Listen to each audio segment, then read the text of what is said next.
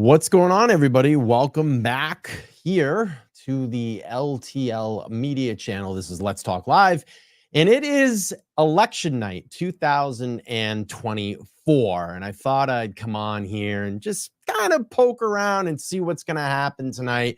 Hopefully, everybody went out and did their, expressed their right today to vote for whatever candidate that you wanted to vote for today. Again, I wanted to come on, see how things were going to go, see what's going to happen here.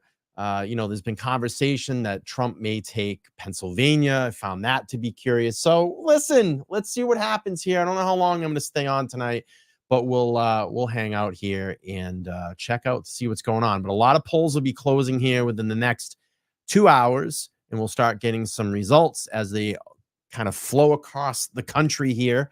And we'll watch it in real time. I got NBC News up right now.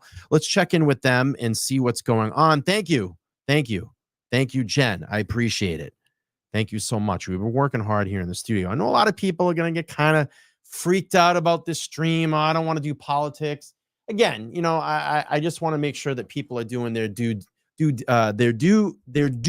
get out and vote. It's very important for whatever candidate you want to support. But let's pull up NBC. And they're actually off on a break right now. Let's take a look at the current electoral map. And again, all the results haven't obviously started coming in yet. But we have Trump right now in a slight lead. He's projected to win Indiana and Kentucky. And he's got the 19 electoral votes versus Harris in the 3. And we'll keep an eye on this. So I hope everybody went out and got out and voted today. It's important to do that. I wanted to use this again as another opportunity to do kind of a test stream here today. I rearranged some lighting in the studio. Hopefully it's looking a little bit brighter in here, because I noticed last time it was looking kind of dark. So hopefully we got it brightened up a little bit more. I've just been kind of messing around with some of the features on this cut pad, which is pretty cool. So again, we'll keep an eye here on the election. Let's see. Lauren C says you can't complain about who gets in if you didn't go out and vote. I truly believe that. And hopefully all of you got out and voted today, because it is super important to do that. You're right. I always say this too. I think a lot of people get hung up on the national election. The most important thing is that you get out and vote in your local elections, because those are the people that run your communities. And I've talked about this over and over and over again a billion times. It's very important to look at what candidates are running, what candidates are running, but what people are running your communities. And that is super important. I mean, just take Canton, Massachusetts, for an example. Look what's going on there. And if you can get out and vote, it's super, super important. Quicker and Drawing in the house. What's up, dude? How are you? Good to see you, man. But we'll go back to NBC, and I'll be flipping through a couple of the channels here as we go on. Let's see. This one is, let's look at Live Now. We'll go to a live report here from Live Now channel on YouTube. Let's hear what they have going on here.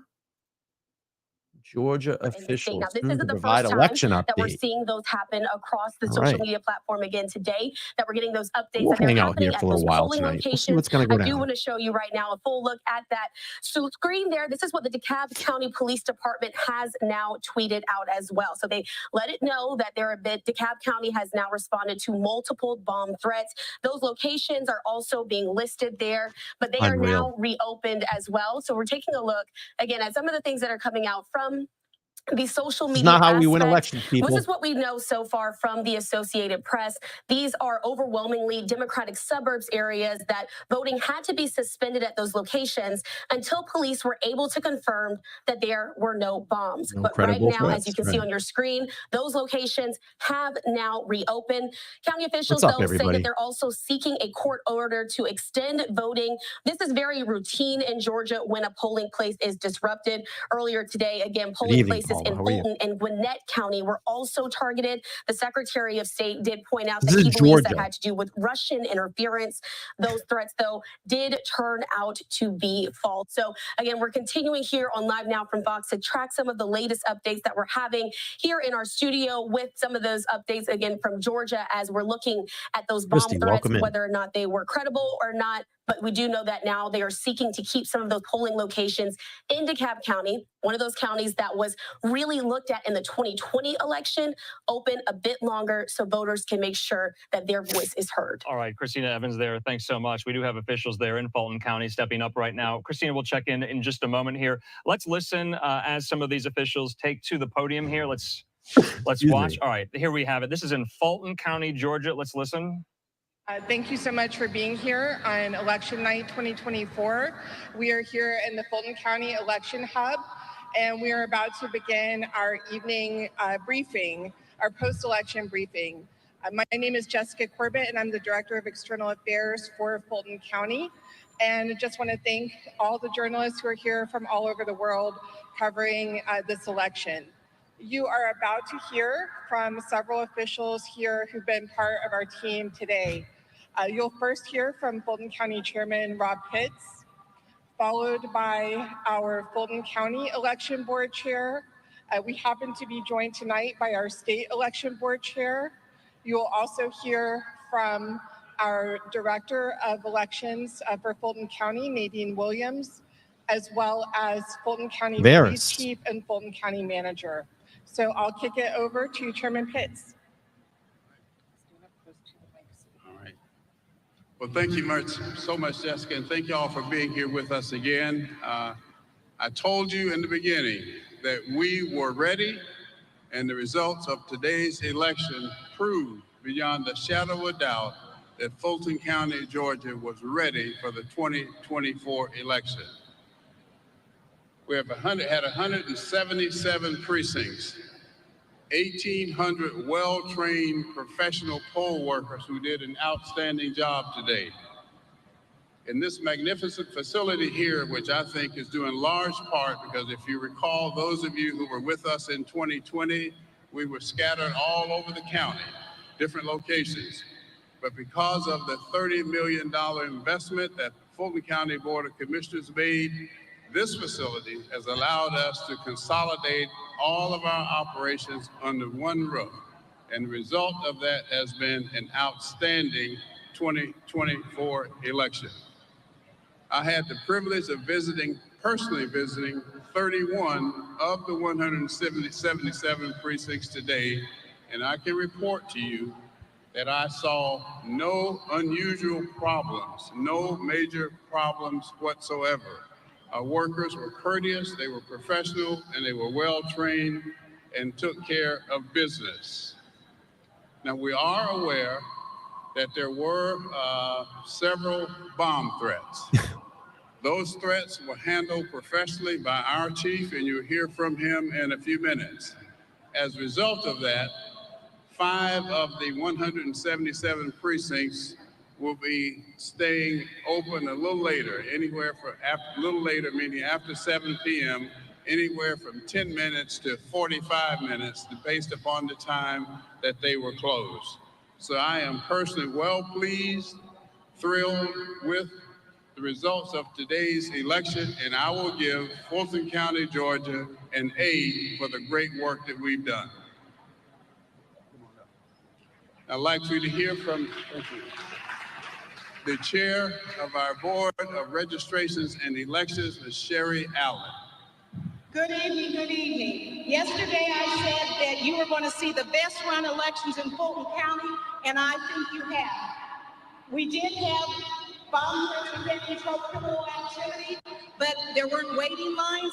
Things were resolved fast for voters. I personally went out to sites when there were problems and resolved them, talked to managers. I want to thank all of the poll workers, all of the poll managers, all of the monitors, all of the poll watchers, everyone who helped make this a safe, secure, transparent, and accurate election. Thank you, thank you, thank you. And I'm going to introduce the chair of the State Election Board, John Revere. God, the echo in that room is just, God. Well, I really don't do interviews, so I guess I'm going to do all of them at once tonight. My name is John Freer. I'm chairman of the State Election Board. I want to talk about the great things that I've seen because over the last couple of weeks, I've had a chance to go across Georgia, from South Georgia to North Georgia, and talk Long lines in election Arizona to superintendents vote. across the I'm state watching and that right now. visit over 20 polling Let's locations. go to, And every one that I've been to, all I've seen is good things. I've seen some extremely dedicated poll workers, extremely dedicated superintendents and poll managers. And I am Georgia. really optimistic that this may be the best election Georgia's ever held. Chairman Allen has invited me to see many polling locations in Fulton County. We went all the way from the north to the south, saw about 9 polling locations, and every one of them ran efficiently and effectively. The voters were happy. The poll managers were happy. The poll workers were happy. And when I see that happening, it makes you feel good. And the one thing a lady told me today when I was in a poll in Gwinnett County, she said, the people that are criticizing the way the polling's going, if they would just come work a poll one time, Lauren said she was able to vote in the middle of the day, no problem. We have in No Georgia line. There is to make lines sure in that it's Arizona. I fair just saw and some safe video. election, then they would understand that we do have fair, safe, and honest elections in the state of Georgia. And I want to thank the Secretary of State's office. They've done a great job with that. I want to thank all those poll. Let me just cut out of this real quick. I'm gonna go to this wide shot. Let's check out this wide shot. Let's see. Where was it? This one here. Little lines in Arizona up here. Lines in Arizona. You get the split screen. You get the Harris campaign down on, oh boy, to my left, and the Trump campaign down to the right of the screen. Up in the upper left-hand corner, or probably your right, Arizona, showing the polls there. And we have the electoral map that's being shaded on the upper right-hand from the AP. So let's cut back into one of these live news feeds. Let's see. That's Georgia. Let's go to this here. Here we go. Let's turn this up. Card as it projects strength in terms of some of the turnout here in the rural communities. You also have a scenario where women, 52% versus 41% for men. There was a big gap so far in early voting of women who are voting. And the conversations I'm having, many of them tell me that they do think abortion is front and center for them. We'll see how that plays out here in the hours to come. All right, Sam Brock in Asheville, North Carolina, part of the region that has just been through so much, and yet so many people came out to exercise their right to vote. I want to go over to Tom Yamas because this is the battleground in 2020 that Donald Trump actually won, and he wants to try to hold on to it. Savannah was the only one that he won in 2020, but it was his closest margin of victory. Let's take a look at North Carolina right now, and I'll take you back to elections past. So as we just mentioned, Trump wins here, but barely, right?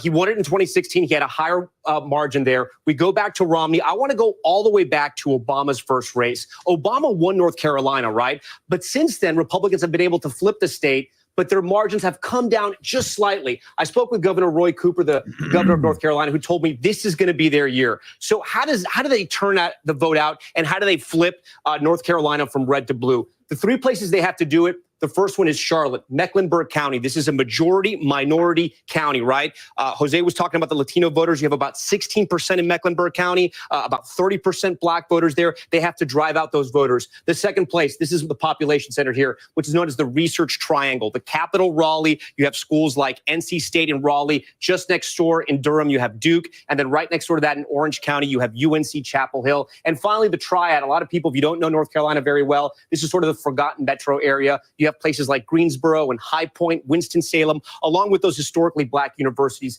These are the areas, guys, where they have to run up the vote. How does Trump win? Well, look at the state. You see how red it is. And here's the issue. It's one of the most rural battleground states. So Trump has to run up that rural vote. And then you were just talking to Sam Brock about the issue of hurricanes. Those are the hurricane counties right there. A lot of them are Trump country, with the exception of Asheville, Buncombe, where you have Appalachian State over here, where Boone is. Those are Trump Trump countries. Hopefully those people are going to go out and vote for him. That's what they need. Back to you guys over there. All right, Tom, then the Democrats have put on quite the ground game there in North Carolina to try and flip that state in their direction, which would make their path considerably easier. All right, we're on a break here. So let me see how many people. Let's go back to Georgia. Let's something going on in Georgia. Yeah. Chief of police or something talking about that bomb threat. Thank you, Mr. Chairman.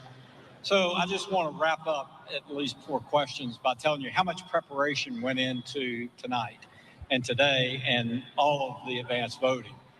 Starting in 2020, we began a whole of government approach. While the tip of the spear is Board of Registration and Election, it involved every aspect of Fulton County with a clear expectation set by our chairman and the rest of the board that we would have a tremendous experience for voters and a free and fair election, which we've obviously accomplished. Oh, God. Everything that went into it, from this building that you stand in, to the technology that was used, to the processes. Seems like every 4 years, all the wackaloons come out, right? All the wackaloons come out every 4 years.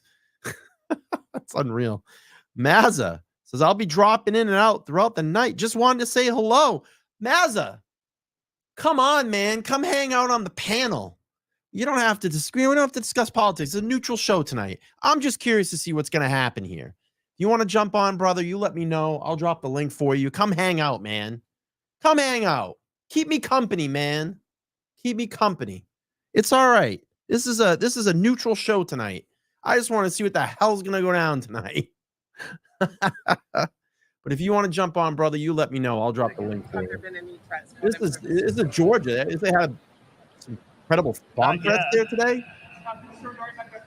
Very concerned No pressure, about it. brother. But the good news is I don't have 177 other locations to worry about. Now we just have this location. Come And I on, think you brother. saw when you came in. Don't be A very afraid. heavy law enforcement presence here. Jeez, no one will do politics. I only got like 38 people watching. They're afraid. Good for the channel. Keep the content flowing. All right, so you have some of these Fulton County officials, including law enforcement there, update us on some of these bomb threats that have been made, these hoaxes Crazy, to polling man. locations. This is not how to win that have elections, caused people. some disruptions there, not only in Fulton County, but in the state of Georgia writ large here. So you can see that some of these officials are taking questions. You know, and I said that too during the Trump assassination attempts. You know, it's not how you win elections.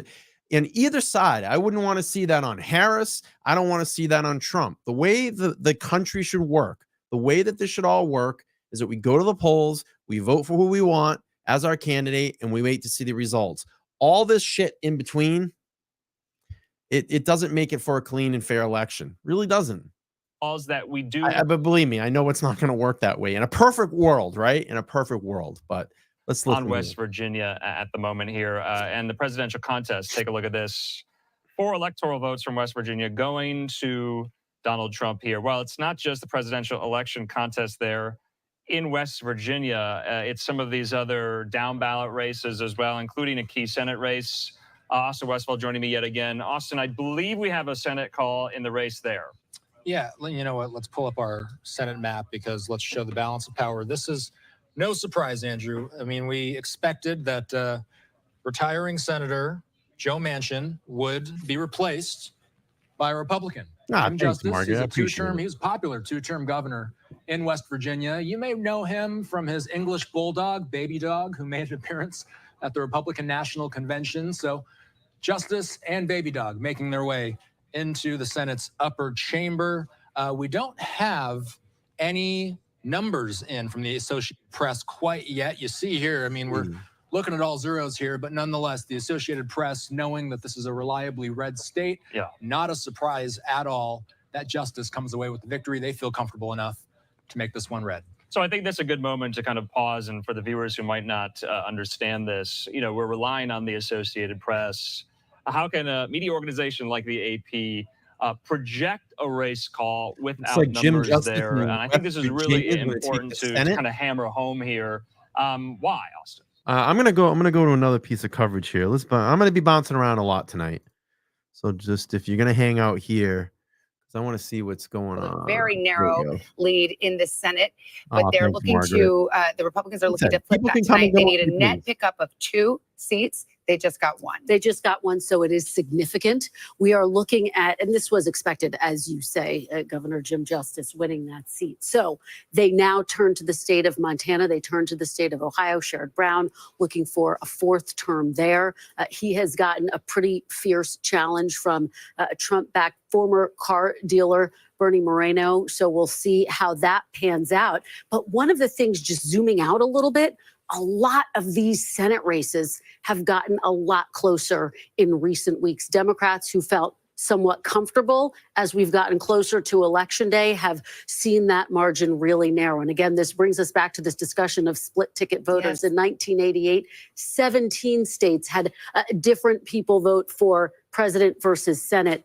That was down to 1 state last year, the state of Maine, when Susan Collins won, but the state went for Joe Biden. So we'll have to watch that very closely. But again, we were expecting that result out of West Virginia. Ticket splitting has become more rare in the Trump era. However, it's Increasingly rare. making a comeback in some of these Senate races where people might vote for a different party for president than they do for the Senate. That's one of the things we'll be watching closely. And how are you doing some more exit duty on North Carolina? That's right. So now that North Carolina polls have closed, I want to talk you through some of what we're seeing from these exit polls numbers. And it is interesting here, right? First, we're going to take a look at the non-white vote in North Carolina. These are the black voters, include Latino voters that Tom was talking about in some of those key counties in North Carolina. As expected, Vice President Harris is winning non-white voters based on these early exit poll numbers. But take a look at Donald Trump here. He's got that 25% slice of the pie. Let me show you the comparison. He is outperforming where he was 4 years ago with non-white voters in North Carolina. He was at 19% in 2020. However, 2 things are also true here. Let me show you white voters here, and we can take a look at the comparison here. You can see that it is former President Trump winning with white voters at 61%, Kamala Harris at 39%. But again, take a look at the comparisons to 2020. She is actually outperforming where President Biden was back in 2020. She is doing better with white voters in North Carolina. So you might look at that and you might go, as we take a walk back to the desk here, you might go, okay, well, those 2 things, do they balance out?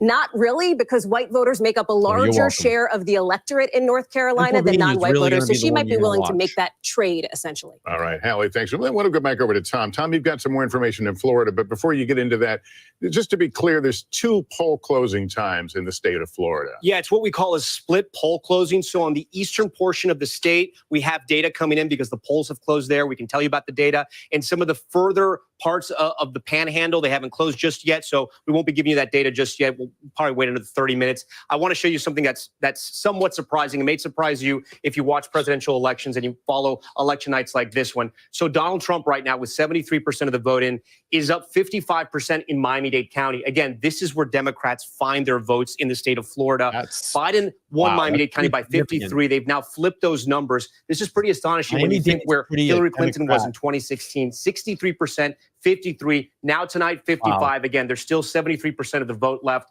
This shouldn't be a complete shocker because Governor Ron DeSantis won Miami-Dade 2 years ago by about 11 points, which was a surprise at the time. But this shows how Republicans are expanding the map and how Florida is becoming more and more red. I do want to show you some potential good news, possibly for the Harris campaign, if they're watching tonight. So we're watching some of the vote come in Georgia. Remember, I told you more than 50% of the vote from Georgia is going to come around the Atlanta metro region. Let's take a look at some of these counties around Atlanta. 74% in Douglas County. Look at her number. 65%. Biden was at 61. So this means she's overperforming in the exact counties where she needs to find those votes. Let's look at another county here. Right now we have Gwinnett. We don't have any vote just yet in Rockdale County. This is another big one. She's at 75%. Biden was at 69. So she's overperforming right now in some of these counties in the Atlanta metro region. Again, guys, this is where she has to drive up her vote. If she can expand the map, scale the Democratic vote there, they can hold Georgia. You remember this was such a close race 4 years ago. No problem, any votes they can find in that Atlanta region is going to help them. Guys? All right, Tom, thank you so much. We've got guests over at our Insiders desk today. And we also want to ask them what they're thinking of some of these early returns. We're starting to see some themes come out. We've got Cornell Belcher. We've got Mark Lauder. Cornell, I'll ask you what you think about what Tom just talked about. You had the story in Miami-Dade where it's potentially a big victory in that county, signs perhaps that outreach to the Hispanic vote is working for Donald Trump. And yet in Georgia, you're starting to see some of that suburban vote really being ramped up for Kamala Harris. this. No, I think that's right. Look, Florida is I think Democrats are going to look back at how we've not invested in Florida since the campaign I worked on, the Obama campaign. We've not invested and worked Florida well. And Florida's like a country. It's really big, expensive state.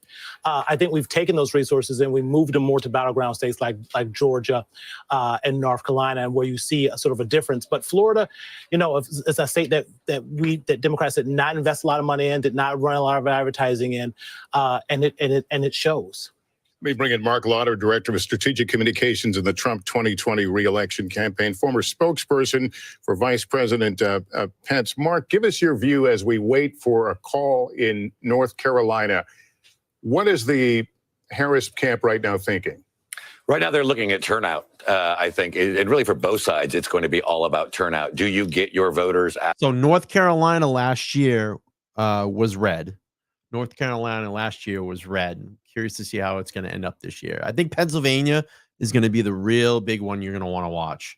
Pennsylvania, I think, is going to be very telling for this election. Impacted areas. So I think that's a good sign for President Trump, but we're going to have to see how that plays out. Another thing I'm watching, and I know Tom alluded to it with Miami-Dade, but I also looked at Hillsborough County, Tampa Bay in Florida.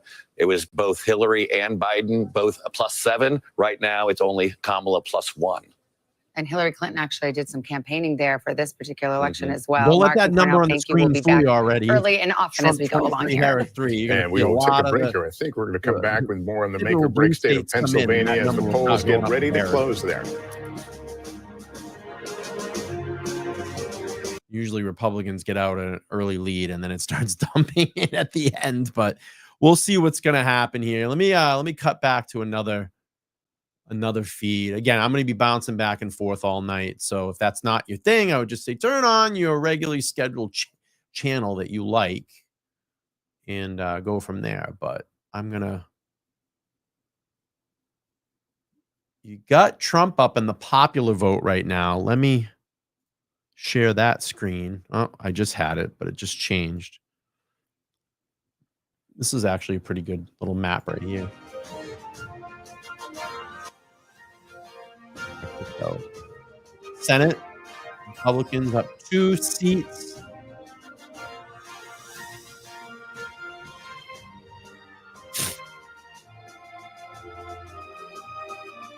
Well, Trump would be winning right now because those polls in those states are already closed, and those are typically red states.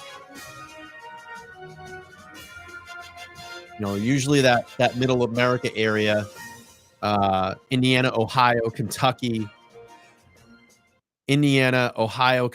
West Virginia are usually red. And then as you start going a little bit more north, and Trump's in the popular vote right now, as you get more north, you have Michigan, Wisconsin, Illinois, Minnesota. Those are usually your blue stranglehold up there. And then obviously, all the East Coast, essentially from Pennsylvania all the way up to Maine, usually goes blue. But I'll be curious to see Pennsylvania, because Pennsylvania has been a very close toss-up state this year. And I think if Trump takes Pennsylvania, that's going to be very telling, I think, of how the rest of the country is going to go. I mean, California is obviously going to be a blue state. Arizona's one to watch this year, too. It went blue 4 years ago, but maybe the Republicans come back in and win Arizona and take Arizona. I'll be curious to see that. Colorado, New Mexico are usually blue. Nevada, Oregon, and Washington, that stranglehold. California, Oregon, and Washington are usually got that stranglehold out on the West Coast. But we'll see what happens. I think this is going to be interesting. I'm kind of just curious of how either close or how much of a blowout this is going to be. But we'll let me see. Let me cut back to another feed here. Let's see. So we get some live coverage. Everybody's kind of in a commercial break right now. Let's go to this feed. A lot of commercial breaks right now. So hang in there. Hope everybody's doing well. Come in, smash the like button. Casual night tonight. Election night. We'll hang out. See what's going on. Hope you get out and voted. The most important thing is go out and vote. And Peggy says, rigged elections are so boring. Nice to see you, Peggy. We love you. We love you here on LTL. Nice to see everybody. Come in, chat, hang out. I know a lot of people don't do politics. We probably don't have a lot of people watching, but if you are, interact with the chat. I'll be back tomorrow night doing part 2 of the Vanity Fair article, Karen Reed Vanity Fair article. So I'm looking forward to doing that. And I'll get all that together tomorrow, and we'll go from there. But it's nice to see everybody. Yeah, the time change is really messing with me too. I feel like I get tired quicker. And, being dark at like 4:30, 5 o'clock now is crazy. Let's see. Do we have any other live feeds? All right, we're going to go back to another live feed here. I believe this is NBC News. We'll cut back and forth. Again, NBC News. Let's go there. If he holds North Carolina, he flips Georgia and Pennsylvania, he gets to 270. That's his easiest path. But Lester, if he can't win North Carolina, his whole map changes. And why do I say that? Because he can no longer win just 3 states. He has to win 4. He can do it by winning Pennsylvania and Georgia and keeping the blue wall, or I should say tearing down the blue wall, Michigan and Wisconsin. If he can't go there, he has to go out west and win both Nevada and Arizona. That puts him over the top. But again, without North Carolina, for his scenario, he needs 4 states. Harris has put a lot of money and time and people on the ground in North Carolina. What does it do for her? Well, look, if she wins these 16 electoral votes, it eases some pressure off her, right? Because her easiest path is the blue wall. If she can win Pennsylvania and North Carolina, look how close she is. She only needs 9 more electoral votes. Pretty much any other state, with the exception of Nevada, gets her there if she's able to win there. So if she can take North Carolina, the Trump team gets much more nervous and the Democrats become much more optimistic because she's won out east. If she can win in the Midwest and pick off a state out west or hold it, she's going to be the president. All right, Tom, let's go back to Savannah. We talk a lot about the blue wall. Wisconsin is a big part of it. And our correspondent, Shaquille Brewster, is in Milwaukee with some breaking news. And it's a possible issue with absentee ballot counting. Hey, Shaq, what do you know?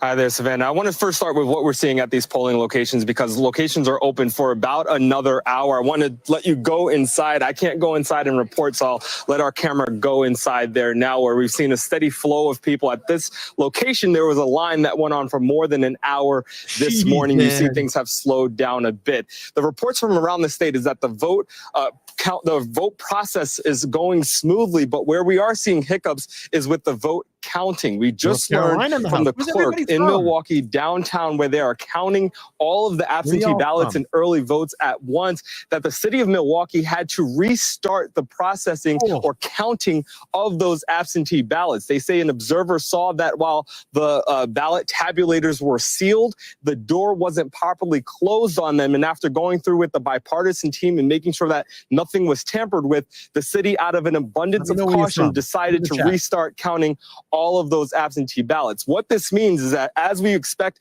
results from this battleground state of Wisconsin, you're going to have to wait a little bit longer. The clerk said in the past that they weren't expecting results from this city to come until after midnight Central Time. We now believe that timeline has shifted 2 to 3 hours later into the night. There's more than 100,000 ballots that those clerks are going to have to work through. So the vote is still ongoing right now, but be prepared to wait as those results come in later tonight, guys. All right, Shaq Brewster in Milwaukee. We're used to waiting for Milwaukee until the wee hours of the night. I want to go back to the table here. Hallie, you've been looking at some of the exit polls. I think you've got some North Carolina information and some interesting results. So there's some conventional wisdom here, and then there's some data that flips the conventional wisdom on its head. So let's talk about that specifically as it relates to these age groups. We know, right, the Biden coalition in 2020 that propelled him to the White House involved young voters, right? And for our purposes, young is 18 to 29. In North Carolina, and I want to show you here, you can see that for older voters, and I'm talking senior vote here, former President Trump won those older voters. That is not unexpected. His campaign has long thought that he would do well with seniors. But here's what's interesting. Look at Vice President Harris. She's got 47% of the senior vote. She's doing better than President Biden did with seniors in 2020 in North Carolina. So she is outperforming where he was 4 years ago. Then you look at that youth vote, right? Again, not unexpected that Vice President Harris would have a slight lead. And I would say this is very close. We are waiting for more numbers to come in, more of these waves as they're called from the exit polls, but still interesting. But again, look at 48% for former President Trump. He is outperforming among young voters in North Carolina. So you have that kind of conventional wisdom. They're overall sort of winning the groups, at least to a degree that we thought they'd win. But each of them are overperforming on the sort of flip end of that. All right. Well, Savannah Sellers is here to talk about a huge role that the youth vote could play in the outcome of this election. What have you been seeing? You've been tracking a lot of the polls leading up to tonight. Yeah, I absolutely have. And first, I want to dig in a little further on North Carolina and what Hallie just said, because if we dig even deeper in and we talk about gender in that under 30, it's similar to the trends that we've been discussing. Trump has improved what he did with young men. Tonight, 60% in our NBC News exit poll there say they support him. That is up from 42% that voted for him in 2020. Whereas with Harris, she's performing even better than Biden did with women. 65% saying that they support Harris in this exit poll, when 58% actually supported Biden. Is that just North Carolina, or is that a national That's just poll? North Carolina. Okay. That's our North Carolina exit polling tonight. North Carolina is really interesting to me because I've been talking with college Democrat and Republican presidents on campuses there, but the college Democrats were so organized in this state. Like, what they did on these campuses was really amazing. They lobbied the state to have more polling places on campuses. They even had it be made that the student ID could be an acceptable form of ID on several campuses, which was not the case prior. We're also seeing this kind of play out to be right what we're seeing with that young men appeal for Trump seems to be working in some places.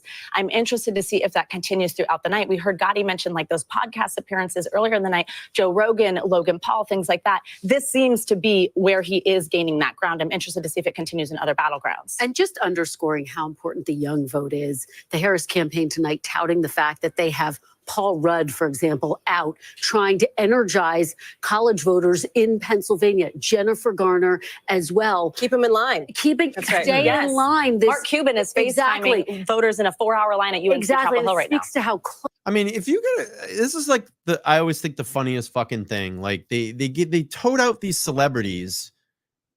Does that really sway your vote? Like, oh my God, Taylor Swift is for Harris. Oh my God, Joe Rogan's for Trump. Does that really sway your fucking vote?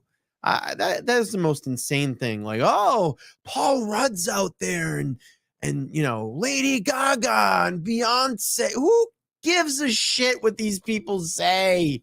Who cares?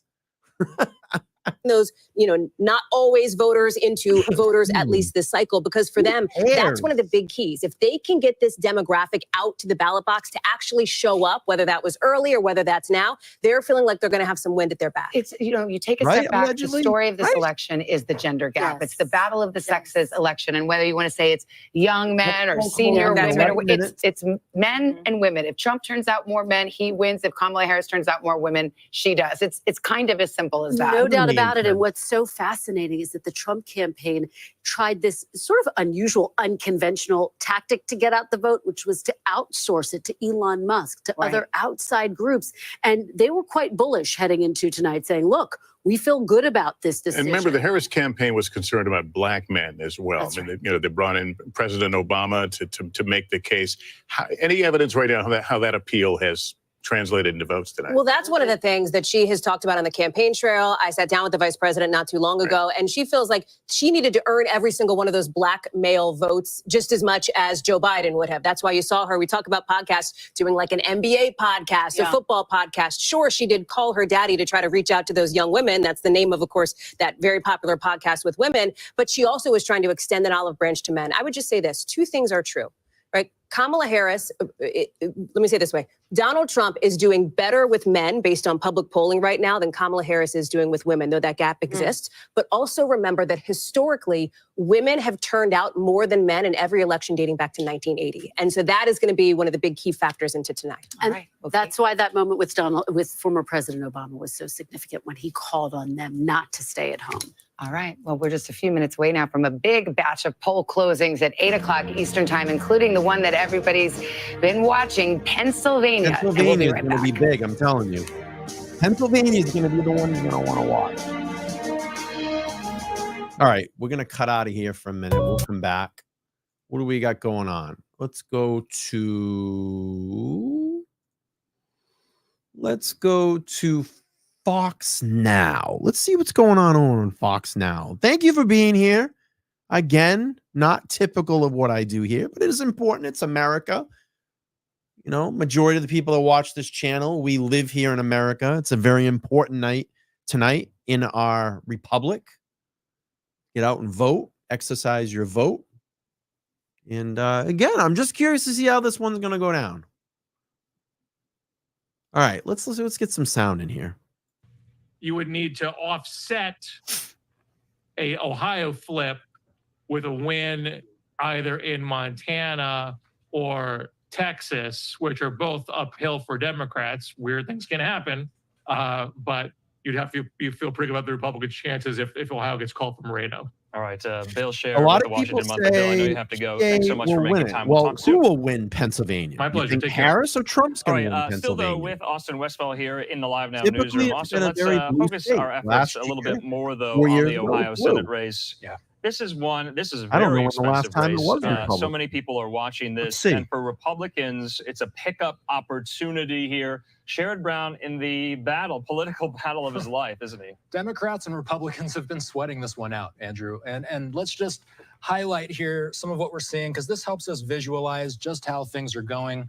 As he mentioned, we are talking about a closing path for the Democrats to gain or to... Let me just get Pennsylvania generally leans Democratic since the 1990s, as it's backed by the Democratic presidential candidate in every election since 1992, except in 2016 when it was won by Donald Trump. So if Donald Trump, I believe, my prediction, Donald Trump can win Pennsylvania, I think he's got a hell of a shot at winning. If they want a fighting this chance, year. Texas is the other one. Colin Allred will need to pull off an upset against Ted Cruz. There's also this kind of surprising race in Nebraska. An independent candidate Joseph said it's has looking been red for giving the a House and the surprising Senate. challenge to the Jeez, wouldn't that be Republicans in crazy? seat there. You had a Republican, Nonetheless, I mean, if we're looking President, at the map, House, there are and so many Senate. Democrats Wow. that are facing very close races. We're talking Bob Casey in Pennsylvania, as he alluded to. John Tester, who is another three-term Democratic incumbent who has built a strong Democratic coalition within his red state. Joseph, thank you so much for the $2 super sticker. I appreciate that. Thanks for being here. Tim Sheehy. We're going to hang out here tonight. One could Watch argue how that the this past kinda three all Senate goes cycles down. have been in the Democrats' favor. The first one came in an unpopular year for Republicans because Thanks, of Joe. the I appreciate war, that. and then the second time Tester was elected, that Peggy was a blue says, wave because of Obama. election ritual. The third time Tester in Montana was Peggy says the election ritual, the illusion of democracy in America. Grab your popcorn, people. Yeah, Montana, we'll have to see. Ohio. A lot of Lisa parallels says to draw, she thinks that Trump's going to take Both PA. of those three-term Democratic Well, she's probably incumbents responding facing back perhaps to their toughest uphill 2016. battle. Polls, by the way, say that this seat is more likely to flip than Ohio. Thank you. I appreciate it, Joseph. Apologize there. Austin, we are in a new hour at 6 o'clock here Mountain Time. We got another It's 8 poll that o'clock was there on closing the in East about Coast. That 11 means, minutes. polls have now closed All right. or about to close Here we in go. states Michigan and like Pennsylvania. Some results in Pennsylvania and Texas. That's right. These are populating in real time. And you know what? Let's hover over these and see what we can from these. So this is the Texas Senate race. Colin Allred and Ted Cruz. This Not is something looking that a good lot for of people Ted have been Cruz in fascinated Texas. by. That's not good. Very early results. Only 8% of the votes counted so far, but so far we do see Colin Allred with a 13 roughly point lead over Ted Cruz. Only 8% of the votes in. It's not good. You can't really draw anything from that few of the votes being tabulated. I think we're hearing a little bit more out of Florida as well. I think I saw this go darker red. It used to be lightly red, and now it looks like this has a check mark on it, which would indicate that the Rick Associated Scott. Press Florida has actually Senate. called this Senate race Wow, in Florida Rick Scott. for Rick Scott. We're seeing Scott with a comfortable lead over a 10-point lead Wow. to McCarcel Powell. It looks like one of those Deep red. some Deep might red say in Florida. small chances that Democrats could steal one from the Republicans. It looks like that door is closing in Florida specifically. All right. So you're right. Wow, We they do have said a race deep red call in there Florida. in Wow. Florida. It seems like In the Senate. Republicans breathing a sigh of relief there in the Sunshine State. Rick That's Scott stays could be there telling for Trump. in the Senate. Let's put up the numbers here because it looks like, to your point, the Associated Press did call that race. This is the breakdown right now. Rick Scott takes 82% Florida as the of Senate. estimated votes counted between Scott and Mucarsel Powell. To your point, though, we are tracking yet another Senate race in Texas that Democrats were somewhat bullish on as well here between Colin Allred, the Democratic Right. congressman, You got to wait. and though. Republican Senator Ted You know, polls Cruz. haven't Too early closed yet. to You're gonna tell start yet for seeing this race, but West we are getting Coast come results in, just in here. Middle In America the meantime, come in. though, we do It have hasn't some all new hit yet. vantage points So it's coming gonna be to a us while. from the election night watch parties of both Joseph Trump says, and "Nice Harris Florida." here. That one there on the campus of Howard University. Take a look at that. You see a lot of Harris Walz No, supporters I've not confirmed that gearing yet. up. They're watching the results. This one there at West Palm Beach in Florida. That'll be You big also if Trump see a lot of took, MAGA, red, Make America Trump Great took Again hats Michigan? as well. Wow. In the meantime, That would though, we be do have big. a live event. We want to go up north to Philadelphia. DA there, Larry Krasner, about to brief the media on how the election is going there. So this press conference is going to get underway in Republicans any have a moment here. We'll +1 wait net until gain Krasner in the starts Senate right speaking now. as well. So things are moving very, very fast. We are in a new hour. I'm Andrew Kraft. Thanks so much for being with us Start here. coming in soon. But to Thanks for that being point, here these with are me. just really compelling live vantage points in and around some of these election night. Smash the like button if you enjoying this so far. We got a couple more people that joined us. Don't be afraid. Chat with us in the chat. That's why we're all here. Just wanted to do some election coverage tonight. I hope everybody got out and voted for whatever candidate they believe in that could run the country the way that they want it ran. But we'll see. All right, let's get some sound. At the election night watch party for the Trump Vance ticket and the election night watch party for the Harris Walz ticket there on the campus of Fordham University. Excuse me, rather, Howard University outside of Washington. In the meantime here, we are waiting for the district attorney in Philadelphia, Larry Krasner, to begin this kind of kindly I'm going to cut out of press this conference there. We're going to go to NBC News. Let's cut over to NBC. Looks like they're doing some tallies. Here we go. NBC News. We move over to Rockdale. Look at this. 69% for Biden, 75% tonight for Harris. They're looking at these numbers tonight. And again, there's still a lot of vote out, but they're looking at these numbers tonight and they're telling themselves this is the kind of rhythm they want for the rest of Georgia throughout the night. Only 25% of the vote is in. Trump is way on top. But again, 25% of the vote is in. Remember, we can show you guys where the vote is out. These giant bubbles, the bigger the bubble, that's how many votes still have to be counted. So you can see a lot of the rural counties, a lot of them are coming in. There's still some in the rural county that are out, but the big area, remember, 50% of the vote is going to come around the Atlanta metro region. Let's also talk about Pennsylvania, guys, because we're getting close to getting some information in Pennsylvania. And remember this, 2020, Joe Biden wins the state. It is going to be the keystone state and the key to the election tonight. Trump won it in 2016. The difference, about 40,000 votes. In 2020, he wins by about 80,000 votes. Biden does. The interesting that has happened, and we've learned a lot about Philadelphia, the counties around Philadelphia, places like Chester, places like Montgomery County. Those people in the know call it Munco. We'll talk to Hallie about that, as well as Kristen Welker as well. Delaware County, Delco, and Philadelphia County. This area right here, this makes up about 30% of the vote for Pennsylvania. We're going to be watching what happens here. What's interesting that happened here in 2020, so Biden actually underperformed Clinton, but he overperformed in Massachusetts is probably the bluest state in the whole country. Yeah, it's probably the bluest state in the whole country. So it's always going to be blue. And we're so honored to have both Kristen and Hallie, people who know about Wawa. They know about Eagles fans. They know about steaks. Come on. How good is Wawa? Phillies. Always, the best. Always. But Tommy, you forgot to ask them cheesesteaks, wit or wit out? Wit. Okay. Whiz without, babe. Okay. Whiz without. All right. Well, we have a lot of time just to do Philly talk. We won't leave Pittsburgh out, but we got we're coming up on a poll close. Yeah, here. 21 seconds until the top of the hour. Another poll close, and we're going to hear from about 17 states here coming up at the top of the hour. And there's our election alert as we stand by, and the drama building now because as we've been talking about, we're going to see Pennsylvania. Those are the other states that the poll closings are about to occur in fact about 1 second, and we'll be able to get some characterizations for you here in just a moment. We'll look at those 8 o'clock poll closings. Here's an NBC News projection. State of Florida, NBC News projects that Donald Trump will win Florida and take its 30 electoral votes. State of Massachusetts, Kamala Harris, the projected winner tonight with 11 electoral votes. Donald Trump, the projected winner in Tennessee tonight, 11 electoral votes there. In the state of Maryland, NBC News projects that will go in the Kamala Harris column.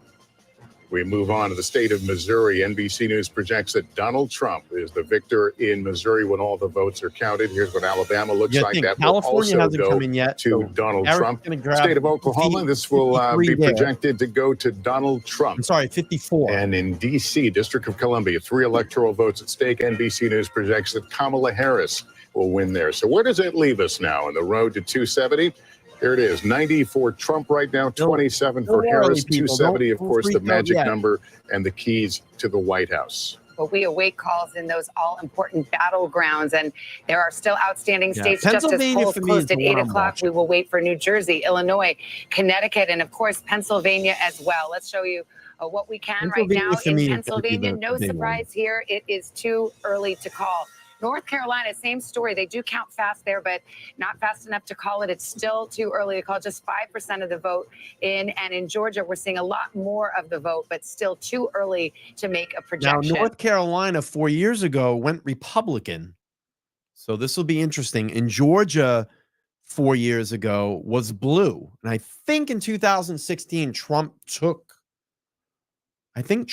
Georgia. I could be wrong on that. I have to look that up. Maybe someone can Google that. 30% of the vote is going to come from these northern suburbs. It's a good barometer to know also how Harris is doing with suburban women. So let's go to 2020 to compare here. So Prince William County, it looks like Harris is slightly down with 75% of the vote in. This one stood out to me. 95% of the vote is in Loudoun County right now. Biden was at 61%.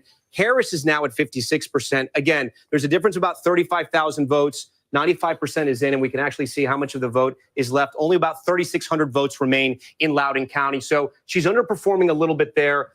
As we keep going here, Fairfax County, 45% in. She's at 68%. Let's see how Biden was doing there. 69, about the same. Something else that's interesting that's happening in Virginia Beach. This is a swing county. Trump won it in 2016. Biden was able to flip it. Tonight, Trump is on top, but only about 20% of the vote is in.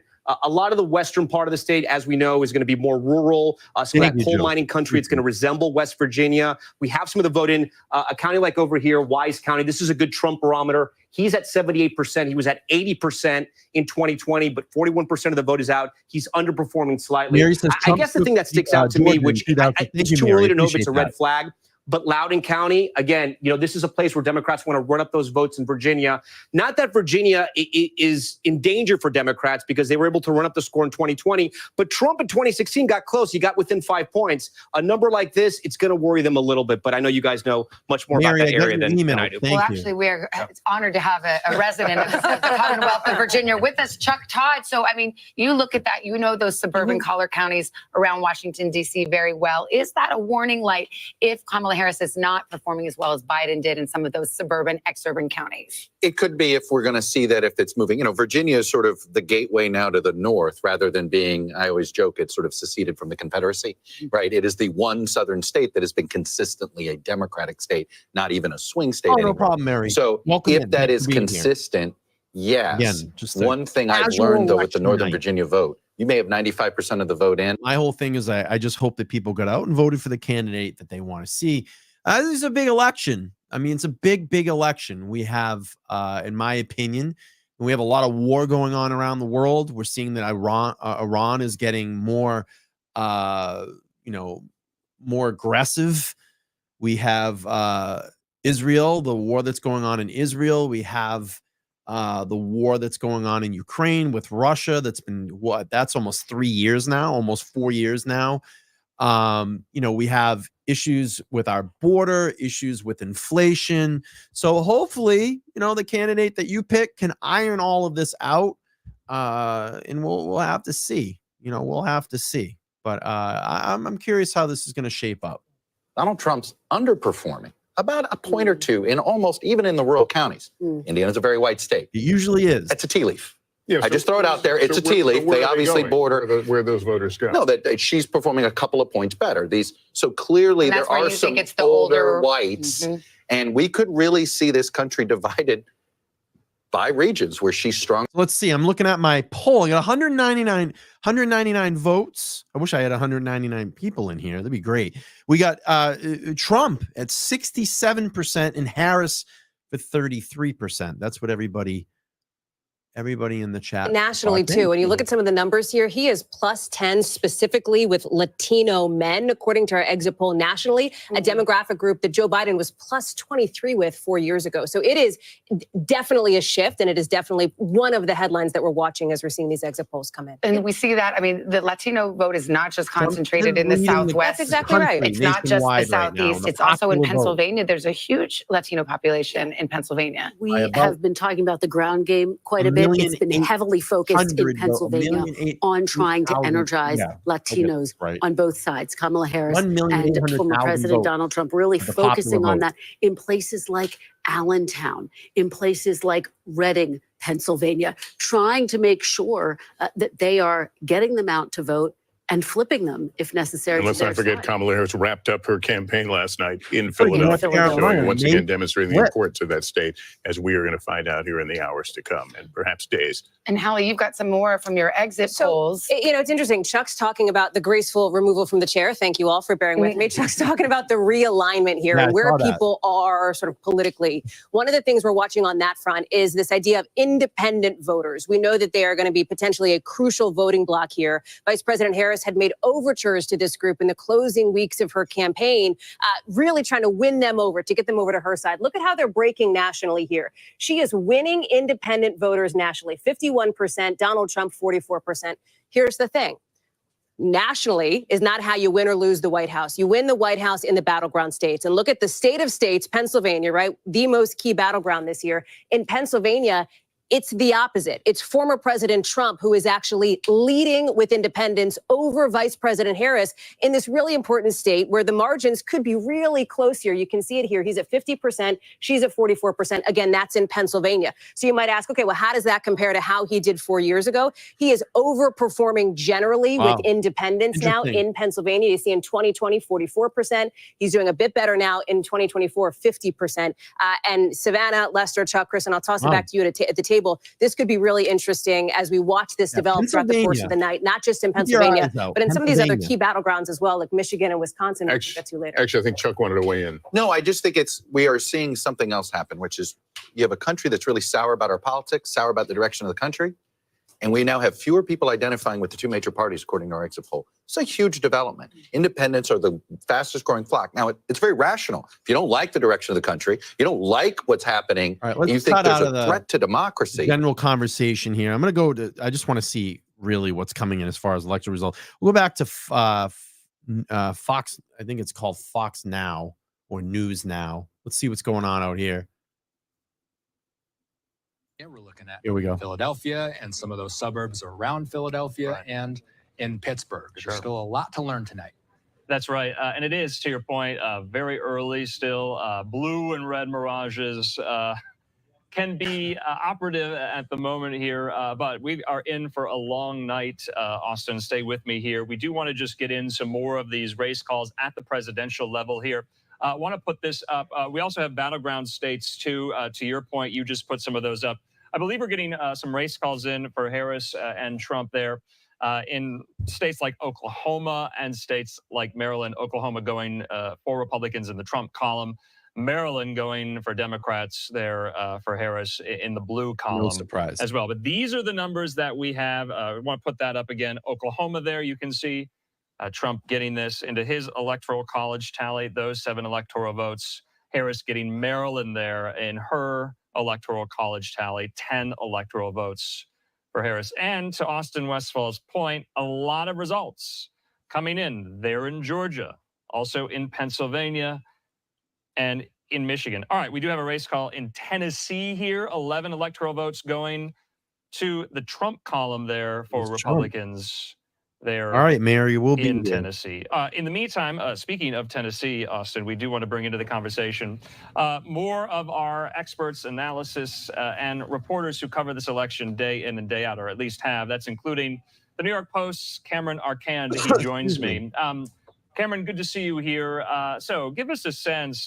Yes, we've gotten a lot of race calls in for states that aren't necessarily surprises, but we have gotten some of these results in from some of these battleground states. There's a lot of dichotomies at play right now when you look at the vote share with Trump and the vote share with Harris. Rural versus urban and suburban pockets. Also, some of these key demographics as well, the elderly and the youth, men and women, but also between early voting and same-day voting here. Cameron, what are you looking at right now? I'm looking at the difference between the Sun Belt and the northern states right now and the dynamic between those two, particularly because we saw a lot of people move to states like Florida, like Georgia over the past several years in the post-COVID era, and really trying to figure out how those people are going to vote compared to 2020, where they might not have even lived in these states at this point yet. So obviously it's still early.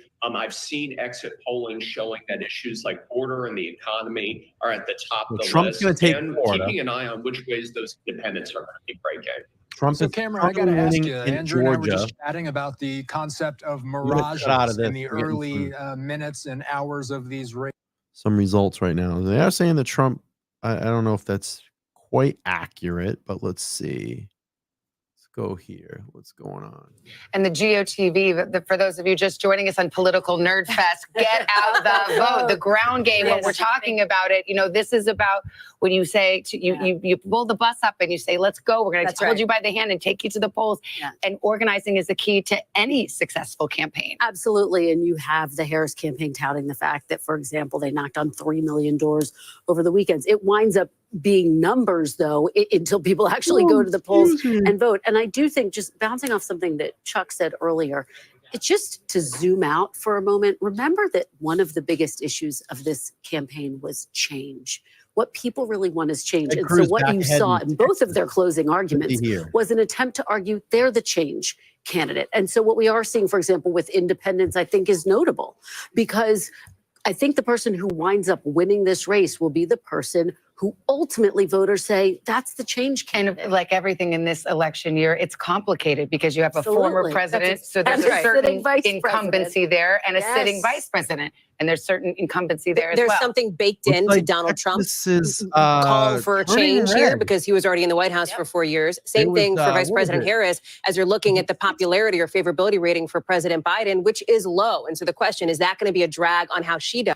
What was, I can't remember if it was 2016 or 2020. There was some nervousness that Texas was actually going to go blue at one point. It was very close.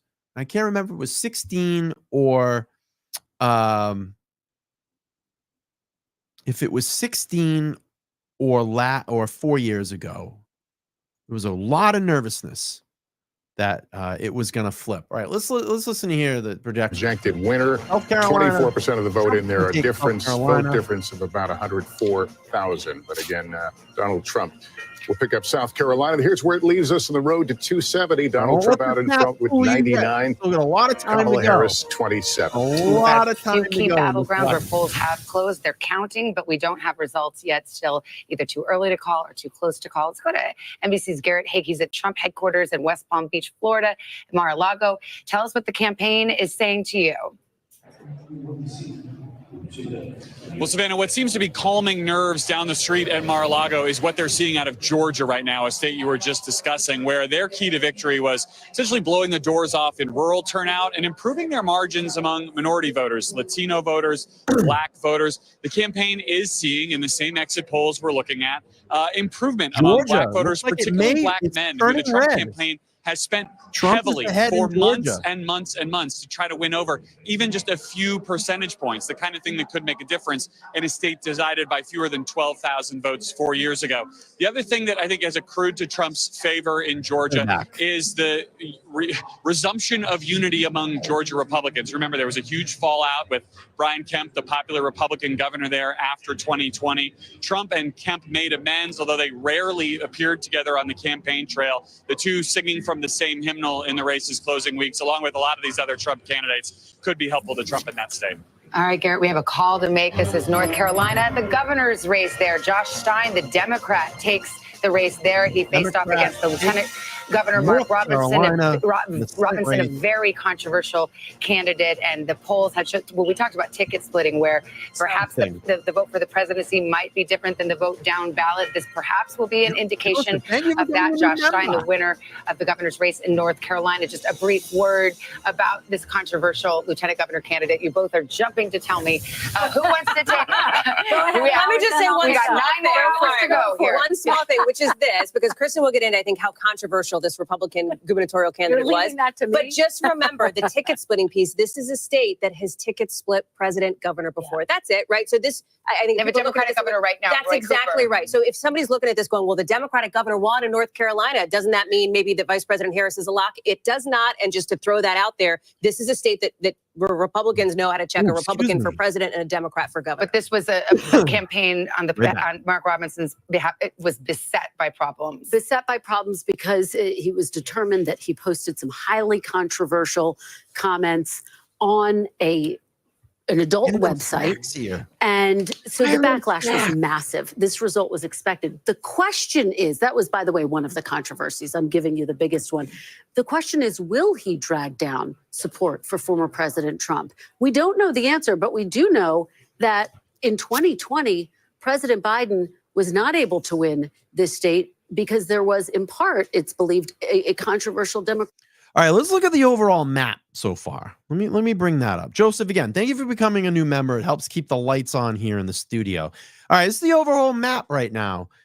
Pennsylvania is the one that I've been kind of looking at and curious about. Kansas looking blue. That's interesting.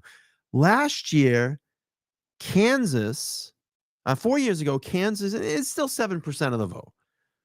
But 4 years ago, and it's been traditionally a red state, is Kamala Harris is leading there in Kansas. We got Oklahoma for Donald Trump. Texas, still pretty close, but it looks like 38% of the reporting coming in Texas. Looks like Trump is going to take Texas. You have Florida, definitely for Donald Trump. I remember, what was it, 2016? Very close race in Florida. It almost flipped blue.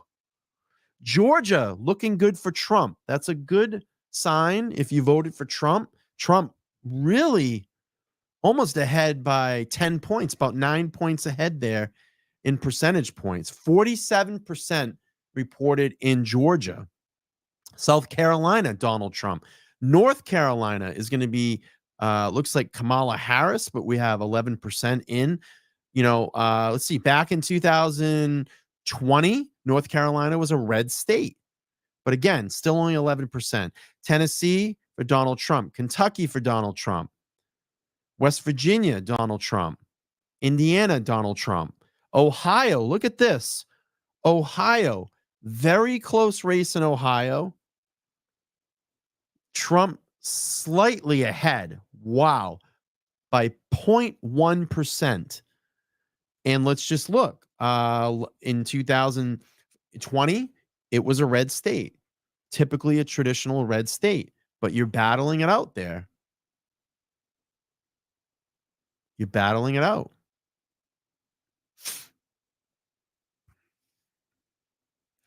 Let's see. Pennsylvania. Kamala Harris way ahead in Pennsylvania right now, but only 8%. All right, let's go back to what I want to go to right here. Let's listen in. 1% in, not really worth a discussion there.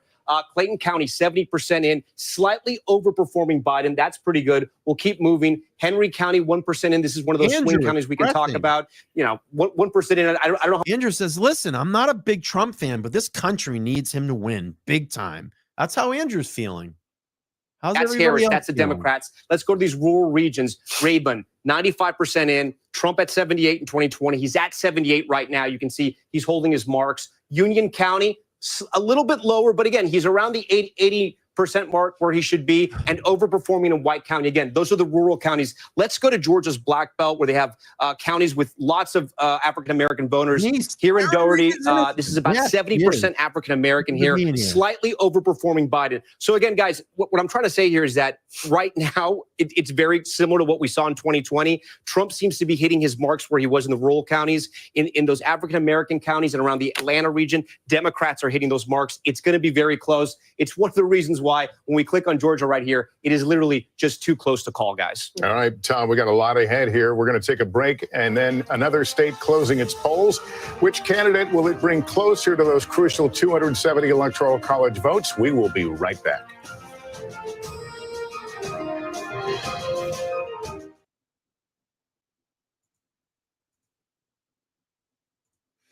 Let's see here. I want to, take some time here to address this a little bit. I put out a statement this morning, essentially about information that is put out in the Karen Reed case and things that are, confirmed and not confirmed.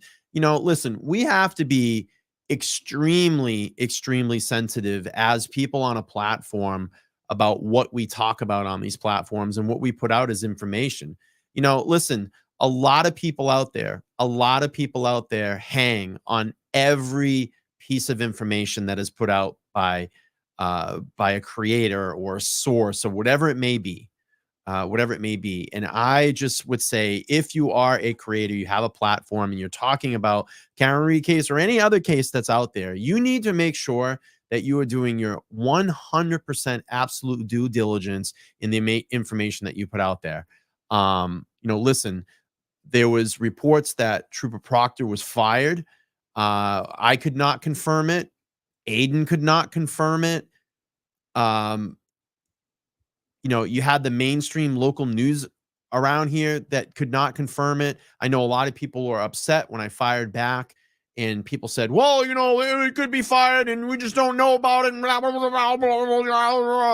Listen, I think people would be on that right away, and it would be the duty of the Mass State Police to make sure that is put out there. I don't see Proctor being fired. At this point right now, there's no confirmed reports. You even heard that Aiden jumped out and, reached out to Karen Reed's defense team, and they could not confirm. Believe me, you don't think that they wouldn't have their thumb on all of this information, that they wouldn't know right away if Proctor was fired or not. I get it. People have some deep sources and ways that they get information, but I didn't see that as a very credible thing that was put out there. I wanted to make sure that people understood that it was not 100% confirmed or confirmed at all. And, I just urge caution in what people say on these platforms, because a lot of people hang on every little piece of information that is put out there. And you got to pump the brakes a little bit, make sure that it's correct, and make sure that it's put out there. And, listen, I addressed it this morning. I talked about a lot of people coming at me saying that, oh, you're just jumping on Turtle Boy's back and this and that. And you're just doing this. Like, listen, I am not Aiden. Aiden knows that I am not Aiden. Aiden and I have a very cordial relationship. I've been on his channel. I helped. I hosted. I think when he was away at jail, we did about 6 or 7 shows. The Glare Will joined me over there. We had a lot of fun. And it was great. I mean, we raised, I think it was like around $9,000 for Turtle Boy's Defense Fund. I didn't ask for one single dime. I didn't want a single dime from it. I didn't want anything from it. I just wanted to help. The bottom line was to help and keep content going on his channel. I built this platform from money that I save throughout my lifetime. I've done pretty well with saving. And I took that money and found an opportunity now to build and do something that I want to do for the rest of my life. I love being here on this platform. I love being here on this platform with all of you, being able to do what I do, to share information or just share what's inside my head. You can agree with me. You don't have to agree with me. Okay.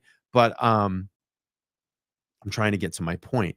but I wanted to do this for us. I wanted to build a community here that people could be happy, be proud of, and come in and sit down and have a face-to-face general conversation about like-minded topics.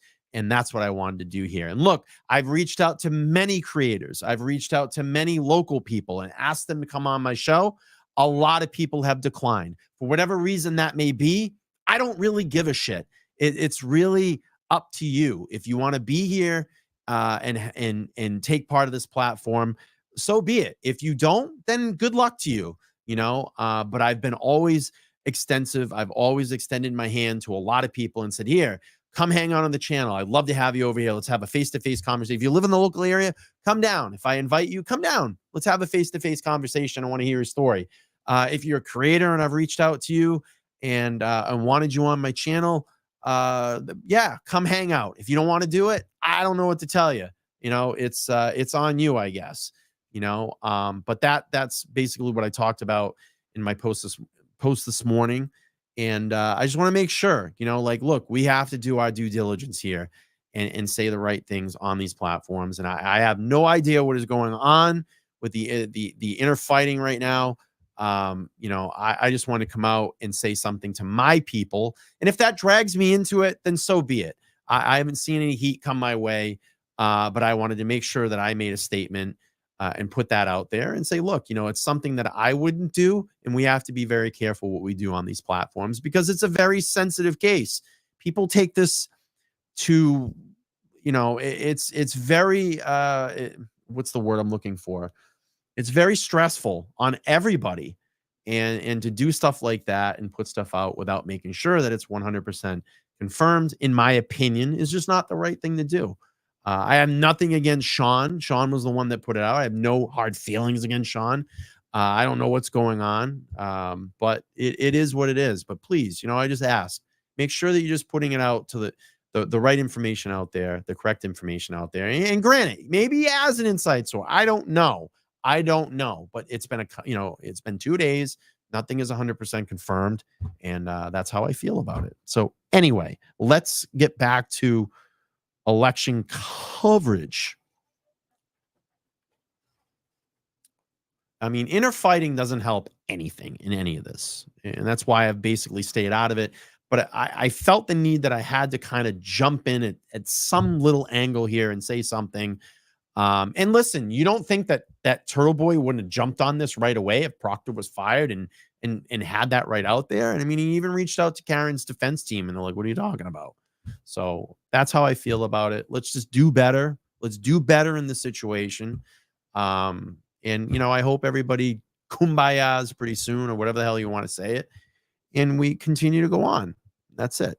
All right. Let's turn up the volume here. College that are voting age and kids who aren't in college that are voting. Is that playing out just in a few states or across all states? In any way? In all of the states, they're seeing they're exceeding their model on how many people are voting at these college at places that are primarily college. Yeah, campuses. we can put up the Florida abortion ban. Remember, there are 10 states with abortion on the ballot tonight, and we can show you how Florida Amendment 4.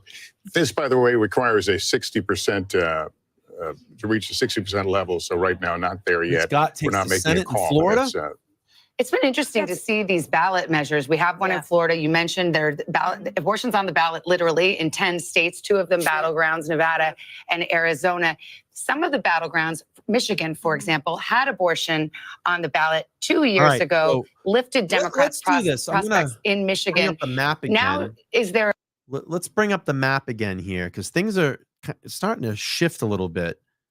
So let's look at the map. The last time we checked. All right, we got a little bit more red flowing here. A little bit more red, which typically is, pretty much those red states. Pennsylvania, again, Kamala Harris, 8% reporting. It's been like that for a little while. Still blue. But look at this.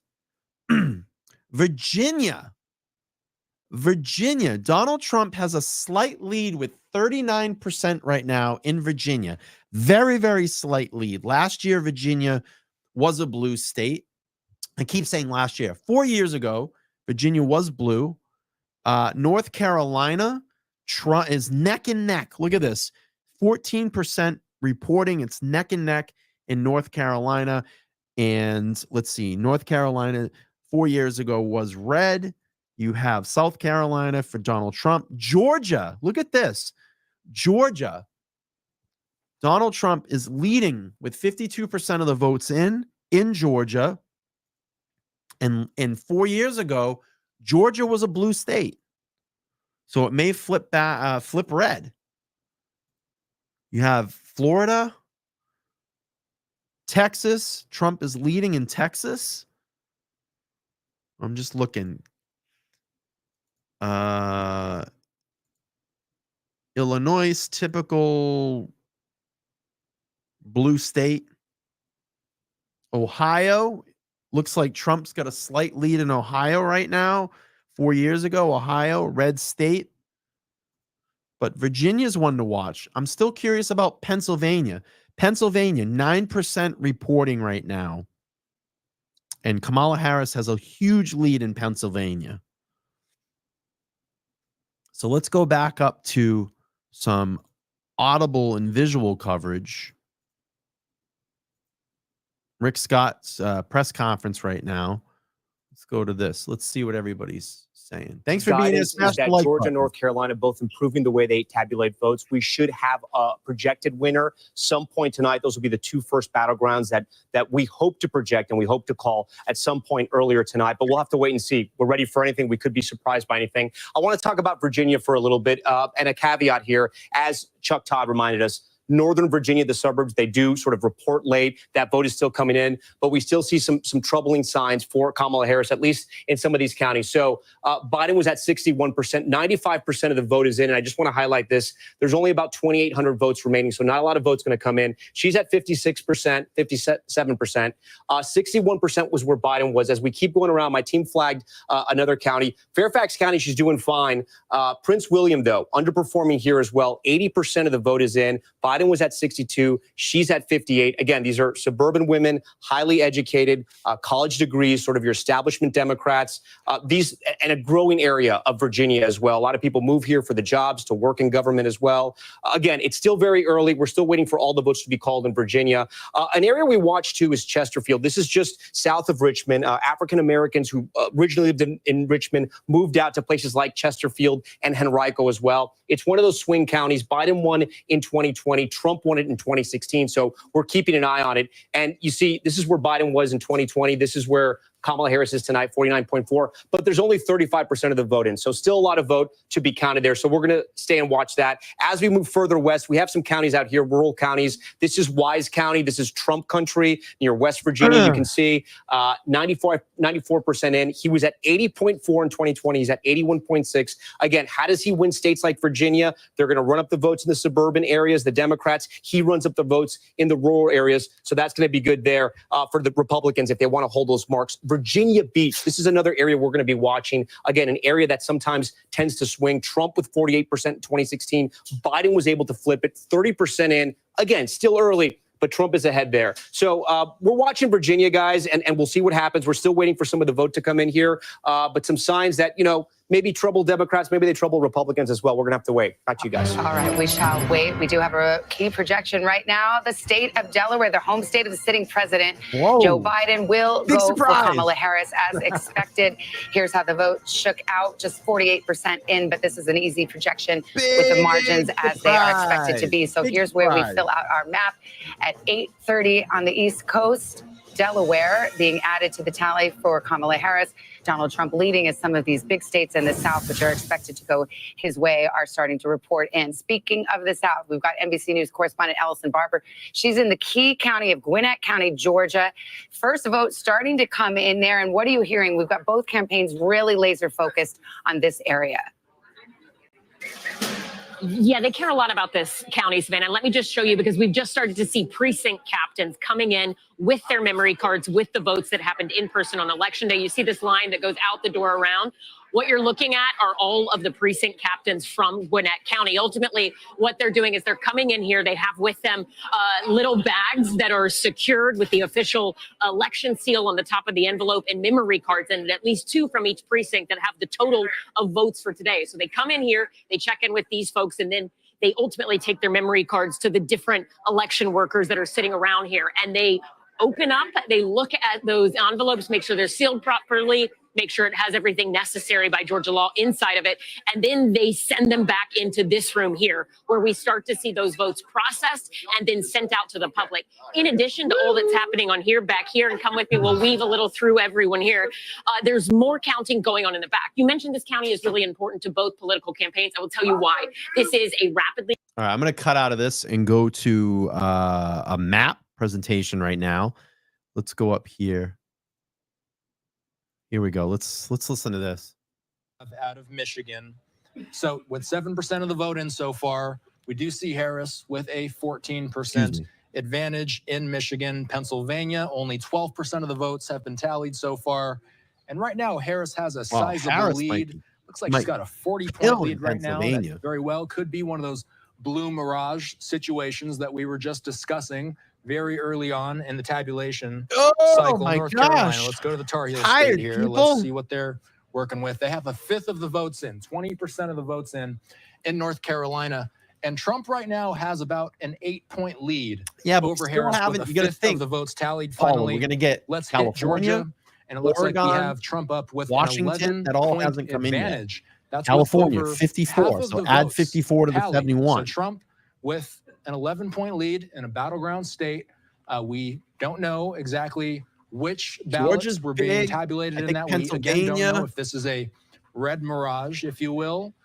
We will be waiting to see more results as they come in. There you see on your screen. When they talk about the mirage, they're talking about it's, the leading right away, but all those other stranglehold counties haven't come in yet. Typical Democrat or typical Republican is what they're saying. So you're getting, it's coming out, quick and fast, but you might have that overall when all those key counties start coming in, the electoral counties coming in, basically what they're talking about. Much time in Georgia this cycle. Let's talk about it. You saw the vote spread there between Trump and Harris. A little over half of estimated votes counted there in the Peach State. Pennsylvania. I want to focus our efforts on Harris too, because we've been showing a lot of the Trump election night watch party. This is the Harris night watch party right now. It looks to be quite raucous there. A lot of performances at the moment on the campus of Howard University here. So if you could, Georgia first, and then what are we seeing right now? In Georgia, I was at a polling site today, and Georgia has 159 counties. 2 of them could be flipped. Right, you're right. And I was in one that's leaning 100%. blue. And I spoke actually, I kept finding voters who were saying, we're going to vote for Trump, even though, we may be Democrats, we may be Black. That's the way that we're going to vote this cycle. And people were concerned about the economy. I mean, we've seen it over and over again in the polls being conducted since the caucuses and primaries. I'll look at the percentage in Georgia. Let me just pause this. Percentage in Georgia so far is 55%. Donald Trump is leading right now at 55.1%, 1,600,000 votes, and Kamala Harris is 44.3% at 1.3 million votes. And that takes 16 electoral college votes in Georgia. So 55% of the state right now is in. Looks like Illinois is for Kamala Harris. It looks like that just updated on the map. It's a typical blue state. But I'm just curious. Pennsylvania, I'm very curious about. But there's a huge lead for Kamala Harris in Pennsylvania right now. Texas, 52% reporting. Donald Trump up ahead, 52%. Kamala Harris at 46%. That gives up 40 electoral college votes in that state. You're going to have California at 11 p.m. So about 2 hours from now, you'll start seeing all the West Coast states start coming in.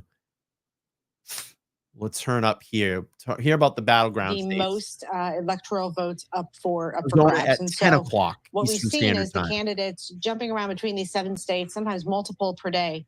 But Harris is really focused on Pennsylvania in the end. And so, with the Puerto Rican thing, Puerto Rico, I should say, Pennsylvania's makeup of a Puerto Rican isn't high compared to other states like New York and Florida.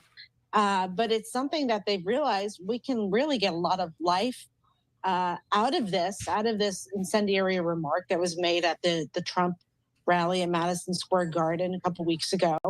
And you're right, Andrew. They've continued to hit on it again and again and again. Excuse me. And play the racism card. And, will it work or not? It's going to be interesting to see the exit polls among Hispanic and Latino voters, even if you get really into the weeds and look at Puerto Ricans and see, did that move the needle at all? I think people's minds were already made up before that comment was made. Anna, we were speaking earlier about the Senate and the balance of power in the Senate.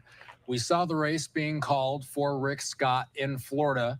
He's somebody that's thrown his name into consideration to become the leader of the Senate. Can you walk us through how that process works? Yeah, so once Congress does get back this month, there's going to be a vote and move forward similarly with the House Speaker, move forward on who's going to be the best candidate for Republicans, and then as well as Democrats. But depending on who takes control tonight, if we know tonight, will determine, if it's going to be a House and Senate controlled by one party, by both, if the White House is going to be controlled by a separate party. But I think Rick Scott is throwing his hat in, and very interestingly, Florida is a state of immigrants, even with the situation at the southern border. Oh, thank you, We've seen Travis. millions of people released to the Appreciate country you being and here. choosing Come to hang go to out. Smash the Florida, like button. specifically Not a South typical Florida, stream we do here, Miami-Dade but area. it is what it is. And so Rick Scott has certainly has a firsthand understanding of, not only how to help immigrants in his state, but this population that's technically illegal in the country, and what that looks like. So I think he's got an interesting perspective. Yeah, interesting in his very same election night victory speech, he mentioned the Republican Senate leader race as well, that he has thrown his hat into the ring here. Anna, thank you so much for being with us. Also, we do have some of these candidates stepping up to the podium at their election night watch parties as well, including Mike Braun, who's leaving the Senate. He's going to the governor's mansion there in Indianapolis. Let's listen. I think it was up at the Moontown Brewery that we celebrated.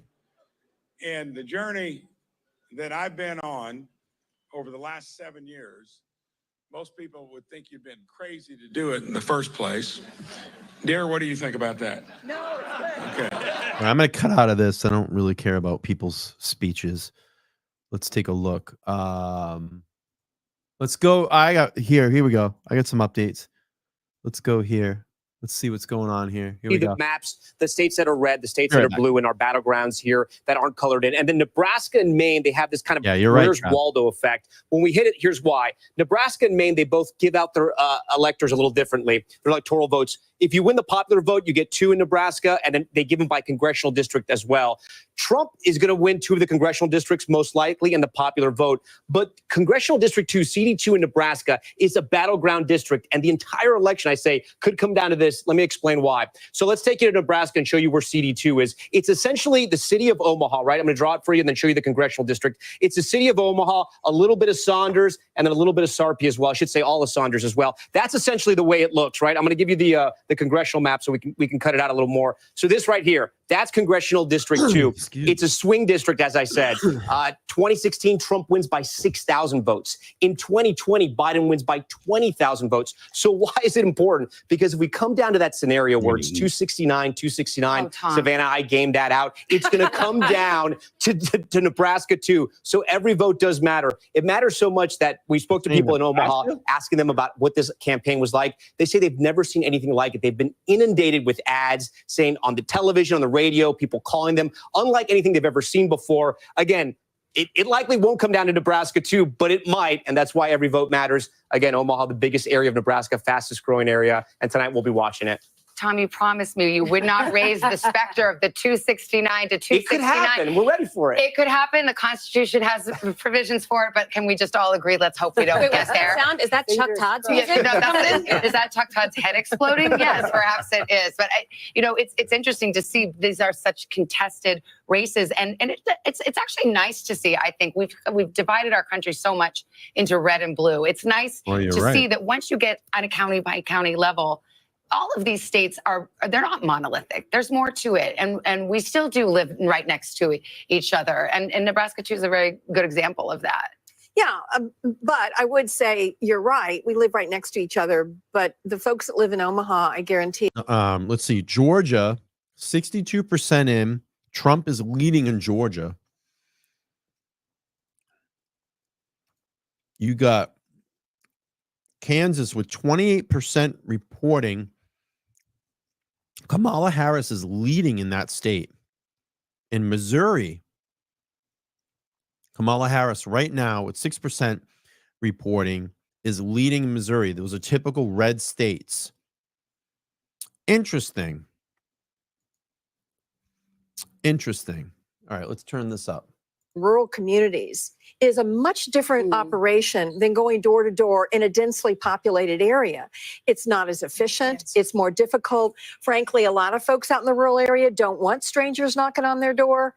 They're not used to having people they don't recognize coming up the driveway 2 miles down from their nearest neighbor.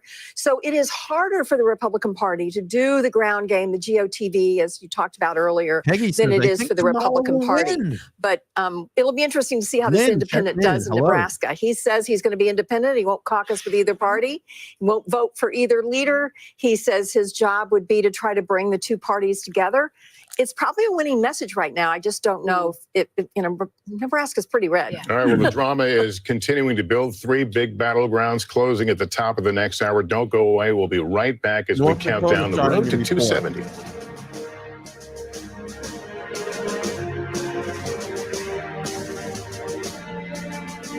North Dakota coming in and starting to report.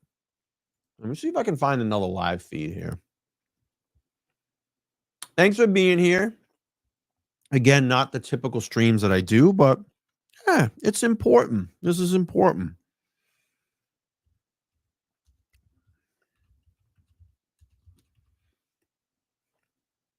Let's see.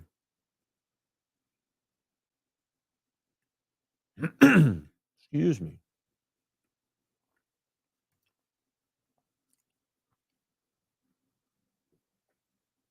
The Senate has a +1 net gain for the Republicans right now.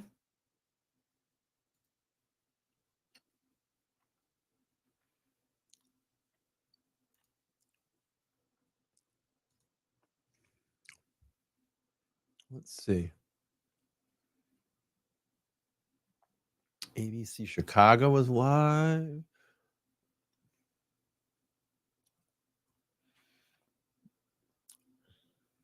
BBC News.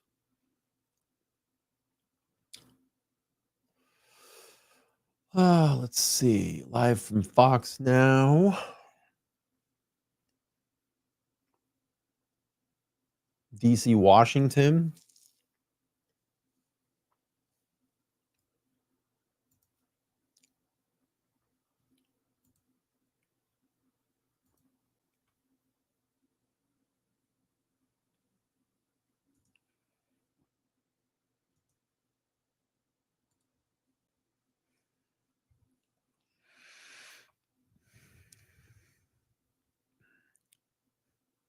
Paula thinks, she says, Trump is needed now. We will not last another 4 years. Peggy says, I can only imagine the subliminals that they have going on with everyone tuning in. This could be possible. All right, let's get some sound here.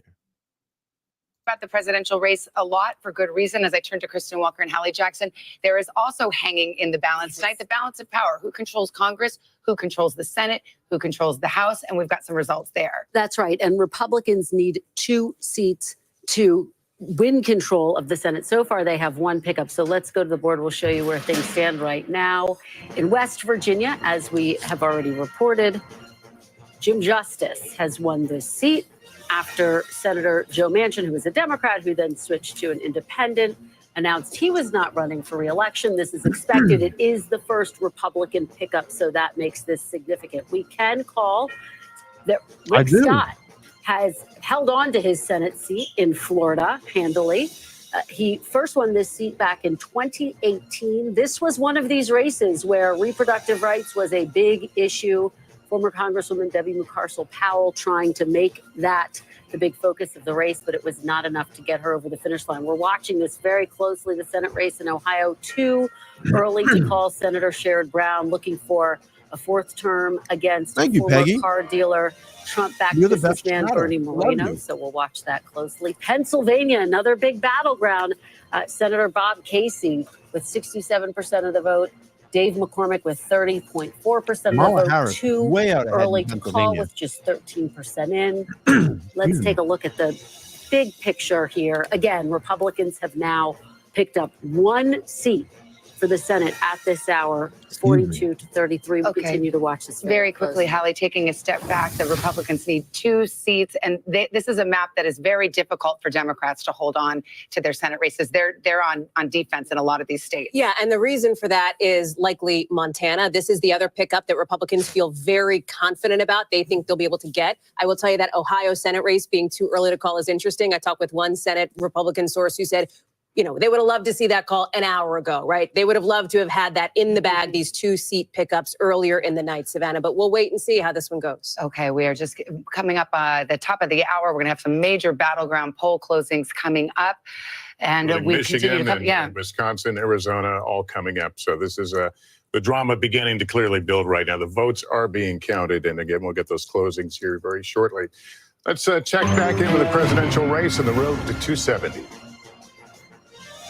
All right, let's cut out of this and see what else is going on some of the other channels. Let's go to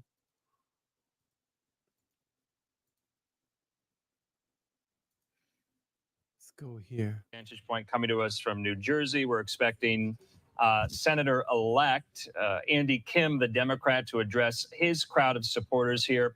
But to your point, Austin, we got to get in some of these race calls in on these ballot proposals and ballot questions put to voters in several states on a lot of different issues, including and especially, though, in Florida. Remember, the issues of abortion and marijuana were put to voters there in the Sunshine State. And we have some calls to make on that. I want to put this up here. This is Florida Amendment 3, Austin, to legalize marijuana in the state. 91% of estimated votes counted.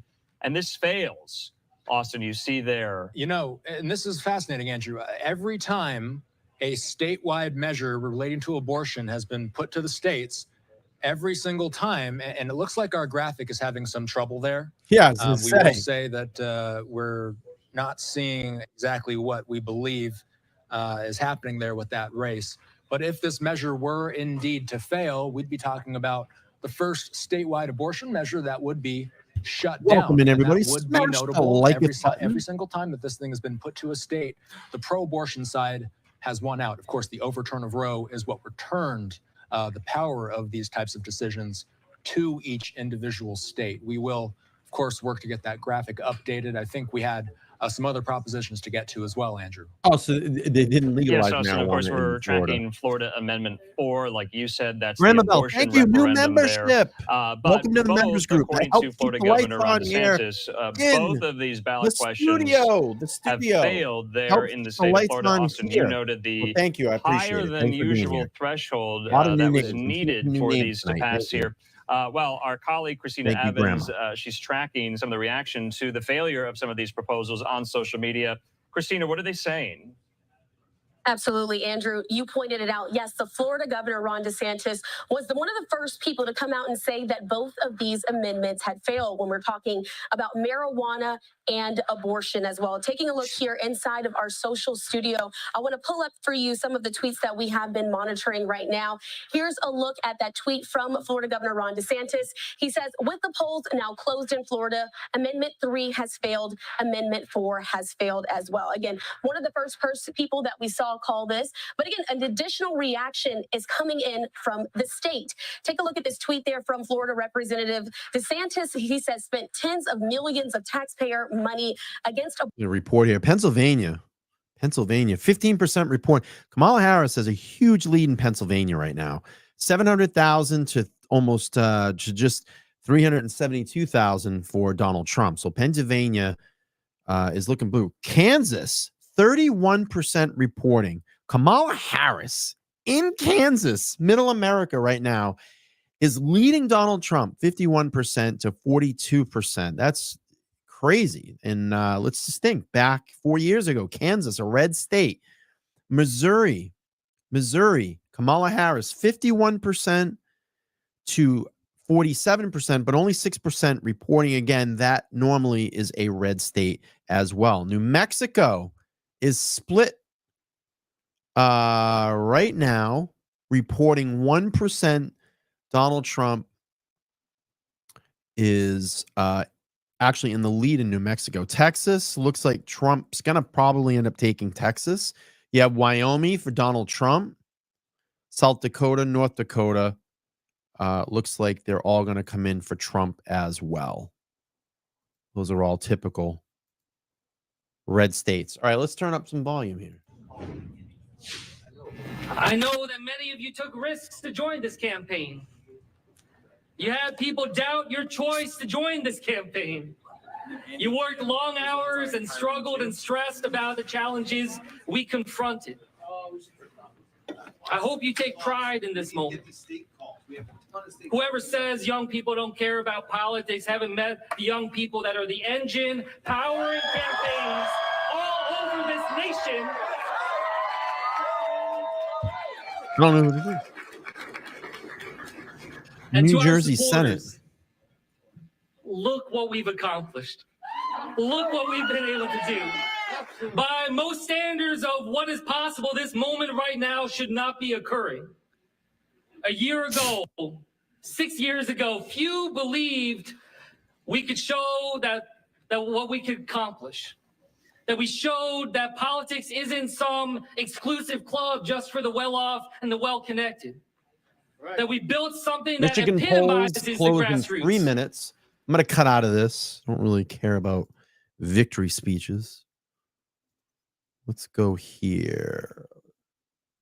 Back here. Yeah, we do have a call here in the state of Florida that abortion, that would have restored the constitutional right to an abortion there, but had a 60% threshold. It will not clear it. So Amendment 4, right to abortion, will go down in defeat. 86% of the vote in there. Let's. This is super interesting. I'll just drop in here to say this. Okay, it was yes to protect in Florida, but you are seeing it needed a 60% threshold, as you said, Lester. This would be the first ballot initiative that we've seen anywhere in the country since the overturning of Roe versus Wade that has failed. However, but it had a higher bar. Exactly. The other ballot initiatives were not this high of a threshold here. And I see you want to jump in. No, it's just the same number, right? It was 57, 58 in Ohio, 57, 58 in Kansas. I mean, I think we know what the number is. Ironically, I've talked to some Florida Republicans who secretly had hoped this would pass, because now Florida elected officials in 2026, which is their big election year, they will have to face the voters on a 6-week ban. And then suddenly that will sort of upend just the state's politics. Yeah. But Ron there's clearly actively campaigned against this Amendment 4, which is and he used the government power. It's going to create an interesting, there's going to be a fascinating, if the Democratic Party ever wants to have a chance in Florida again, they're going to get an opportunity, ironically, because this thing went down tonight. Think about how complicated this was for former President Trump. I asked him about this. He said it went too far. And then he was asked about it repeatedly throughout the course of this campaign. Well, how are you going to vote on this? And he was shifting his positions in the weeks leading up to this very vote. So it sort of underscores the point that Chuck's making. This is a very complicated This issue has for Republicans in knots and Donald Trump in knots, and now it lives to see another day in Florida. And this is why the vice president and her team have been pushing on this issue. It is on the ballot as well in Arizona and Nevada. Trump orbit folks that I'm talking to think that there is a likelihood of perhaps ticket splitters in those states, people who will back these abortion ballot initiatives, but who will also back former President Trump. But you have seen the vice president hammer this in the state of Georgia. She went to the state of Texas, which nobody really thinks is going to flip blue on the presidential race, but she wanted to use it as a stage to highlight that state's controversial restrictive abortion law. She did it in Georgia with Amber Thurman, and in Florida, she talks about it as a place that she is concerned about. We don't have a ton of time because we're coming up on a poll closing, but in Iowa, whose polls are going to close, there was a late election poll. Iowa just had a very restrictive abortion ban passed, and this shock poll on the eve of the election had Kamala Harris carrying a red state. So it's just a very potent issue. Not to overread into it, but it is an indicator perhaps, and the pollster there, Gold Standard pollster, thought perhaps the abortion issue was motivating these older white women, right? A demographic we've been watching tonight. And Chuck, well, let's go to the election and we'll move right here. As we get some more poll closings here, we can give a few more characterizations. In just 3 seconds, all of these states will see their polls Harris closed. Leading. And we'll begin counting the votes. Here is state of Texas. We were just talking about Donald Trump will win in the state of Texas when all the votes are counted. NBC News projects that Donald Trump will also win in North Dakota tonight. South Dakota, same story. That will also go into the Donald Trump column this evening. We move to the state of Wyoming, and 3 electoral votes at stake. Donald Trump, the projected winner in Wyoming. Here's the map. The road to 270 now getting interesting. 154 for Donald Trump, 30 for Kamala Harris. All right, let's go to the uncalled races just from those 9 o'clock poll closings, including New York, Colorado, Minnesota. So we still await results there. But let's go to Michigan. That's the biggie at this hour. Polls closing in Michigan, and it is, wait for it, too early to call. We will be waiting for it perhaps into the wee hours tonight. Arizona also too early to call. 7 o'clock in the Mountain West, 9 o'clock on the East Coast. Polls just closed there. Let's go to Wisconsin, the other of the blue wall states, along with Michigan and Pennsylvania, too early to call. And speaking of Pennsylvania, too early to call. Starting to see more votes come in, but we could be waiting a bit for that. And same with North Carolina. They're counting more quickly, but it's still too early for us to make a projection. And in Georgia, it's not too early. It's just too close. We are starting to see the vote come in. We've got 66% counted right now. And yet, despite the margin that you see there, we project not only what the margin is right now, but where we expect the vote to come in, whether it's coming from a Republican stronghold or a Democratic stronghold. So when you see that disparity and then you see us say it's too close to call, there's a method to that madness, Tom, and you've got Georgia up there. And I'm going to explain the method to the madness, right? The difference right now, 220,000 votes, Trump on top with 66% of the vote in. But Republicans, it can't even get close to celebrating just yet. These sort of UFO objects we have circling Georgia right now, this is the remaining vote. And the bigger that bubble, that means the more vote that is out. And the more vote that is out right now is in the Atlanta metro region. Remember, I told you guys earlier that about 50% of the vote is going to come from this area right here. Crazy, the election is essentially won or lost in the Atlanta metro region because the margins are so close. Every vote matters, but because the margins are so close, Trump runs up that rural vote. The Democrats run up the urban vote. They run up the suburban counties around Atlanta as well. Let's take a look. Let's see how Atlanta and the surrounding counties are looking, the ring counties. Cobb County, 77% of the vote is in. Harris slightly overperforming where Biden was in 2020. Let's go over to Fulton County. This is where Atlanta is. A huge county for Democrats here. She's about where Biden was, 72% of the vote in. She can catch up and bring that up. Gwinnett County, again, these are the counties that Clinton flipped in 2016, and they just got bluer and bluer. And you can see what's happening here. 16% of the vote is in, but she's at 60. Biden was at 58. Let's keep going around here. Douglas County, 84. He's watching the national news to get his election results. Well, you know, we like to hear the commentary of what's going on around the country. If you've been here watching the stream since the beginning, we've been flipping back and forth. And yeah, I'm sorry, I'm not in every state watching with my eyes in every state to compile all these election results. I think it's a universal tool that we need right now to kind of figure out what's going on in our country. Oh, Megan, come on, you got something better than that.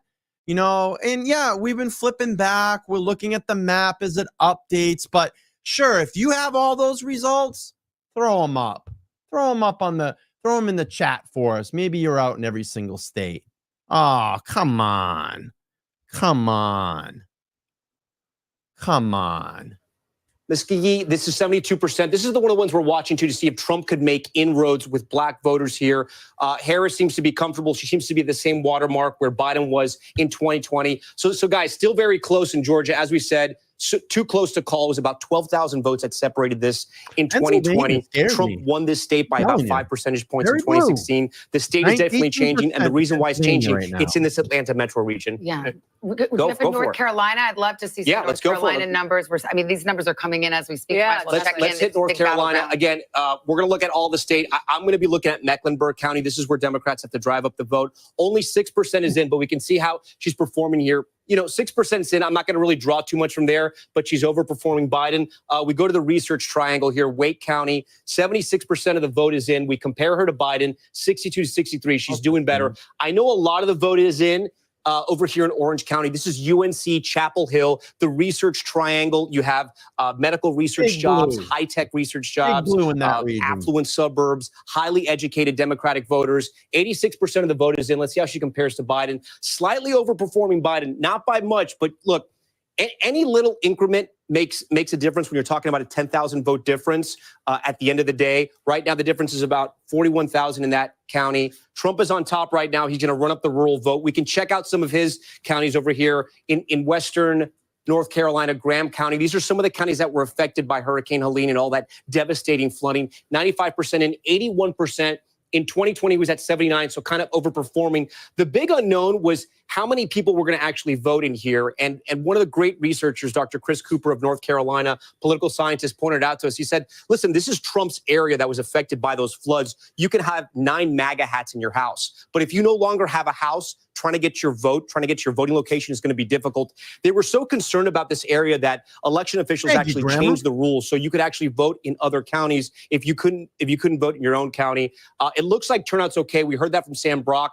Asheville is that blue dot in the sea of red in North Carolina. Again, affected by Hurricane Helene, 55% of the vote there in Buncombe County. Biden was at 59. Harris is overperforming. Again, any advantage she has in the counties where Biden was doing well or won, and she's hitting higher marks, Democrats are going to love that news. But there's still a lot of the vote is out, 76% in Wake, like we said. Let me see where else in the state that we're still waiting on vote, because there are a lot of rural counties. Listen, if right now, let me go to the entire state. So 41% of the vote is in. Look at this giant circle around Charlotte. I mean, Charlotte, a lot of that vote, Mecklenburg County, it's a county that is majority minority, right? Mostly Black and Hispanic. And they're still waiting a lot of the vote there. That could be a very good sign for Democrats tonight. But some of the vote is out, like in these rural counties right here. If we check out Johnson County, just outside of Raleigh, connected to that, I'm actually kind of curious, even though those only 8% is in here. Up in Kansas. This was a county that they were looking at to see if Democrats could make inroads there. It looks to be about the same, only 8% in, guys. But we're going to keep a close eye on North Carolina as more of this map gets filled out. All right, so here's where we are, 7 minutes after 9 o'clock in the East Coast. Polls have closed now of 6 of 7 battleground states, still waiting, obviously, for the 7th. Hallie, you heard the numbers. Break it down how we're viewing it through the lens of through the exit polls, which are coming in. And I got to give the grain of salt caveat, which is... All right, I'm going to pop out of this. I see another map update here that I'm more interested in. Let's take a look over there. Here we go right here. I want to see what's going on here. A little bit differently than the rest of them. Ohio going red, and let's zoom in here because Ohio's interesting, Andrew. I mean, we've been following elections. And Ohio used to be that prototypical swing state. Not anymore. Look at the results. The AP with saying Donald Trump. 50% of the vote tallied says that Trump's going to take this state with about a 9-point lead. That's just with over 50% of the vote counted. Ohio's interesting, not so much because of the presidency. We expected it to go that way. Let's switch over to our Senate map here, and let's look at how Sherrod Brown and Bernie Moreno's race is going. So this is fascinating because Moreno does Look at have the this. edge over the incumbent Democrat, Sherrod Brown, right now. Wow. But you see the difference. There's a lot less room between these two candidates than there was between Harris and Trump. Trump had a much more commanding lead at this point compared to Moreno over Sherrod Brown. This is one of those Senate seats that will decide the balance of power in the upper chamber In the Senate. of the House. You Yep. see there that over 1.5 million votes have been cast for Bernie Moreno, just under 1.5 million votes so far have been cast for Sherrod Brown. As I've been mentioning, both parties have been sweating this race out. A lot of money has been pouring into this race. I'm curious to see if this is the last true example of Ohio being a battleground. It certainly looks like this race is a tight one, Andrew. Yeah, that's right. So many resources put into the Senate race there in Ohio by Republicans and Democrats alike. And to your point, yes, Ohio has been called for Donald Trump. So we just brought you a lot of race calls for Trump. We do have a race call as well, though, in a solidly blue state. That's the Empire State as well for Harris. Yeah. Let's take a look at this. Harris getting New York's 28 electoral votes there. The Associated Press calling Thank New you, York Audrey. for Harris. So we do We're- want to we're bring just into the hanging out, conversation you know? as well. Just hanging Tom out, hearing the LaBianco results. at 24 See how this is all gonna go Tom, down. bear with us here. We have a lot of live events going on right now. Let's stay in New York right now. Democratic Senator out of New York, Kirsten Gillibrand. She's speaking there at her watch party. Let's listen. With our Cyber Academy, so kids can actually go to college free in exchange for public service as our cyber defenders. That will help us keep our country safer. So we have a lot of work to do, but one of the issues that I think people in New York feel most passionate about is guaranteeing women equality in this country. Making sure that we have our civil liberties and civil rights, making sure that we get to make those life and death decisions over our bodies, when we're having children, under what circumstances. We have to guarantee an equal rights amendment in New York State. I hope everybody voted yes on Prop 1. ERA added to our U.S. Constitution as well. So, other things that I hope we can work on in this next Congress, we need a national paid leave policy. We need to make sure that families don't have to make these tough decisions about caring for a child or a loved one and bringing home a paycheck. We have to make sure we keep supporting our workers, strengthening our abilities to join unions, to collectively bargain for wages and benefits. Yes. We have to expand access to healthcare and keep bringing down the cost of medicine. And last but not least, I will fight against the politics. All right, I don't care about victory speeches. Let's pop into this channel. It's pretty curious here. Look at this. This guy's doing a great job breaking things down. Let's see. See right now what's happening with the House races. Currently 59% Republicans win the House. Thank So you, Melanie. it might be just a trifecta for the GOP. Again, if you look at the markets for the most likely outcomes for the election, we'll see. Yeah, I mean, it's if true. we can find it here. Yes, the balance. Well, he's leading, but you got to think West Coast hasn't come in. Kamala Harris is going to win California. Okay, so let's just add 9. Let's just say 177. We have 99. California brings in 54. That's going to put her at 153. She's going to take Washington. So let's add Washington. That's another 12. Oregon. All right, where we're at? Hang on. 153 plus another 12 plus Oregon is 8. Puts her at 173. Nevada, she's probably going to take Nevada.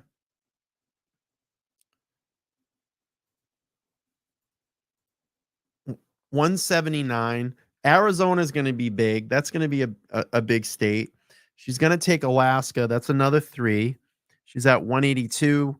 You got Arizona, possibly Democrat, was Democrat in 4 years ago. So she still has a lot of room. All that hasn't come in yet. You got to keep that in mind. That hasn't all come in yet. West Coast hasn't reported yet. Let's see what's going on here. From Hawaii, but the state generally is shifting to the right. You know, Joe Biden did worse than Hillary Clinton in Hawaii, so that's just a pretty good example of that.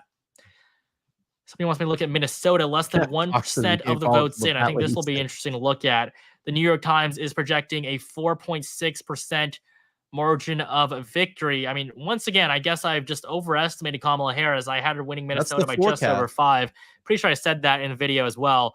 But if she wins by just under 5, yeah, she's going to lose. She needs to do better than Joe Biden in Minnesota. Joe Biden didn't run with Tim Walz as his running mate. He's not running with the state's literal governor. I mean, Kamala Harris, who is, if she can't even defeat Trump by a larger margin than 7, yeah, it's looking quite bad for her. Wow, Trump I'd be is pretty worried if I was a leading Democrat right now. Leading right now in Well, Wisconsin. of course, I'm an independent, and so Minnesota. you know, it doesn't really which are matter the too typical much to blue me. states. Oregon, yeah, no results in Oregon yet. It's a good channel. I like this. But we can come back to Polymarket, see what the presidential results are saying. Polymarket also has an app, so you can download the app on the App Store. The link is at the top of the description below. You can download that for free using my link. And so, you know, you can check these odds because there are going to be big changes in the next few days as well. But, you know, we're at 150,000 concurrent viewers right now. We're about to hit Pretty 2 good. million Good for total him. views. I wanted to say, you know, just thank you guys for your support. Our goal is to hit 350,000 subscribers this stream. Good So for if you him. guys could just all hit that subscribe button right now, we'd be able to hit it in just an instant. Good We for could actually him. probably hit 400 if we all hit subscribe right now. But, you know, just please do me a favor, hit that subscribe button, see what happens, see how high I can shoot up. But, you know, I really appreciate you guys staying with me throughout the night. CNN has just projected Illinois and Rhode Island on the TV in front of me, but obviously we've already gotten to that. And this is someone that's really geared into We'll politics. probably be able to make a call in Iowa pretty soon. We're at 10% here. Trump is at 58, or Kamala Harris is at 58, but obviously she's going to lose the state. Very similar to 2020. Ohio, Trump is going to win by a similar margin as well. It seems that these two states haven't really moved too much in either one direction, but it is still good news for Republicans because Ohio, the Senate election, is going to go to the GOP, which is one thing that Democrats were incredibly worried about. Thank you, Melanie. New Mexico, Harris leads by just 4. I mean, this is embarrassing. She's going to win by just over 5. This is definitely not what she needs. Yeah, it's not looking good for our vice president there. Iowa, Harris is ahead, but she's going to lose it. Kansas, again, Trump is going to win there. So in just a few moments, we're going to make a few more Grandma, thank you. projections. $2. Trump is holding on to his lead in Georgia. The New York Times has him winning by 2.3%. $2. So we're probably going to make a few calls. No problem. In the next few minutes, if I can get everything set up here. This guy knows. He probably just does a lot of political All stuff right, on his so channel. All right, let's cut out of this people really want me to quick. look at Michigan. 12% of the votes are in. Kamala Harris. We'll come back. You know, this is someone that probably just covers. I don't cover elections. It's not my forte here. You know, the type of stuff that I do, but I think this is just interesting. What is really key Watch to the how this is campaign gonna right shake out. now in these sort of late evening hours, even after the polls have closed. They don't close if you were already in line. It's a message that they're sharing right now. FaceTiming in Jennifer Garner to be more among tonight. others to keep those folks in line. All right, Peter. Simone was making that point a moment ago about I think that they can keep them in line. They can. You can keep them in line if Jennifer Garner's on the other line talking to your mom or Paul Rudd, and that's the strategy there. We've got a race to call here. Louisiana, no big surprise, but if you're filling out your map at home, you can add Louisiana there. Just 22% of the vote counted, but again, the margin expected to be rather large. So here's the map for those watching at home. The South, of course, reliably red for Donald Trump, and at this early hour, he is far out in front, but we await those key battleground states. And I think we've got Tom over there talking the great state of Ohio, a former battleground. Semi-battleground, right? We got exit poll data out of Ohio as well. 17 electoral votes, about 55% of the vote is in. Trump is on top by about 266,000 votes. I want you to remember that number. Write it down if you can. I know it's kind of a big number, 266,000. The reason why I want to highlight that. I'm going to say this: the AP right now. I'm going to share my screen. The AP right now and we're talking Ohio. The AP right now has the check mark for Donald Trump in Ohio. How do I get out of this? Go back. Let's see. The AP right now, that check mark is 58% reporting. They're saying that Donald Trump is going to take Ohio. That's big. I'm still watching Pennsylvania. We may not get it there in Pennsylvania. 266,000 remaining. So just those two counties, we're talking about more than 500,000 votes. And that's Harris, way bigger than the huge spread lead for the in entire Pennsylvania. state. Hey, Tom. Yeah, go for it. I mean, when you talk about some of her overperforming in those areas, the reason we expect Ohio likely goes red, but let's talk about the Senate race there. Yeah, because we have the control of Senate hanging in the balance right now, and it hangs on this Senate race. Yeah. Bernie Moreno, the car dealer, versus Sherrod Brown, the incumbent.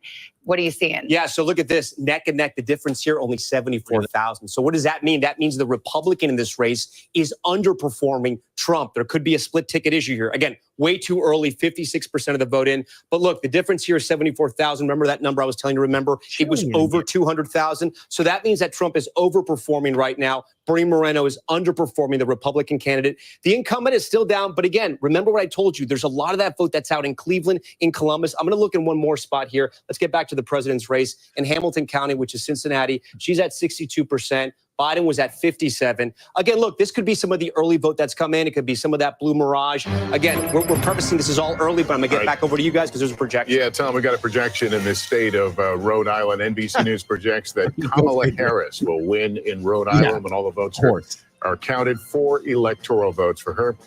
Here's where the breakdown is. 31,000 vote difference, 74% of the vote in, but again, Kamala Harris, the projected winner there. Let's pull up the map. The road to 270. That brings Harris now to 34 electoral votes. Donald Trump still well out in front with 168. Remember, 270 is the prize that we're working our way toward. We'll take a break here. It's 9:30 in the East. The vote counting coming in. Our decision desk standing by to make more projections just ahead. Iowa is going to be for Donald Trump. Iowa just came in. Oh, I'm sorry. That's my bad on that. Let's see. Let's go back to this guy. I kind of like what he's doing here. Virginia turn red. No, it simply is not going to turn red. It's so likely blue. Trump leads by 2 points. Although I do think that this margin could get cut down. I wouldn't be surprised if Harris wins by less than 3 at this point. But this would still be a pretty bad margin for Democrats. This is definitely not where they want or where they need to be. I mean, this map is shaping up to look very similar to what we saw back in 2016. And of course, that's what Republicans have been aiming for this entire time. We can come back up to the Rust Belt, Pennsylvania, Kamala Harris 55, Trump 43. By far, you are the best election reporter for 2024. Thank you. Thank you. I really appreciate that. But Trump plus 0.6. Yeah, so that's the first one. That's the only one he needs, actually. Michigan, Trump is behind by 9 right now, but he's on track to win by 0.2. I kind of do doubt this. We'll see what happens. And then Wisconsin is basically a tie as well with an exactly even race. So it's going to go down to the wire. And it really doesn't matter at this point because Trump just needs one. And when they're all so close, Trump's going to win at least one, especially Pennsylvania, I don't know, maybe, which King. is heavily leaning I'm loving it here. towards the right. I love it. I love it. I love it. I love it. We do have some numbers from Maine. Kamala Harris is behind right now. Move. But ultimately, it's pretty unlikely that the GOP will actually lose the state, or the Democrats will actually lose the state. No Democrat has lost it in over 3 decades. Looking at the Senate races, Amy Klobuchar not looking the strongest, but we'll see what happens there. Nebraska, Deb Fischer is probably going to come out with a victory. That's what Republicans want. Pennsylvania, Bob Casey, he does lead. And so basically all of these Senate candidates up in the Midwest, all they have to do is match Kamala Harris and just do slightly better, and they will win just because of how close these races themselves are. In Wisconsin, Tammy Baldwin's at 45. Kamala Harris is at 45. So we'll just have to see what happens. Some people are saying that North Carolina has been called. Is that on Fox? Where has North Carolina been called? Yeah, I don't see that either. That's not called yet. All right. I mean, I guess we can call North Carolina Nebraska as well here. This is probably the first step on the road for a Trump victory. In North Carolina, we have our first swing state projection going in favor of Donald Trump. Wow. It's going to be in North Carolina. Give me 1 second Wow. to pull up the projection here.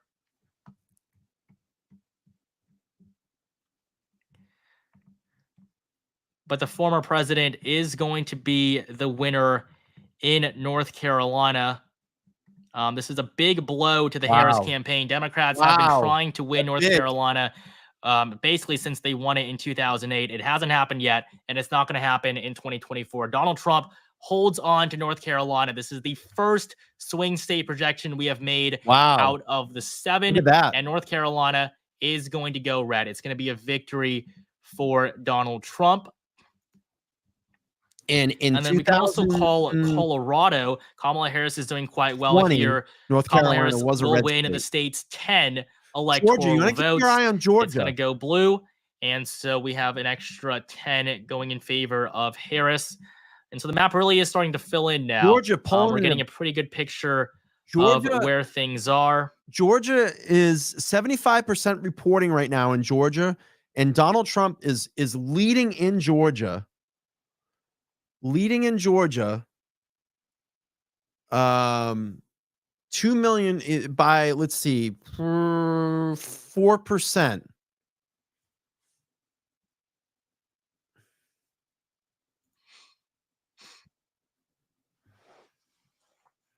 All right, so we're going to come back to the map here. 178.99, that's the New York Times. I currently have it at 217, 115. I mean, obviously, these news sources are going to be a lot. I'm going to get to this too. I'm just looking at Minnesota. Minnesota just started reporting. Donald Trump is in the lead in Minnesota. And let's see, in Wisconsin, Donald Trump, 11% reporting right now.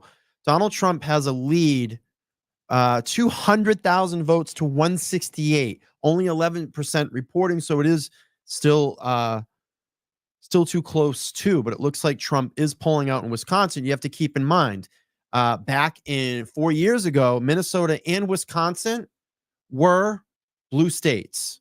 So Trump is leading in those states. Let's look at Michigan. Michigan right now, Kamala Harris at 53%. There's 12% reporting. Donald Trump at 45%. Let's go back to this. For your support over the last 4 years and for tonight. All right, let's go. We're over 2 million now. I mean, that's incredible to see. Let's go out of this and go to, let's see what the main slime media is saying. Let's go here. Over Donald Trump. We'll see if more Republican votes file in as the night progresses. Of course, every single poll has indicated that that is as tight as can be. Moving down to some of these southern states, let's focus on North Carolina. 58% of the vote being tallied so far, and right now Trump has about a 4-point lead. Excuse me, that's looking more like a 3-point lead for Trump in the Tar Heel state. The final one I'll get to here is Georgia. Andrew, 75% of the vote tallied. Georgia is going to probably go to Donald Trump. The vote is in the Peach State. Trump has a 5.4% lead. That's where we're at right now. All right, Austin, thanks so much. Tom, with whatever Austin just said there, kind of giving the roundup of the battleground states, can we glean anything from them, from the results coming in right now? Yeah, and super helpful there. Look, the numbers that we are seeing right now from Georgia and North Carolina really seem to show him running away with it down in the Sun Belt, okay, especially in Georgia. All right. Now, this is very tentative, but some of the early exit polls we have seen have shown Trump shown a lot more men voters showing up and supporting Trump. All right. And that's a really big dynamic. You know, we've talked a lot about women voters with Harris. All right. But up in the Rust Belt, Wisconsin, Michigan, all right, Pennsylvania, especially in Wisconsin and Michigan, there's still not too many returns yet. I think I saw like 9% return, something like that, up in Wisconsin. So it's going to be a little while before we see what's happening up in the Rust Belt, Blue Wall. But down the Sun Belt, especially in Georgia, it's looking really good for Trump right now.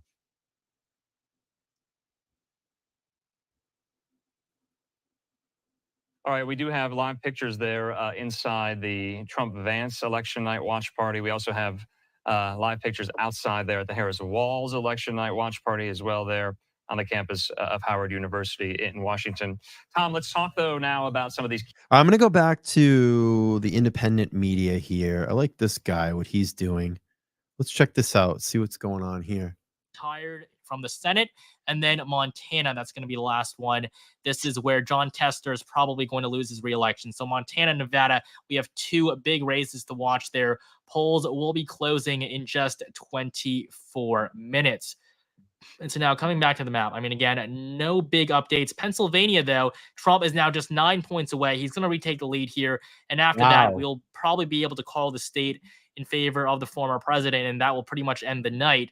Wisconsin here, Trump plus 0.2 based on the New York Times forecast. Michigan, we can also see what's going on here, Trump plus 0.5. Wow. It really seems like red Michigan is coming. It seems like Trump might actually win Wisconsin and Michigan. Wow. Definitely very That's surprising to see, but we'll keep you guys updated there. Trump is taking the lead in all 7 of the swing states on Polymarket. I mean, it's something surprising how well he's doing right now, although I wouldn't say too much because I did, of course, have Wisconsin and Michigan that's going to Harris by less than 1%. I said pretty clearly they really could go either way. It's crazy. But I guess as of this point, it seems Never like Trump changes. is going into this in a, he's doing just unbelievably well. He's Doing at a really 4 in well. 5 chance of winning the election. He'll become the first president in over 100 years to serve 2 non-consecutive terms. So I want to say thank you for all your work. Been watching you throughout the campaign. You do your homework. I appreciate that. I do my best to be as accurate as possible. The New York Times is now popular vote D plus 0.4. Okay, that's pretty big. So yeah, looking at the Electoral College estimate right now, New York Times gives Trump 286 electoral votes. My forecast gives him 287. This is just because of like a rounding error, basically, when they're allocating the votes.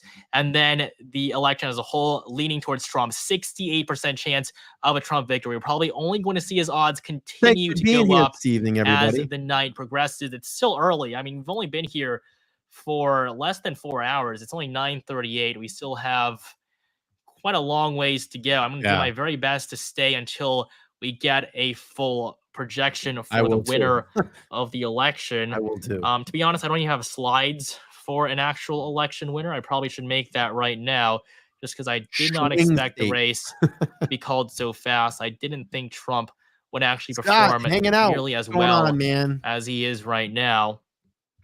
But again, we are just 21 minutes away now from 10 p.m. We're also going to be able to call Georgia and North Carolina soon. That's going to be North Carolina's already been called, but we're probably going to be able to call Georgia pretty soon. That's going to be a big deal for Trump. Trump's going to take Georgia. 76% reporting. I'm literally making my slide for Trump to win the presidency right now. Wow. Just because I never actually made one because I didn't think I'd be able to call it so early.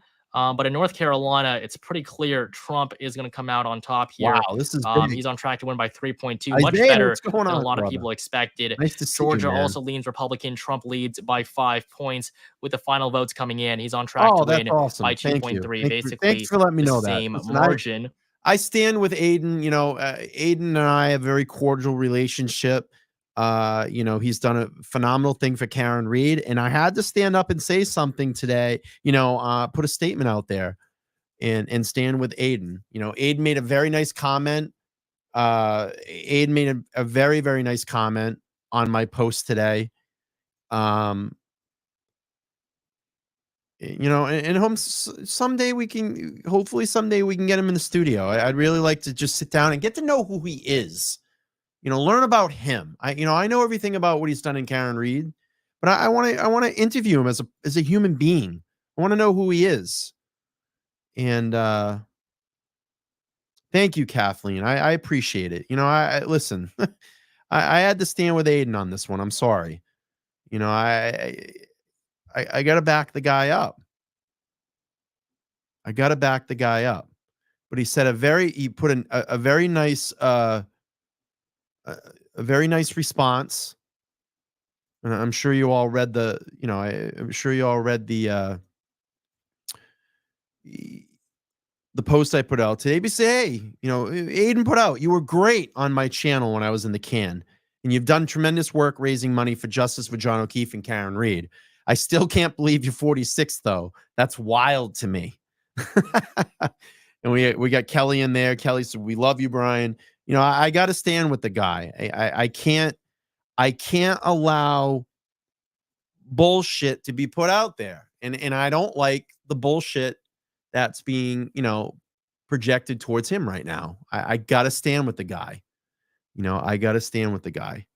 So, if you want to pass that along to Aiden, I'm sure he knows. And I think Trump's going to run away with this. I mean, he's blasting states right now. Let's turn this up. I like what this guy's doing. But this is incredible news, if you're a Trump supporter, because he's basically doing exactly what he needed to do. Georgia will try to call in the next few minutes here, probably right after the 10 p.m. poll closing. Some people are asking about the popular vote. That's honestly something haven't been fully updated on. Yeah, of course, but we can definitely try to find that for you guys. Wow, I guess Google has really improved with their map here this time. This is a lot better than what we're used to. But with the popular vote so far, obviously you have to take this with a huge grain of salt because we still do not have the popular vote yet from California and a lot of those big states out west. Yep. California is going to take a long time to count the votes. So we're not going to really How know long has Jill who won Stein there been for a running? while. I think But Donald Jill Trump Stein's been has running for like 34 40 million votes. years. Kamala Harris has 30. Jill Stein is actually in third place with 244,000 and Chase Oliver at 234. Robert F. Kennedy, who basically ended his campaign, is at 196. So Trump currently is leading in the popular vote. Do I think he'll win it in the end? Probably not. But he will definitely get close, and the polling is going to be pretty accurate. Somebody said your videos and projections have really helped me with my understanding of the election. Thank you so much for the work you do. Yeah, of course. I mean, I love hearing that. That I've been able to help to, guide you through what's been happening. Will Harris concede or will Democrats drag the process out? As time has gone on, I've begun to feel more confident that we will probably hear about a call from Kamala Harris to Donald Trump. Yeah. Where she will, of course, concede the election. So I think that at some point tonight, if you stay with me here on the stream, we will be able to call the election. Maybe not the big news outlets, but at least unofficially, it'll be pretty clear which way this race is going. I mean, Georgia is solid red. Trump has a 92% chance of winning. North Carolina, 95 for Kamala Harris. Arizona is gone. I think Trump's the vice gonna run away president with this too. one. So it really couldn't be any better.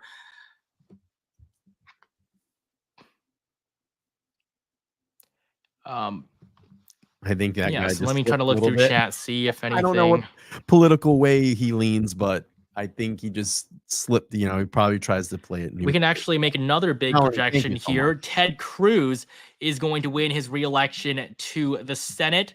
Obviously, he was one of the most vulnerable Republicans out there, but Cruz is going to win his reelection to another 6-year term. Ted Cruz, the projected winner in the Lone Star State. So we can also fill this in on our Senate map now. We can probably make another projection in New York. Kirsten Gillibrand is going to win there. We're going to wait a little bit for the rest of the states. But for now, Texas, Ted Cruz, the projected winner. And yeah, I mean, some people are saying that they haven't called North Carolina yet. Really depends where you look, but North Carolina is going to go red. There's no doubt about it. Trump leads by 3 points right now. He's on track to win by 3.2. And it was red It's not 4 going to years change ago. too much. I'd be extremely surprised if he lost it. We're going to be able to call Georgia as well pretty soon in favor of Trump. He's doing literally exactly what Trump he needs to leading in do. Virginia right now. So 58%. Nothing to worry about there. Virginia, Trump's got 58% of the vote in Virginia. And 4 years ago, Virginia was blue, was a blue state. Opinion a lot. I mean, I guess you kind of just go with the side that's doing well, really. should've Trump's filled a doing map well, out. and he's continuing to Forgot do to that. fill a map out. It's not really my specific preference or anything, but I'm definitely not going to hide the fact that he is doing quite incredible right now, especially compared to what a lot of people are saying. I mean, somebody asked me about Alan Lichtman earlier. I think his career is over, although that's perfectly fine. He's quite old, so I don't think he really needs. Scott says, not that I'm in the middle, not that I'm in the middleman of any kind. I just thought it was important to put in the chat tonight after Sean's live tonight. I didn't see Sean's live tonight. Listen, I talked about this. I made a statement about it. I talked a little bit about it in the middle of my show. I'm not gonna challenge Sean. I'm not here to fight with Sean. I just think, in my opinion, listen, I don't know what kind of sources Sean has. I'm not privileged to that. Okay. But I feel that I was saying earlier, Scott, is that a lot of people hang on every bit and piece of information with Karen Reed's case. I saw personal friends of mine that are like, Proctor got fired. It's all over the social media. And I'm like, where are you getting that confirmed report? Because I'm going to tell you right now, locally, this. I know this. I don't have to explain it to the chat. It would have been all over Twitter in 5 seconds. I mean, Ted Daniel would have been all over that. Christina Ricks would have been all over that. Aiden would have been all over that. Aiden literally reached out to Karen's team, and they're like, what are you talking about? Like, we haven't heard any of that. And it's now been 48 hours since that statement's been out there, and we still haven't heard anything. So, I mean, I need to hear something that's solid and confirmed, and then, the whole shenanigans that went on today with, all the shenanigans today that went on with literally posting private conversations out there. You just don't do that, because one, you're now exposing those conversations out to the world, and where those conversations are taking place, and the type of things that are being talked about. Karen's phones have been seized multiple times. This is just another way to go in and seize her phones again, or bring more shit on her. So why would you do that to Karen? Why would you put a private conversation out there? And now you've got her pissed off. You're putting more stress on her because a conversation that you had that's private between you and her, you're now putting out there for the world to see. You don't think that she didn't hear about that or see that today and it stressed her out? Of course it is. That woman doesn't need more stress. She's fucking $5 million in debt right now. And you're going to go out and do that? It just didn't sit well with me. And I'm sure it didn't sit with a lot of people. I wouldn't put private conversations out there. And I've had a million of them with people. You just don't do that, especially a woman that's fighting for her life right now. And we just heard the figure, $5 million in debt. You don't think that she doesn't have, the stress that she's going through, and you're going to add to that? That's crazy. Why would you do that to her? You're doing it to Karen. So it didn't sit well with me. I had to say something about it. Whatever. If you want to come after me, come after me. I'm going to stand where I am. And, you're now releasing just shit in the ether that doesn't need to be put out there. And that's how I feel about it. So whatever. Make fun of me, call me a dickhead, whatever you want to do. It's how I feel. I normally don't get involved in this stuff. I didn't want to get involved in it, but I needed to say something because it's wrong. And it really put it over the top today with sharing private conversations, Karen's conversations. Not called for, not cool, man. Not cool. So, all right, let's He was definitely the only one that could really back win to the against Trump, election.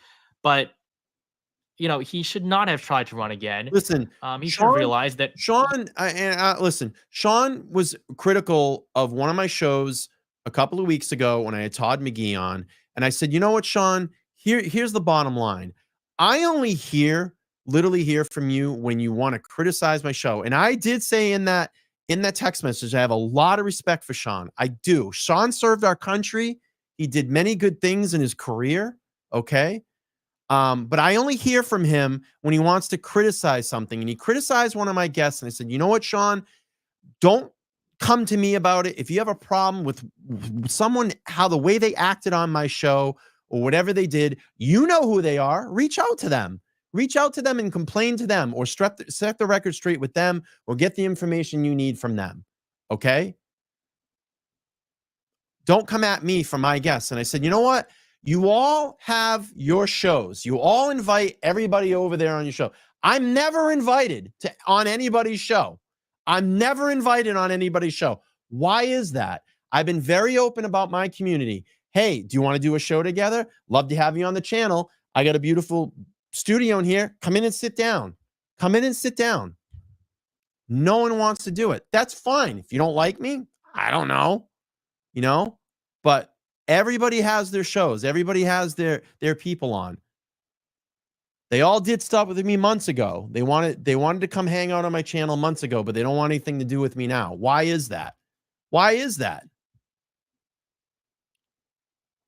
So whatever it may be, if you have an issue with my guest, and I said this the other night on my show, reach out to them.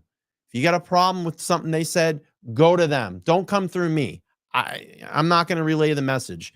A lot of these contacts are pretty easy to find. If you have a problem with something they said or they did or whatever it is, I have my guest on because they add something to this platform.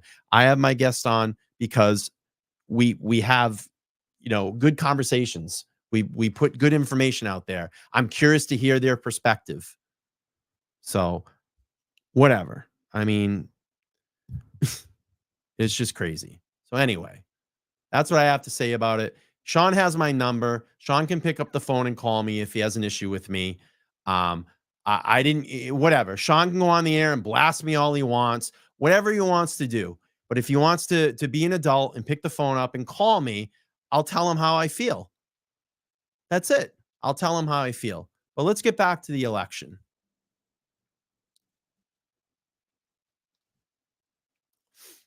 Anyway.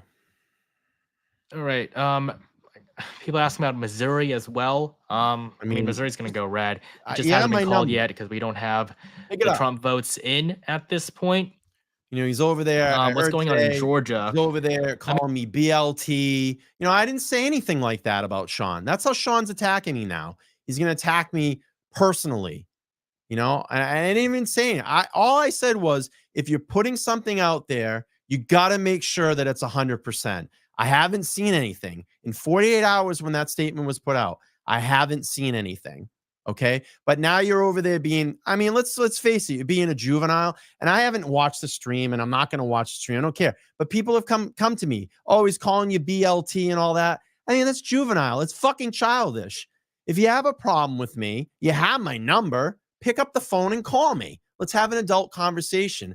But I'm not going to go on the air and go, oh, Sean from the fucking this and that. That's not my style. It's not my style. It's not what I do. It's not what I do. But I think that's juvenile. I'm going to call him BLT. Oh, bacon, lettuce, tomato. It's funny. I know. It's goofy. It's funny. It's clownish. But listen, let's be adults. Let's pick the phone up. Let's pick the phone up and hash it out that way. Anyway, let's get back to the election. I want to see who's going to win this one. Pennsylvania. So I'll do that in just a second here. Pennsylvania, it's about to flip. Kamala Harris at 50, Trump at 49. Trump is on track to win the state by 1.2%. This is quite incredible. Just how well he's doing. Yeah, I think we should be able to make some calls soon. Michigan at Trump +1. I mean, yeah, I guess I would. So let me just get this clue. Let me get this clear. When was I being talked about? Was being talked about behind a paywall? Come on. I mean, if you're gonna talk about something, do it out in the open. If I'm correct on that, is that what it is? You got to do it behind a paywall? I mean, come on, just pick the phone up and call me. I'm an adult. LTD, let's see. It was LTD and then it was BLT. So this was behind a paywall? That's what you're saying, Scott? It wasn't open for the public? Come on. I mean, if you're going to trash someone, at least do it out in the open so everybody can hear it.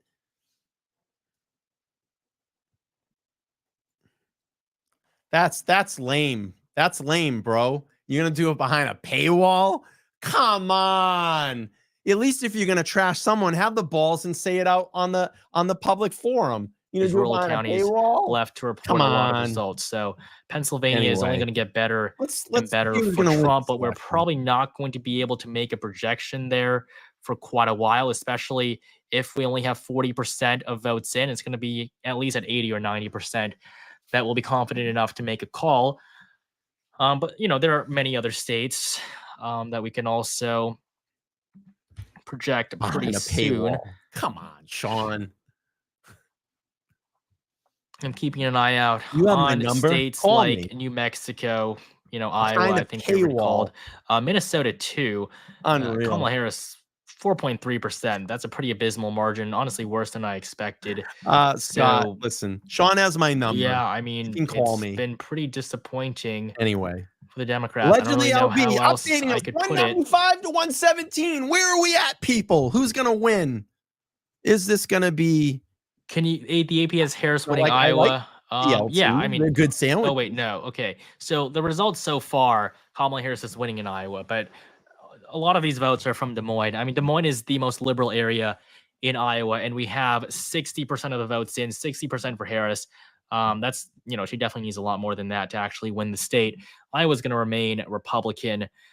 Trump is on track to win Iowa by 8.8%. This is better than his performance from 4 years ago, so he's definitely going to win. No doubt about it.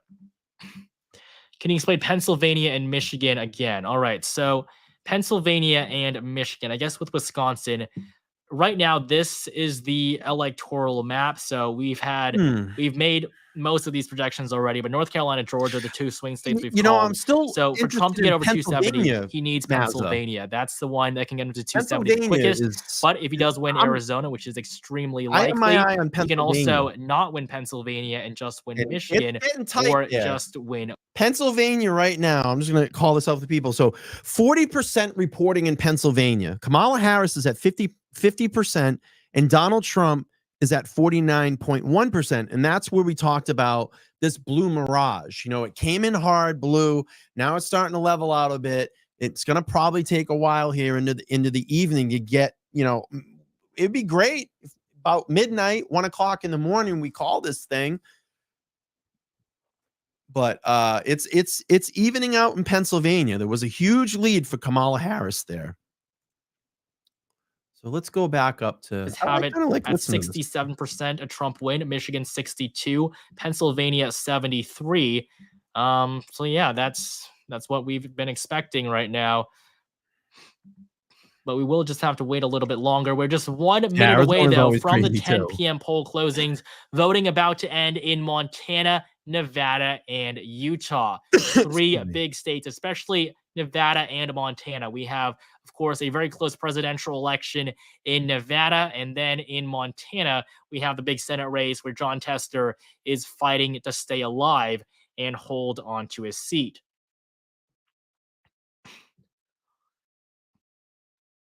All right.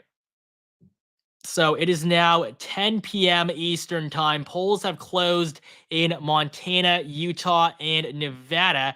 At this time, we can call the state of Utah in favor of Donald Trump. He's going to win Utah, and it's 6, and it's 4, or I guess it should be 6, but I guess I put 4 there, but it's 6 electoral votes for Trump in Utah. And then in Montana, Donald Trump is going to win the state's 4 electoral votes. We're going to see Trump creep up just a little bit more. He is now at 243 electoral votes. We also do have a projection in New Hampshire. Kelly Ayotte, the former senator from the Granite State, will become the next governor of New Hampshire, succeeding Chris Sununu. She was defeated by Maggie Hassan in 2016 to win her reelection to the Senate. She's now going to be elected the governor. She's going to defeat Democrat Joyce Craig in what was supposed to be quite a competitive race. And so good news for Republicans there. But yeah, we're now at 10 p.m. Utah's red. Montana's going to be red very, very soon. Pennsylvania, Trump takes the lead. Michigan, Harris is ahead by 8. Wisconsin, Trump has taken the lead there as well. So everything is now turning into Trump's favor. This is what we've been expecting. The map is shifting more and more to the right. All right, so a lot of people are kind of questioning this map. Let's just do this. I mean, we'll go to Google. We'll take a look at the map there. I'm pretty much seeing what this guy is seeing.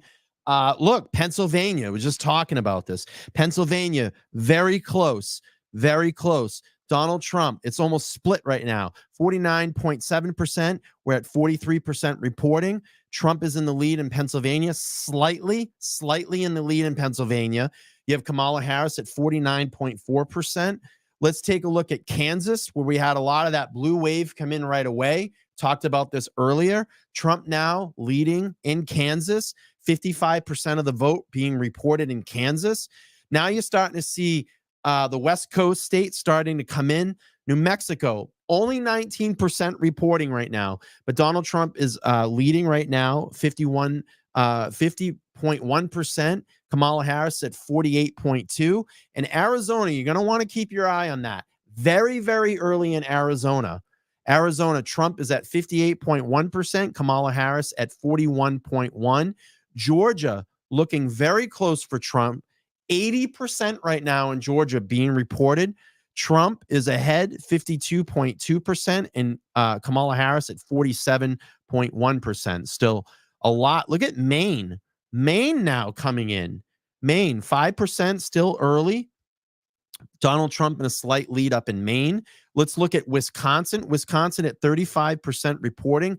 Donald Trump, again, pretty close, split down the middle there at the moment, does have a slight edge lead. Minnesota, only 2%, but Donald Trump right now at this moment is leading at 57%. We got Oregon that is starting to report, came out of the gate for Donald Trump, 71%, 4,300 votes for Donald Trump, but that's still early in that race. You're going to start seeing California, Nevada, and Washington start closing pretty soon here too. So Iowa for Kamala Harris right now, slight lead. Colorado, Kamala Harris. So we'll take a look here. Let's go back to some of the main scheme media. Let's see what they have to say. Main scheme media. We got another victory speech up here. Oh, let's go to this. Nevada polls have just closed. Let's take a listen. Completely right. They have a Republican governor there. Let's talk about Nevada here. Right now, no vote in. Obviously, still too early for us to even start to get data in right here. But let's go to 2020. Both elections, both in 2020 and 2016, the winner were Democrats. Clinton in 2016, obviously, and Biden in 2020. The spread, though, was only 2 percentage points, a little over 2 percentage points. That's why it's a battleground for us. It's one of the reasons why we're watching tonight. I'm going to give you a primer on Nevada. What you have to understand is a lot of Nevada is Clark County. It's Las Vegas here. This is 3/4 of the electorate here. If Democrats can turn out their voters here, there is no way that Republicans can catch up. Between Las Vegas and Reno, which is Washoe County, this is the battleground county here. About 15% of the vote here. The vote in Washoe actually is more reflective of the entire state, much more than Las Vegas is. It's reflective because it's a mix of both Republicans and Democrats. Democrats have been able to hold Washoe County for a couple of elections now. If they can hold it tonight and do well in Las Vegas, it's game over there. But look at all of this Trump country in the middle. It's not a lot of people, but it is rural desert. With the exception of Elko, you have some population centers there. And this is where Trump hopes to run up the score. Something else we have to understand, I'm going to zoom out a little bit, about Nevada is that you have people from Northern California who have been moving since the pandemic into Reno, right? And then Southern California moving into Las Vegas. People from California find it more affordable. They find it that they can get more for their money. Because of that, housing prices have gone up. So the economy and housing prices are a huge issue in Nevada. And finally, the last point I want to bring up here is that the unemployment rate right now in Nevada is over 5%. It's the highest of any state in the entire country. So the economy is going to be huge here. And you got to remember, Trump came out with his plan about no tax on tips. You have all those service workers and those service unions in Las Vegas. Democrats quickly adopted that plan because they knew it was a good idea. Unclear if it's ever going to become law or if they can even do that. But it was a plan that caught a lot of attention in Nevada, guys. And a populist appeal, definitely. And I think I'm glad Tom was talking through those points here, because I think of Nevada and I think economy, right? You talked about the Republican governor, that largely driven by anger over pandemic shutdowns on the Strip, et cetera. No tax on tips. I'll also tell you another number. I think it's $3.80, just about $3.79. That's the price of a gallon of gas in Nevada, the highest of any battleground state. The economy is a big factor in this state, as are the Latino population, of course. And that's another factor that Democrats for a long time had a big registration advantage, but that's all but disappeared. And as you mentioned, a Republican won statewide office, the governor's race in 2022. It's also one of these states with an abortion ballot initiative as well, and a state that the Trump campaign believes you could see some ticket splitters on that. And it's a competitive Senate race in Nevada as well. We talked about the fact that some of these Senate races, if you rewind about a month ago, weren't so competitive. It is incredibly tight. Senator Jackie Rosen looking for another term. And look, if the way so far that Donald Trump's performing tonight versus Harris, this really is an indictment of the Democratic Party for the last 3 years. Because you want to talk about Nevada, you talk about the voter registration advantage. Republicans, basically, for the first 3 years of this presidential cycle, just destroyed the Democrats on voter registration. All across the country in the battleground states, Republican registration advantage. The last 3 months, Democrats have done well. 3 years versus 3 months. So far, the 3 years is paying some dividends for Trump. All right, there's the countdown. We are waiting for another batch of closings, and this will bring us to Battleground Nevada, which is our last battleground state we've not heard from, or the last to close the polls. NBC News can make a projection now in the state of Utah. NBC projects that Donald Trump will win in Utah and take those 7 electoral votes. And we go further into the west, into Montana. 4 electoral votes. Donald Trump, the projected winner in Montana tonight. Here's the map. The road to 270. Donald Trump now with 201. Harris with 81. That's the road to 270. Well, let's put Nevada up on the map here. It is, as you might expect, too early to call. And if you remember, in 2020, we didn't get a result in Nevada until Saturday, so we could be waiting a while. In fact, oh, yes, we remember. Oh, we remember. You can send your mail about. Don't even bring it up. That was triggered here. Okay, yeah. Pennsylvania, too close to call. Got to say, that was a Saturday call as well in 2020. Michigan, too close to call there. Let's see how much vote we've gotten, though, at this hour. Just 16%. Donald so Trump there's a lot just of took a votes to lead be in counted Pennsylvania, there. so that we'll graphic move is over to the state just nearby, Wisconsin, the other industrial Midwest battleground, 35%. So let's see. Donald Trump. Let me refresh this map. Pennsylvania right now, Donald Trump is polling ahead. 47% reporting in Pennsylvania.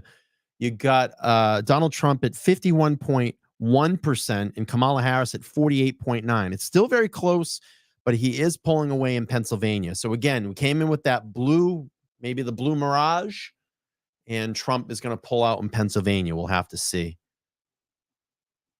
Let's start in Pittsburgh and Allegheny County here. 66% of the vote, and let's compare it to 2020. Slightly overperforming. That's good news for Harris because that's what she needs to do there if she wants to win the state of Pennsylvania. And look at this, Butler County. You'll remember that's where that first assassination attempt took place, just miles from Pittsburgh. Look what a different place this is. Trump is on top. 71% of the vote is in. He got 65 in 2020, 65%. He's now at 64. He's essentially performing where he needs to be. I also want to see how the vote is in these Western communities, Western PA communities, because fracking was a big issue here. Vice President Harris had to change her position on that. Washington County, right here on the border, Trump with 60% of the vote. Let's see how he did compared to 2020. It's about the same. Westmoreland right next to here. It butts up against Allegheny County. 47% of the vote is in. He's at 65. So he's kind of where his marks were in 2020. Remember, he has to do a little bit better. Erie's the one that we're going to be watching. This is the big swing county. We only have 1% in. The reason why we're watching this is because Erie almost always picks the winner of the election here. But we only have 1% in Erie County, but we'll be watching that. Let's move east now, because I know we have a lot of people from the Philadelphia area on the anchor desk tonight. See what's happening over there. Let's start in Chester County. Okay, so I'm going to give a quick whip around here. 2020, remember. So Harris has to drive up the vote in the suburbs just like Biden did and try to turn out that vote in Philadelphia County. So Chester's one of those ring counties. Let's move over to Delaware County here. She's overperforming there. Only a quarter of the votes in. Let's get to Philadelphia County here. 79%. She's going to want to increase those numbers. Again, we're still waiting on a lot of the vote. It's still very early. Remember, some of these counties are going to report late. 28% in, 69% overperforming there.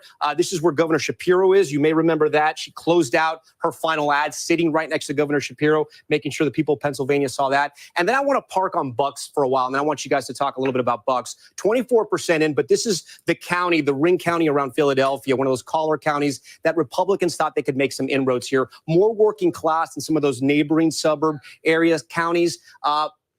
They say Southern Bucks might be a little bit more Trump country. That may have changed this election. We're going to have to wait and see. But you can see here, the numbers aren't as high as they were with 24% in, 56% of the vote. Trump's going to have to try to run up the vote a little bit here if he wants to do better. I'm going to look at one more area before I send it to you guys. This is the swing here. Northampton almost always picks the winner in Pennsylvania. This is Easton. This is Bethlehem. That's that whole Lehigh Valley area there. Biden was at 49. Harris is right there. Look, guys, it's tough to draw any kind of information on who's on top or who's lower right now. Still too close to call.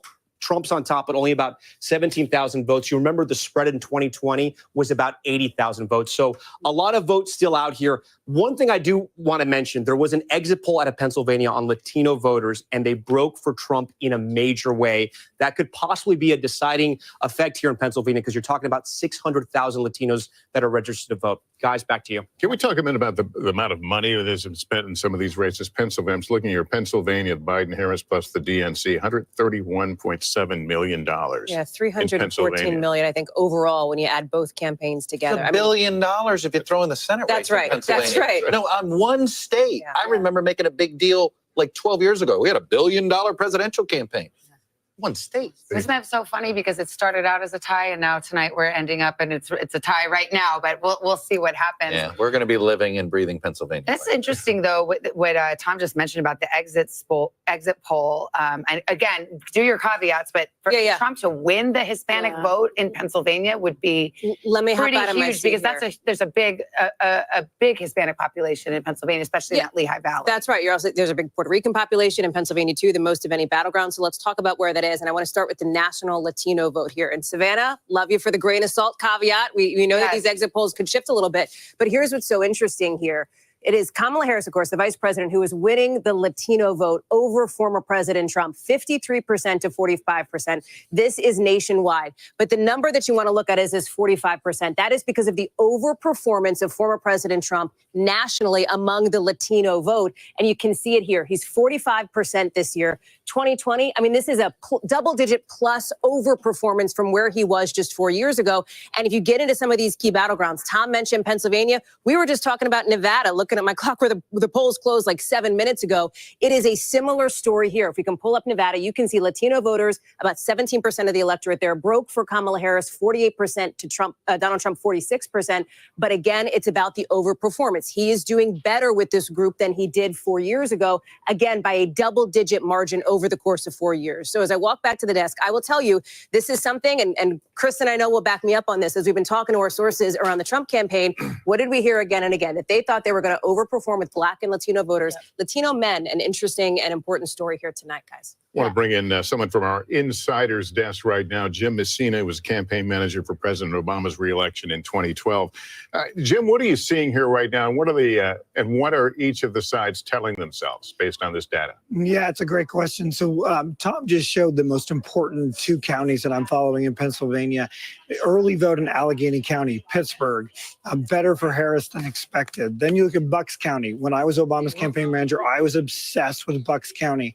And so far, it's looking like very early numbers, but she's doing really, really well. We talked about the Latino vote. That is a very scary number for the Harris campaign. They're going to want to do better. But the thing around the exits that we haven't talked enough about is really the senior vote.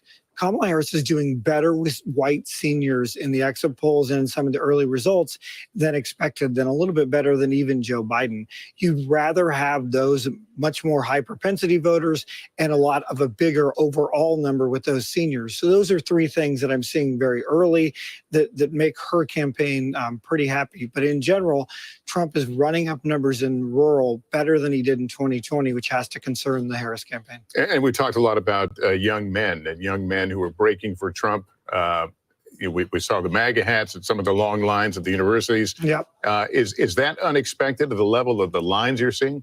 I think both sides have a little bit of excitement here. I've talked to Harris officials in the last hour who said, look at the lines in Penn State, look at the lines in Arizona, look at the lines in the Philly college campuses. They feel really good about their ground operation. They have the best ground operation person in American politics, and Jen O'Malley Dillon is the chair, who has built a $1 billion field campaign for this moment. And they're really going for it on the college campuses, and they kind of need it right now. Jim Messina, good to see you. Thank you. All right, we've got a winner to announce. Kamala Harris takes Colorado as expected. It used to be a battleground years and years ago, but has really trended to the Democrats in the last couple of presidential cycles. And here's how it shakes out. With 54% of the vote counted in Colorado, they vote by mail, and those ballots get to be counted quite quickly. So we see that Kamala Harris will take Colorado, so we can fill out the map just a little bit more as we lay out the road to 270, but those big battleground states, we have yet to call one of the battleground states for Kamala Harris. Right now, her best path remains those three industrial Midwest states, Pennsylvania, Michigan, Wisconsin. Donald Trump flirting with Georgia and North Carolina and perhaps Arizona and Nevada. It'll be a while before we get results there. We've got Garrett Hake, who is at Trump headquarters in West Palm. And Garrett, what's the mood there? What are you hearing? Sven, I've been talking to Trump campaign officials, and look, we all know the cliche on election days where you hear campaign sources say they're feeling cautiously optimistic. What has happened in the last half hour is my sources have stopped using the word cautious to describe their optimism. They are feeling increasingly confident as more and more votes come in, despite the fact that no battlegrounds have been called, that their theory of the case is being proven correct. And what I mean by that is the Trump campaign set out at the beginning of this race to expand the Republican Party. They knew they couldn't win with their old coalition. They had to get more younger voters, more black voters, more Latino voters, even by small amounts, to join their coalition. In the battleground states, they are seeing that happen. And if it does happen, it would be a historic realignment of the parties. Now, again, none of these battlegrounds have been called, but with all the battleground, states now closed, the voting is done, except for the folks who are waiting in line. They feel like there's not much else left for them California, to do. we won't see that till 11 o'clock. Wait, Another an 40 minutes in increasingly California. We know optimistic that's going to atmosphere go both here at all West Palm blue. Beach and at Mar-a-Lago, where Trump and his So let's just see. I got the Google at 109 to 198. All right. So let's just say. So Harris at 109. She's going to take California. California is what? 54 electoral votes. So let's add 54. She's going to take, let's see. Son of a gun. She's going to take Oregon, which is Oregon. Oregon or Oregon? People get mad at me the way I say that. It's just my accent. She's going to take Washington. Add another 12. So she's at 183. So even taking those three states, Trump's still going to lead. Let's look at Iowa. Last year was a Republican state. Trump still leading. Maine's got 8% in reporting right now. Maine's got 8% in. And Maine is for Trump right now. 51% to 46%. Again, still very early. You're welcome. Thanks for being here. Tomato. Thank you. Thank you, Lynn. I appreciate it. You can start calling me BLT from now on. Bacon, lettuce, tomato. Bacon, lettuce, tomato. That's my new nickname. I guess I'm BLT now. But I get called these names behind a paywall, not on a public forum, behind a paywall. All right, let's go up to. I'm going to go over to this guy. Let's listen to this guy again. He's going to hit 350,000 the night is subscribers tonight. probably going to end pretty early on. CNN currently has it at 178.91, but we, of course, know that they're heavily underestimating Trump in many of these races. Iowa has just been called. I think a lot of people are saying. People, when we look at Poly Market again, apparently Trump is finally at 90. Yeah, it seems like Trump is now at 90. It seems like it's a lock. He's going to win Wisconsin, Michigan, wow, and Pennsylvania. Honestly, a little bummed out that I'll be proven wrong by less than 1% in both Wisconsin and Michigan. So I apologize for that. But I guess if I point to my prediction from 5 days ago, that would have been absolutely perfect. But I mean, obviously we had Trump winning and the map wasn't going to change too much from there. The margin in Illinois right now. Grandma, go have a good night. Get some rest. What Thank that you is for saying. becoming a new member of the show. Thank you, Lynn. I appreciate it. It's 11 points for Kamala Harris. This is actually quite bad. The last three Democratic nominees here have won the state by 17 points. BLT. There you go. I mean, Kamala Harris up by 10, basically 11. That's I think Trump's gonna wail away with this thing, man. For the Democrats. Now we're going to look at Arizona. We have a Senate election there with Carrie Lake running as the Republican nominee. Now, people will get upset at me because I like to bash Virginia, very close. Carrie Lake, but Kamala Harris with a very it really doesn't seem like she's going to win. This could flip. Even at this point. So this could flip. Look at Arizona on the presidential level. Trump is at 49, Harris at 50. The Senate race has Ruben Gallego at 53, Carrie Lake at 45. So Trump is outperforming Lake by 4% right now. Kamala Harris is leading by 1. Trump is on track to win by 4. So we're basically going to see a 5-point swing in terms of the margin in favor of Republicans over the next few hours. Carrie Lake is behind by 8. So it does seem like Lake is going to lose again.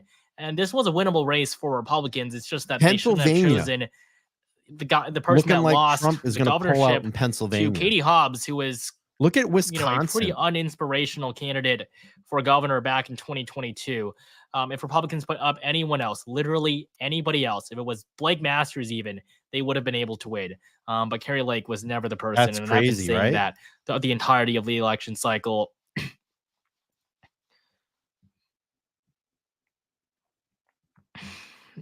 Let's go to the Google map real quick. Let's take a look and see what the AP has up.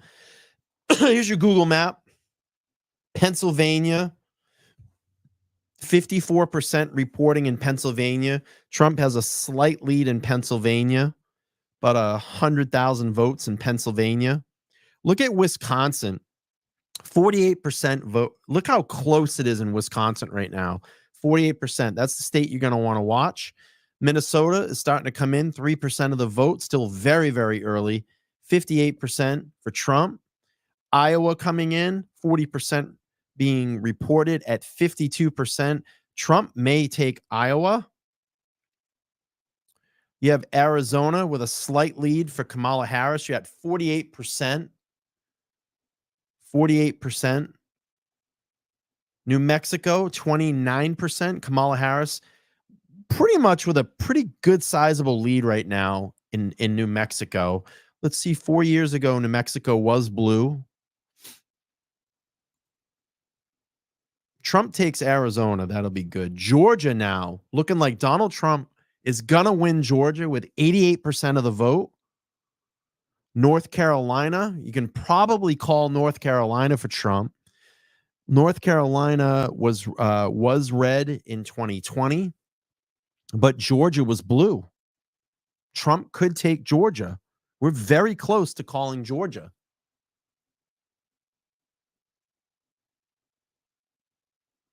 Maine, 8% reporting in Maine. Trump has a pretty sizable lead in Maine. This is nuts.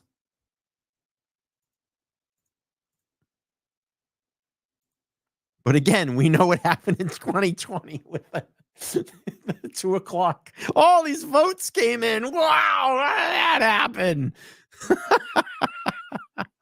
So I still reserve. It's still early. It's still early. Let's listen. Is to the this. projected winner in the Granite State of New Hampshire. It's going to be close. Kamala Harris' performance is going to be bad, but she is ultimately going to win the state. So New Hampshire is going to be blue on our map. We can also project that in Ohio, Bernie Moreno is going to win the Senate seat. He's going to defeat Sherrod Brown, That's the a incumbent car Democrat. dealer, This is I going to be think. a flip Bernie in Moreno was favor a of car the dealer. GOP. It's going to be a big victory for Republicans. This basically means that the GOP is going to win 52 Senate seats at the very minimum. Coming back to the map, see if there's anything else interesting that we can take a look at Are you all here. enjoying this tonight? If you are, Michigan is now give me a leaning 1 in the Republican. chat. Michigan might Type a even vote 1 to in the the right chat of if you're enjoying the Pennsylvania. coverage. Like I said, it's something and different here for the Wisconsin. I mean, channel. that's the Fun biggest hanging out with surprise, everybody isn't it? tonight. I was In gonna these walk Senate anyway, races, though, so why not the do it Senate on election in stream and hang out? Pennsylvania is now a pure toss-up. I mean, we might see a red wave for the GOP. It might be 54 seats for Republicans. It seems like Tammy Baldwin currently is on track to lose her re-election. Nice seeing to a everybody third here. term. Thank I you. mean, that is a really big deal here. Tammy A lot of new Baldwin names tonight. Good to is see you. behind, is ahead right Please now. make sure to like, share, by and subscribe. I know a lot of by people less get than kind of weird 1%. about And I mean, politics. she was crushing I in just the wanted to polls watch what was going to just happen. a few months ago. I have my candidate. You have yours. Trump leads here. Baldwin is good. outperforming Harris by around 1%. I mean, this race Nice to see Go Squad it really members and could go moderators either here way. tonight. So the margin right now is around 0.8. So we're going to see another 0.8 increase for Republicans there. And so with the Senate race, yeah, it seems like Tammy Baldwin might be on Michael. track to lose. We'll have to see what happens, but the Wisconsin Senate race is going to be among the most Yeah, it's been a competitive. good chat tonight. I gotta Now say. in Michigan, it seems like Been Alyssa a good chat. Slotkin is actually No doing politics, but quite well. very crazy with At people. least that's based Very on crazy. We get wild. Everybody what we're gets seeing wild. in the betting markets. Give us 1 second to take a look at that. Yeah, I mean, Jeez, we're looking at a red wave here. it would be a surprise for Republicans to sweep the 3 Yeah, upper you got it. Midwestern I like seats. that statement. But it really seems like that is incredibly possible right now. Thank you, DJ. But I appreciate unfortunately, that does not mean that Carrie Lake is going to win, because Carrie Lake is still probably going to lose. But with these Senate races, I will say Republicans are doing a lot better than expected. I had them personally at 52. I might have underestimated them by a seat or two. But I mean, obviously not everything can play out as you would expect. Kamala Harris, a slight lead, a very slight lead in Arizona. 49% reporting in Arizona right now. New Mexico, 30%. Pennsylvania update, Kamala where Harris 56% of the vote. Donald Trump takes Virginia a bigger now lead. He's now up turning. by 3 points. He's on track to win by 2%. Virginia now turning. Let's go to that map. That's interesting. This is the AP map. Virginia now turning blue. Now turning 68% coming in. Kamala Harris at 49.4. Donald Trump at 49%. Still a lot to report there, but not too crazy of a lead. Pennsylvania, 55% in. Trump is leading by about 3%, but 100,000 votes in that state. He's leading by 55%. And then we were looking at Georgia as well, 88%. Looks like Trump is going to win Georgia at 51% right now versus 48%. He's got about a 200,000 vote lead in Georgia. Arizona now turning red for Donald Trump, 49%. 49% coming in. Very slight lead over Kamala Harris. And then we'll start seeing California coming in the next half hour. That's going to go on. Wouldn't that be fucking crazy? Wouldn't that be fucking crazy? I think that would be fucking crazy. That would be insane if California closes and all of a sudden it fucking turns red, that would be nuts. I mean, I know it's not going to happen, but that would be crazy. That would be crazy. Just Debbie checking in. Hello. Good evening. I mean, this is nuts. All right, let's go back to, I like kind of watching that guy. I like what he's got to say here. All right, try to hang in there. Getting a little tired here. That. I mean, I do my I'm best sitting to almost not stay 3 in the hours. middle, but to try to take information from both sides, which is why I'm not one of those people that gave Trump Imagine that. 340 electoral California votes. went red. Not going to say their name, It but will people never that said happen. that Kerry Lake was going to win Arizona. But definitely, you know, I do my best to be as realistic as possible. And I think, you know, Audrey, that's thank you so done me much quite for well. You know, the 2020 coffee. I exact appreciate margin that. this time when it If gets you very want to close. support me, Maybe not the you can exact support margin, me via but at Cash App. most You can just drop 2 a super states chat. away. Super chats are always fun because we can bring it up. With the We can correct bring it up winner in the projected. chat and have your super chat. So if you want to support me in any way, you can do it via my Cash App, my Venmo. Yep. So or Missouri we has love just been super called. chats. Josh Super chats are great. Hawley will Become a defeat member of the Lucas channel. Coons That helps to keep win his the re-election. lights We on called here this in the a lot, studio. like a while ago. New York Times forecast apparently has Trump winning the popular vote by 8%. We love it. Yeah, that the election Any really way would you be wanna over if support that it, we'll actually be happened. there. I appreciate it. Look Yeah, at this. Trump was 0.8. I mean, this is First and a curious. big milestone Fast for and Republicans. curious. I Their like first that popular name. vote Says your win coverage equals best in coverage 2 of the night. decades since the election Show of as 2004. They haven't been able to Thank do you. this, but now they finally have. I think somebody wanted me to look at the New York Times update or the MSNBC polling estimates. Virginia They're saying turning a little Trump is bit at for 201, Kamala Harris at Harris. 91. I mean, they're just more cautious with their calls. I mean, with me here, I mean, I called North Carolina, Georgia pretty early. They're going to call those states very, very soon. It's just that they like to be 100% like in the clear, even though they know before that, you know, how each state is going to go basically when those early results come in. But, you know, here with me, like, I'm not here to waste your time. And, you know, it's extremely unlikely that we'll actually be wrong about something like this. Thank you guys for the donations coming in. I mean, Kamala that really Harris means has a lot. very slight lead, 22%. Yeah, definitely a lot of preparation. We'll turn this up. Turn this off for a second. Let's go back to the AP map, one that Google uses. So we got Kamala Harris, a slight lead in Michigan, 22% being reported, but it's very slight. It's pretty much split right now, 49.3% versus Donald Trump at 49%. Look at the red up here. You got you have Wisconsin, you have Iowa and Minnesota. Typically, Minnesota and Wisconsin are blue states. You got Donald Trump leading, only 4% coming in, but he's leading right now in Minnesota and Wisconsin. Look at this. Look at the tight race in Wisconsin. 51% reported, and you have Donald Trump 49.9% over Kamala Harris at 48.6%. We'll go to Arizona. Arizona, almost 50% in. Donald Trump has a very slight lead in Arizona. You have New Mexico, 35% being reported. Donald Trump at 49.8%. And you have Kamala Harris at 48.4%. Georgia, we're looking at that. 88% in. Looks like Donald Trump is probably going to take Georgia. All this filled in red. Virginia, 69%. Still a tight race in Virginia. Trump could take Virginia. You have now Maine flipping up for Kamala Harris. That's, you know, I mean, it's expected. All right, let's go back to the mainstream media. Let's see what's going on in the mainstream media. Let's check this out. Here we go. Following the political headlines lately. Our data at a door is a little skewed right now, so we're going to wait till the numbers get corrected there for right now. But Sauk County, we can look at 48% is in.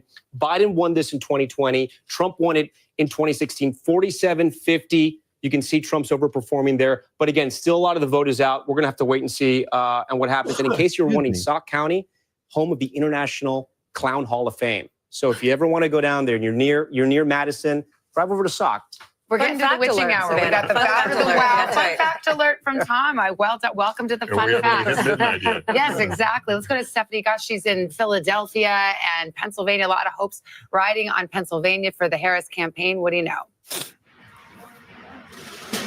Yeah, there certainly are, Savannah. You know, we are here in Philadelphia at the tabulation center. This is where they're going through all those mail-in ballots.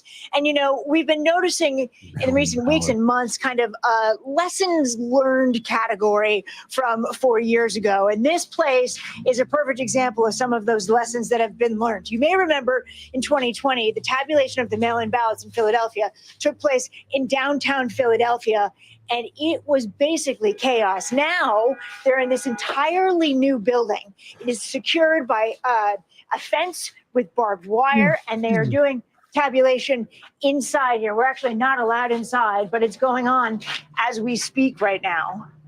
And one of the unknowns back in 2020 at the end of the night was, well, just how many mail-in ballots are there out there? We don't know.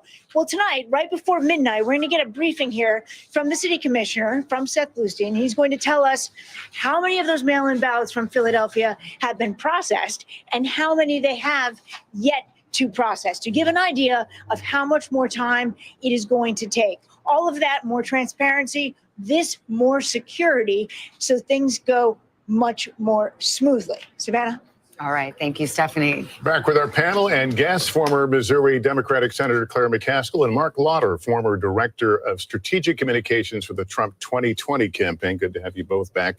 How's the blue wall looking right now, Senator? Well, you know what? I just got to say, with the exception of brave Ann Seltzer and her poll in Iowa, where clearly she did not get it right, it looks like the pollsters got it right in this election because I'm looking at these blue walls. If you look at Berks County, Harris is underperforming. You look at Lancaster County, she's overperforming. You can see the disappointment now. It's going to be razor close. I don't think there's any question. Now, what we're going to have to figure out is, do we have a country where an election can be close and people can accept the results? That's the question that I'm beginning to worry about, that if these are all really close and they go the way of Donald Trump, Here comes the I spin. don't think there'll be any problem. Well, Mark, we live in a 50-50 world. I mean, we do. I mean, We really do. It's not going to Spin stop now. after, Wednesday or beyond. No, and one of the things I'll tell you I'm looking at right now is Philadelphia itself, because while Kamala Harris has her margin, the numbers aren't there. She's about 2 points behind right now of where Joe Biden was, but there was a 471,000 vote difference to offset the rural areas. Right now, with 50% of the vote in, the last time I looked, she's on pace for maybe 390,000, maybe 400 or so thousand. That's if the current margins hold, and that's a projection. She needs to be above 450. Yeah. And if we're down there in that range, because right now Not it's about good. 190,000 vote difference with 50% in. It's early, but I mean, it seems like what we're gleaning from exit polls and other data is that the Trump campaign is overperforming, doing very well with Hispanic voters and young men. Overperforming. That Joe Rogan army appears to be real in a lot of these places. Is that what you're seeing, Mark? No, absolutely. I think they're very excited by that. And they also see that they're overperforming in rural areas. I think they're trying to cut their losses in the urban areas and in some of the suburbs. It's not always working, but I think in some of these key battleground states, it's panning out right now. Claire, what are you hearing from the Democratic side? Well, first of all, I think there's a lot of people on the Democratic side that are paying a lot of attention to what's happening with Sherrod Brown and John Trump Tester taking right a now. lead. How about that? Yeah. Trump taking a lead in Pennsylvania. And this is the state that I've been kind of watching. Trump is now taking a lead in Pennsylvania. You got 57% reporting. We had a quick shift there. Donald Trump at 50.9%. And Kamala Harris at 48.1% in Pennsylvania. Let's take a look up here in the top of the Midwest. Minnesota, still very early, 4%. We got 54% of Wisconsin. Trump at 50%. Kamala Harris at 48.5%. You have Iowa. Looks like Trump is definitely going to take Iowa. That's typically a red state. You're now seeing reporting coming in from Utah. They're giving Utah kind of the check mark for Donald Trump. You have Arizona now. Look at the tight race. Look at the tight race in Arizona. 50% in. Look at this. 49.6% and 49.6%. But Trump does have about 1,000 vote lead in Arizona right now. Unbelievable. New Mexico looking like it's going to go blue, which it typically is blue. We know that. Trump definitely took Texas. Georgia, let's look at that. 88%. I'm still thinking that Trump's going to pull it out in Georgia.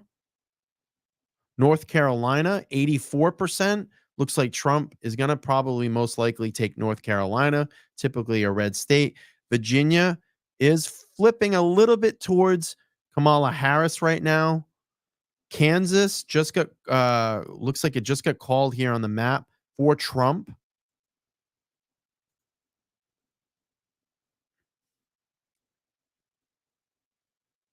I'm curious in this area, that top Midwest.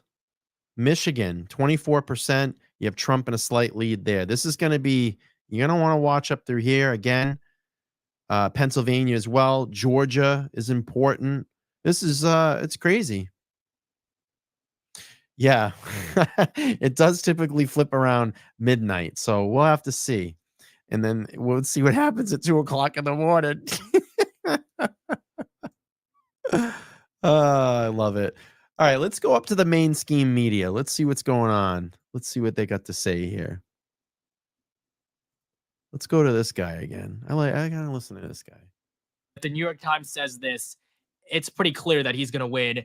And then with Pennsylvania, Donald Trump at 51, it's still a toss-up, but it's probably going to fall into that lean red category very, very soon. We're now less than 1,000 subscribers away. Good for from him. He's going to hit 350,000. So if you I guys wish I was hit getting that those subscribe button subscribers right like now that. and get us over the top Jeez. in just 5 seconds, I mean, that would be cool.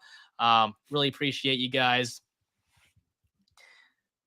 tuning into the channel. We're almost at 3 million views, 3 million different people watching this. I mean, that's just unbelievable. 3 million so, views. The support, wow, good for him. 3 million has just been crazy over the last few hours. I don't even know what I'm at. I'm not even near that. Well, I probably have less than 3,000. Yeah, we'll come back. We'll see if we can make any projections pretty soon. I'm trying to get these states excuse me out and of I did a the good way. little thumbnail tonight. Oh, by the way, we only have less than 1,000 views. All right, tonight. we're now by less the way, than 200 away, so we're by probably the going to see way, it cross very soon. There's a little bit of a delay. 5 million views but now on we're at my 350. channel. Thank you very much. Thank you guys so much. 5 million views. I've been on YouTube since I didn't even 2021. think that we were going to get to achieved the 300 other during day this stream because 5 we were at million like the views on this 280 channel. range So thank when you this all first so started. much So this has for just coming been here and checking out incredible. LTL Media. I mean, I appreciate guess it. we can go for 400. I would probably bet that it doesn't happen. Look, he's but going to hit I think if we get 350,000. close, I mean, that would be awesome. He's way over 350,000 subscribers. You guys Look have at been that. amazing sticking with me. I'm going to try to keep this going for as long as Congratulations. possible because there's a lot of other races to cover as well.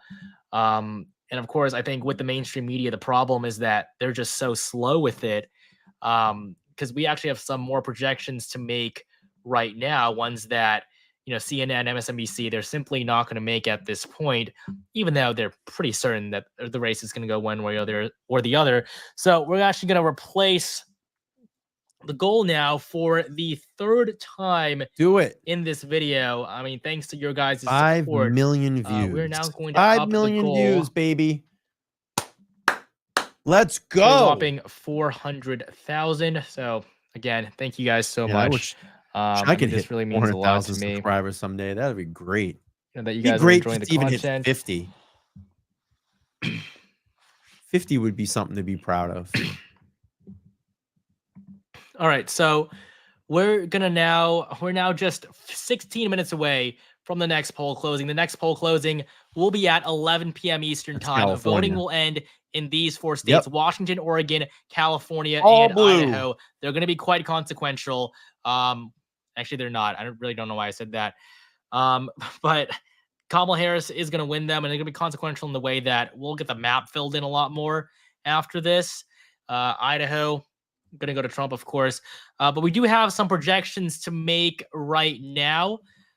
We have a few more, these states. Wow, they're saying that Trump I'm seeing some sources that Trump is the projected winner in Maine. Really? Let's go back up to the Maine Scheme Media. Let's see what's going on. Maine Scheme Media. Happy Play it. Valley. This is a university county. The Democrats should be on top right now. Again, there's 68% of the vote in. Not. They could still catch up, but Trump is on top right now. I want to go back to Eastern PA again, which has changed because a lot of people Pennsylvania. from New York and New Jersey have moved to the eastern portion of the state. We're talking about Northampton. This is one of those bellwethers, Savannah, you were talking about. It almost always picks the winner going back to like the Kennedy years, I think. Trump won it in 2016. Biden won it in 2020. Right now, Trump's on top. 73% of the vote is in, so there's still vote out. Those things could change. Again, it's still early. We're not calling these counties as well. I want to zoom in here. This is Berks County. I'm going to zoom in. Reading, PA. This is a city where Hispanics are the majority here. 92% of the vote is in. Trump is up at 56. It's not a huge surprise, but what it shows is that he's overperforming. He won this county in 2016 and 2020, and tonight he's overperforming. Again, some of that vote is still out, but we're watching that. Finally, I want to look at Scranton right here. Okay, Lackawanna County. Republicans thought they maybe had a chance in Scranton at least to peel away some of the votes there. Again, this is where Joe Biden was from. In that Joe People wondered Biden if he County? got the friends and family discount there with voters. She's underperforming tonight, 51% right now. Yeah. Biden was at 53. In a Joe state Biden where country out that it could way. be determined by 40,000 votes, 80,000 votes. Every little bit matters. If they're looking at the map right now and you're a Republican, you're probably feeling a little bit better. But again, I just want to say it's still so early in the night and there's still a lot of vote out. Philadelphia County, just because this was brought up on the set earlier, 62% of the vote is in. Biden was at 81. She's at 77. A lot of the vote is still out. But again, she wants to be in the same high water marks where Biden is, guys. Yeah, Mark Lauder was just here. You know, you staffed Vice President Pence, and you're obviously a longtime Republican operative. You think there's not enough vote for her to make up that margin? Well, there's still a lot out there. I'm just Yeah. saying all of these things start to add up. It's like death by 1,000 cuts. And so if you drop 40,000 votes in this state, maybe 6,000 or county, this 6,000 in another, next thing you know, you run out of options. I'll leave it to the brilliant minds in the decision desk to figure it out when that happens. I'm not nearly that good at math, but it's starting to look a little more encouraging. And when you see the Latino vote come in, when you see some of the closing of the gap with the young voters, it's starting to add up. Well, let me just jump in on that because there are several places, as we're starting to now at this point in the night get some trends across battlegrounds when it comes to exit polling with all the necessary caveats that you have heard by now. And there's a few places where former President Trump is making improvements from his performance 4 years ago. It is Latino voters, as you talk about, Mark. It is voters under 30, as you talk about. It is independents. He doesn't mean he's winning them, but he's doing better than he was 4 years ago. Here's where her improvement is. And this is interesting. It's with seniors. It's with voters over the age of 65. And we're starting to see You that pointed trend for to her. me as well. when you said No, seniors. oh my gosh, Savannah, and I just want to let everyone know that we noticed. It's deflected off your shoulder and hit me straight. To full disclosure, we talked about it in the commercial break like 2 hours ago. So it was more of a callback to something that I forgot we didn't say on the air because we're chit-chatting constantly. But the seniors piece of it is interesting because think about who actually gets out and votes, right? Who is more likely to get out there and vote? It is. I'm going to cut out of this. Let's go over to Live Fox Now. Let's see what they're talking about. Kind of like this. Ruben Gallego up over Lake 53 to 46 right now with 49%. Harry Lake can't of win estimated votes counted. If we can also bring up the Montana Senate race too between Sheehy and Tester, just so we can get my a God, good that's the first lowdown time I of think where we've that stood up race in 3 stands at the hours. moment. Let's take that. Woof. There you see Sheehy up 56 over Tester's 42 there with about 5% of estimated votes counted. So Montana still has a kind of long way to go there. But these are the Senate races to watch still now that we are moving our way westward across the country, though some of the other races, Pennsylvania, Wisconsin, Ohio, those Senate seats, they're still in the mix. They haven't been called yet, at least by the Associated Press, AG. Yeah, and Republicans. All right, let me go back to. Let's see what's going on here. Based on the numbers that we're seeing. First off, Virginia. We can call Virginia in favor of Kamala Harris. Donald Trump is going to pull off a very strong performance in the state, but ultimately, Kamala Harris is going to come out on top. Her lead is going to expand slightly. She'll win by around 3 to 4 points. This is terrible compared to Biden's 10-point margin from 4 years ago, but ultimately, Virginia is a pretty blue state. And the fact that Kamala Harris is just winning it now, is yet another sign Still that early, her though. campaign Isaiah, you got to has think. completely gone off the Whole rails. West Coast? We can also project New Mexico going to Kamala Yeah. Harris. Whole West Coast hasn't come in yet. The minute she gets California, bam, she's going to have 54 electoral votes automatically. I would shit if it came in, if it went red. I mean, I know it's not going to happen, but it'd be hilarious. It'd be hilarious. So you got to think that's coming up. So that whole West Coast, she's going to win. Washington, Oregon, California. She's going to take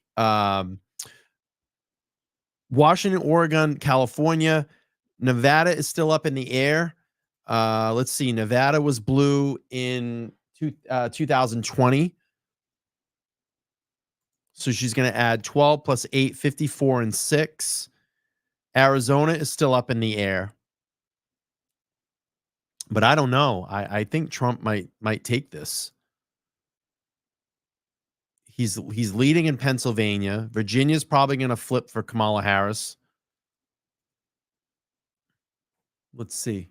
138. Donald Trump needs just 26 more to get to the presidency. It's not going to be that difficult, especially considering that he is going to get Idaho. He is going to get Alaska. There's no doubt about those. Oh, I forgot about Alaska too. And so really, he should have nothing to worry about. He should probably just be practicing his victory speech at this point, because that really is what he needs to be doing.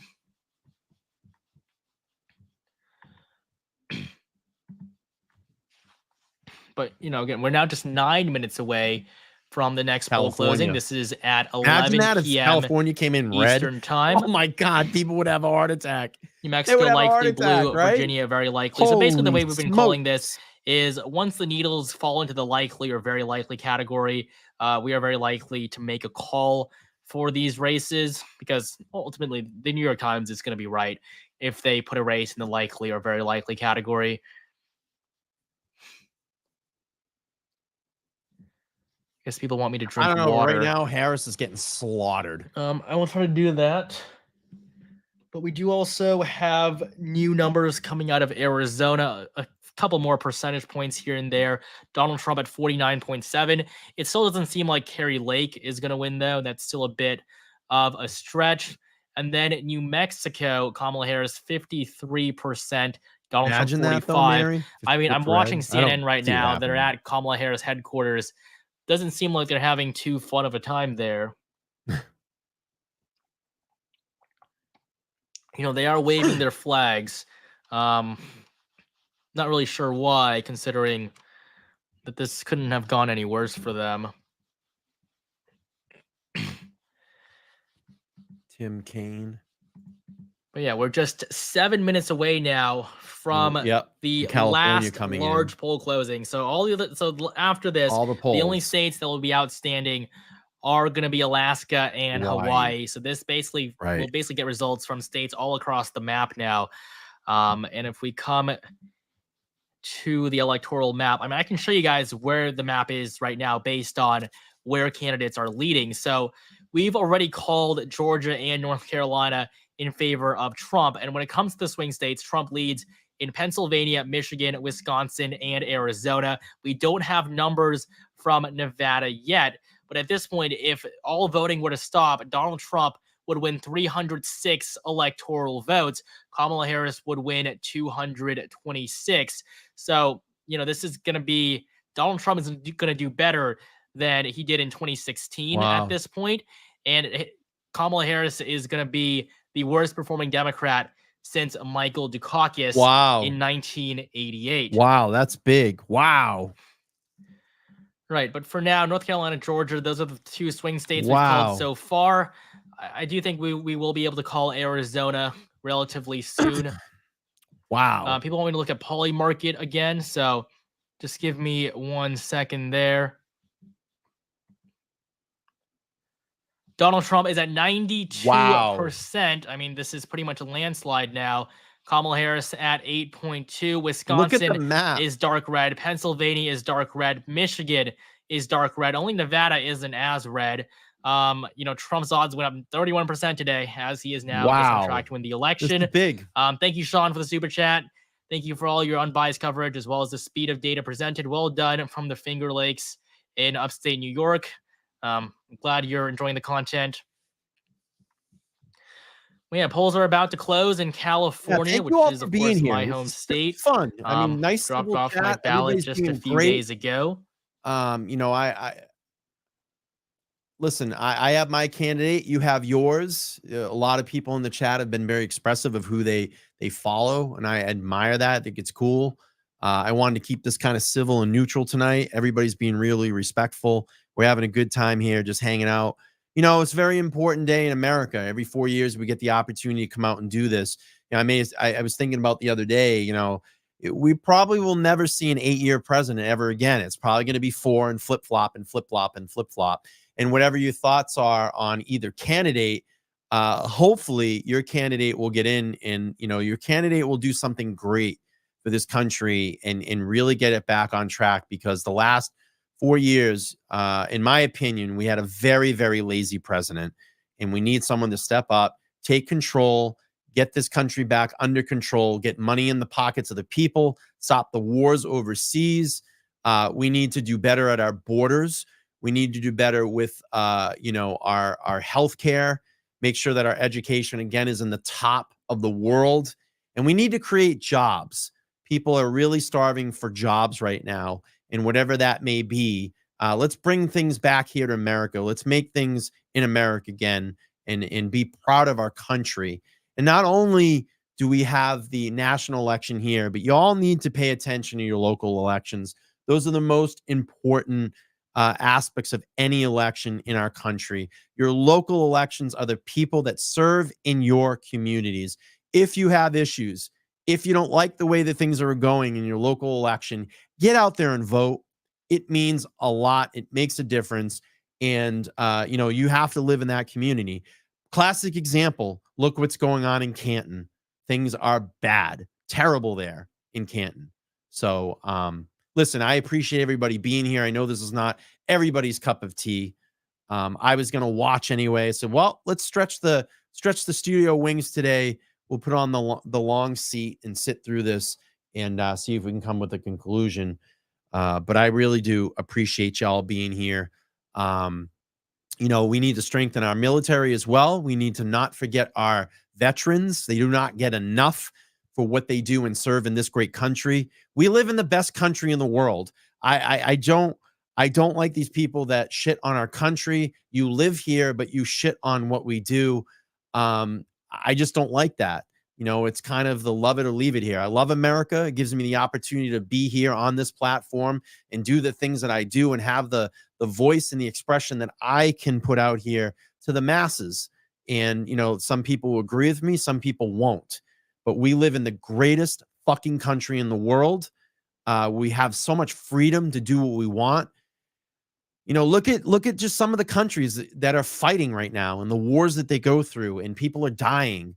And thank God we don't have that here. I don't ever want to see that here in America. I don't ever want to see that here in America. And I want to give every opportunity for people to be here, to be prosperous. But you got to do it the right way. You got to do it the right way, and you got to go through the right channels. And I want you to come here. I want you to be productive. I want you to pay your taxes, just like every red-blooded American that lives here. Pay your taxes. Pay your taxes. Be productive. Don't be a fucking scumbag. Don't be a criminal. And just be free, and be courteous and nice to the people around you. That goes a long way. It goes a long way with people. Love thy neighbor. Love thy neighbor, no matter who they are, what color the skin, whatever it may be, religion, creed, whatever it is, love thy neighbor. Let's just be better to people. Let's be better to people. All right, let's get back to the election here and see what's going on. Of votes in, it's going to be lean Republican. It's going to be a Trump victory there. Trump's also going to win in Michigan and Wisconsin. He's going to win at least 2 of them. Looks like very likely all Wisconsin's gonna 3. fall there. So really nothing to worry about there. But it's now 10:59, just 1 minute to go until our last major poll closing. And we will have some projections to make when that finally comes.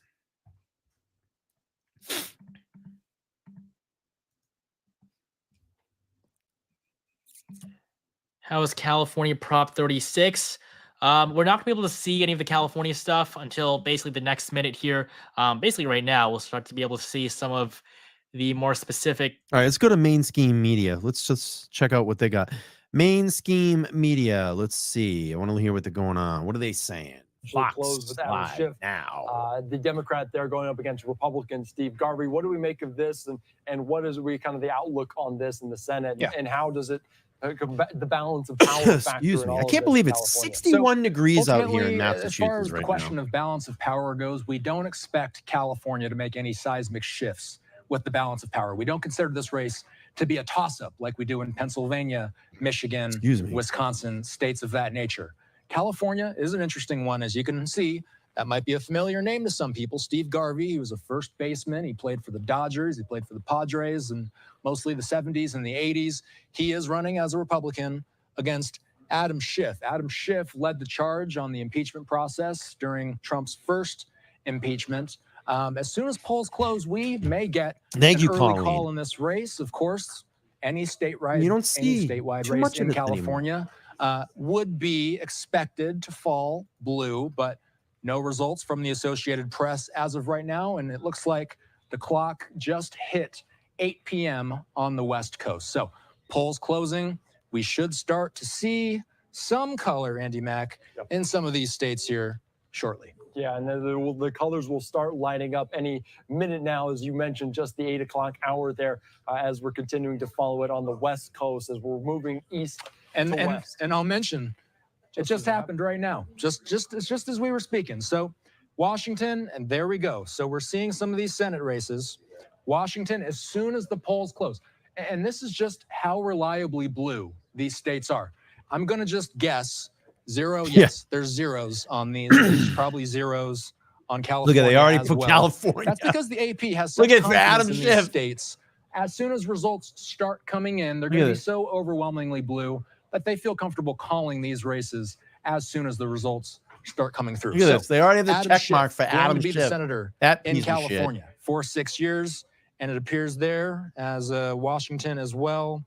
We're going to see so no numbers there as well, but still, Maria Cantwell going to be starting off her 6-year Senate tenure in the state of Washington, Andy. All right, very, very interesting. West Coast, we're following it very closely. Also, we're going to check back in with you over the course of the evening, as we've had over the last several hours as well, but we appreciate your time. Let's get out to more different conversations here as we're hearing now west to east, as I do want to put up just this. One of the most recent calls there in Idaho being called for the president, Donald Trump, as well. So I do want to put up just this, those 4 electoral votes going for Donald Trump in Idaho. 4 electoral votes is kind of the balance of power as we talk about all those electoral votes being cast up. So we're hearing different ones about Nebraska. You know about the split one there with that, but also in Maine, we're talking about. All right, and we're also getting more about Washington as well. So let's continue to follow the latest here. As you can see, just the excitement within this watch party there in West Palm Beach. All right, I'm going to flip out of this. I want to go back to the stream we're using. I like hearing what he has to say. Let's listen here. He's got something going on. And so they chose her, and then they chose Tim Walz, who was even further to the left, which wasn't the smartest move. They should have chosen Josh Shapiro because Pennsylvania is what they needed. Now, obviously, they would have lost anyways because they don't have Wisconsin or Michigan either. But choosing Tim Walz was a huge mistake for Kamala Harris. I mean, she's barely winning in Minnesota. She's going to win the state by just half. She's going to win by 2.5% now. This is based on the updated projection. It's a toss-up, according to the New York Times. She could potentially even lose Minnesota. Now, obviously, she's not going to lose the state, but it is too close for comfort for Democrats. They made a huge mistake putting her at the top of the ticket. Minnesota is still going to go blue, but by a much smaller margin. They probably would have had Wisconsin, a better Michigan, chance with like Pennsylvania, Gavin though, Newsom. Basically a lock now for Donald Trump. And we have actually just hit 3 million views on this stream. Impressive. Over 300 million people have clicked on it. I mean, thank you guys so much. We're still at 150,000 concurrent viewers, even though I went to take that break. 150,000 people watching them. You know, it means the world to me that you guys are sticking with me here. We're now 4 hours in, And so if you guys could help me get to my goal of 400,000 subscribers, I mean, that would just be Very impressive. absolutely Good for him. incredible. If everybody subscribed right now, we would get there within the next few seconds. So if everybody could click subscribe at the very Look at the moment to help me subscriber out. I've been count covering going this up. race That's for insane. over 4 years. I hope I get to that level someday. People are saying that the map This is is impressive. too big. All right, there, we'll make it smaller. Sorry about that.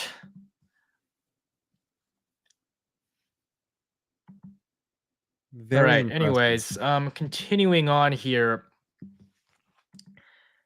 In Oregon, we have 42% of results in. Kamala Harris at 59, Trump at 38. Pretty much the expected margin at this point. Let me ask. Troy Evans asks, why do I think Fox hasn't called North Carolina and Georgia yet? Or why do I think? Well, I mean, with the mainstream media, they have to be fully sure a lot more. Okay, let me just throw this out there. In I know this may, tell your political affiliation, but let me ask you a question, and let's not attack the people here because I just want to hear. I thought Kamala Harris for a Democrat candidate was a terrible choice.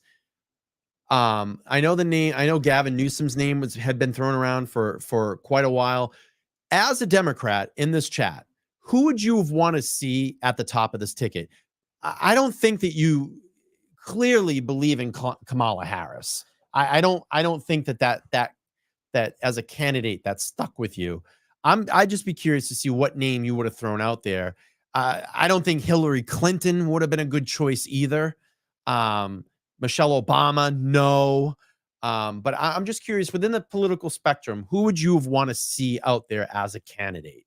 Because I'm just judging by what you say, and I want to go, all right, maybe, but I know Gavin Newsom's name. I think that probably would have been a better choice for the Democrats. You think he would have been worse? Mary, who would you want to see out there?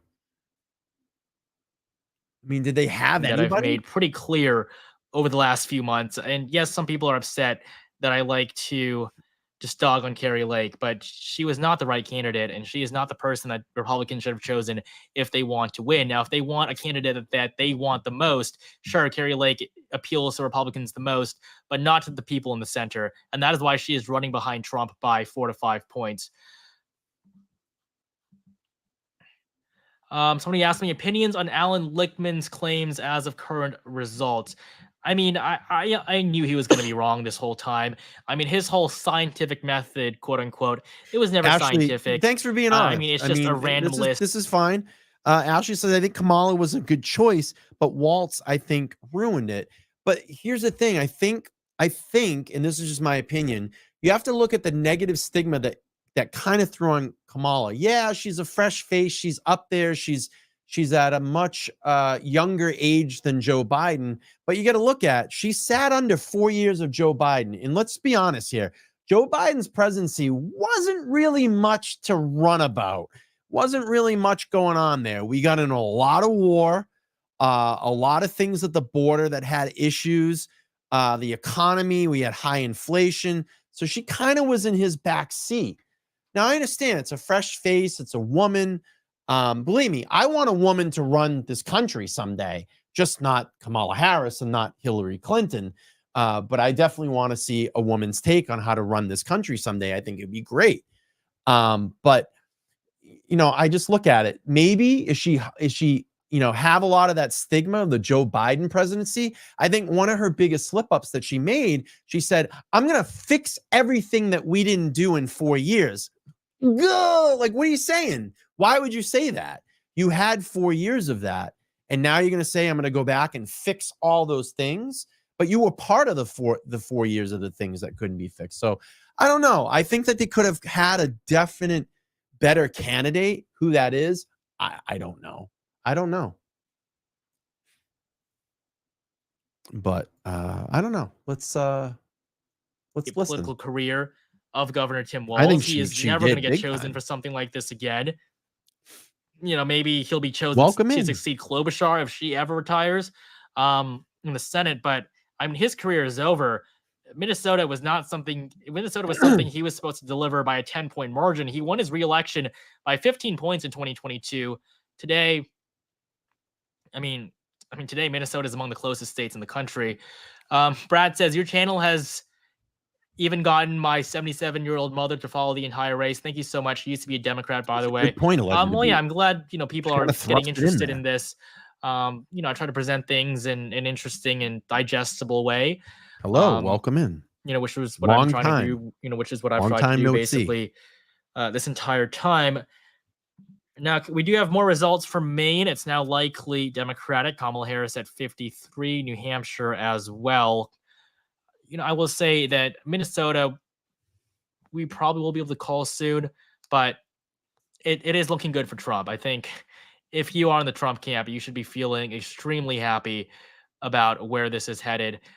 Maybe not a victory, but still, it's good. Somebody said that the 400K banner is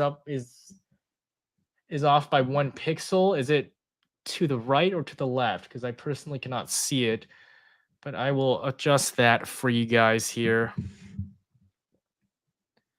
All right. I want to Give me say, I 1 think I second. watched this guy the last election, and he did really well. That's why I think like that does watching it. him. Let me know if the 400K is now centered. Somebody asked if Pennsylvania is decided by now. Yeah, Pennsylvania, it's pretty much decided. 73% of the votes are in. I will Yeah, Trump's expect gonna take to Pennsylvania. call the I gotta state use the before I end restroom. the I'll be right stream, back. so it should be pretty soon. But yeah, I wouldn't expect it to take too long. Somebody wants me to check Georgia, North Carolina, Virginia, and Pennsylvania. So Georgia, it's a lock for Trump. He's won it. North Carolina, he's won it. Virginia, Kamala Harris is going to win it. It's not going to be by a big margin. It's actually incredibly small. 4.7% is the projected margin. Kind of embarrassing, honestly. She's going to do worse than Hillary Clinton in the state. And then Pennsylvania, Trump leads by 3. He's probably going to come out on top by around 1 to 2. And so, yeah, if I missed your chat, I'm really sorry. I'm trying to get through all of them. Somebody asked, thank you for keeping me sane in spite of the madness here in Seattle. Good, pragmatic reporting. I appreciate that. Taylor Daniels says, what will you be covering after the election? I'm new to the channel since this election started. I would say definitely just focusing on the midterms 2026. We have a lot of big races there. And then, of course, 2028 as well. I think Democrats are going to be doing a lot of regrouping after this cycle. This has been a gut punch for them. It really couldn't have gone any worse. And this is my full-time job, so I will also enjoy the slight break that I will have from doing all this, but I've definitely enjoyed doing it. I've been waiting 4 years, ever since 2020. We put out hundreds of videos for 2020 and now 2024. Oh, excuse me. Somebody says Milwaukee's votes are coming in late. Will Wisconsin go blue? It's unlikely Wisconsin will go blue. Trump is probably going to win it by a few points, maybe like 1 to 3, I would say right now. Why then haven't they called Georgia, North Carolina? They will very soon. They're trying to be cautious, but it's going to happen. Somebody asked what's going on in Nevada. Nevada just is slow. They're always slow. Yeah, they're always so slow. You're just going to have to wait, but it seems like there's no way Trump is going to lose it. Daniel says, my favorite channel for accurate elections, forecasting, and reporting information, my go-to place for political races. Yeah, that's awesome to hear. Trump's really pulling away in Pennsylvania right now. I'm glad that, I'm able to be a source that, guys, you get, that. Let's look at the AP map real quick from Google. Trump's really pulling away in Pennsylvania right now. Excuse me. Trump is at 51%. 73% being reported right now. Trump at 51.3% versus Kamala Harris at 47.8%. I don't know, folks. This is not looking good for Kamala Harris. Georgia at 88%. It's been kind of been stuck there for a while, but Trump's got a pretty good lead there. 51% in Kamala Harris at 48%. Let's go up to that Midwest, the top tier Midwest that we talked about. Minnesota only at 14%, but Trump at 60%. And Kamala Harris at 37%. You have Wisconsin, 63% reporting. Trump looking like he's going to pull away in Wisconsin. He's got about just another big dump that came in. Trump is really leading now. Probably almost close to, let's see.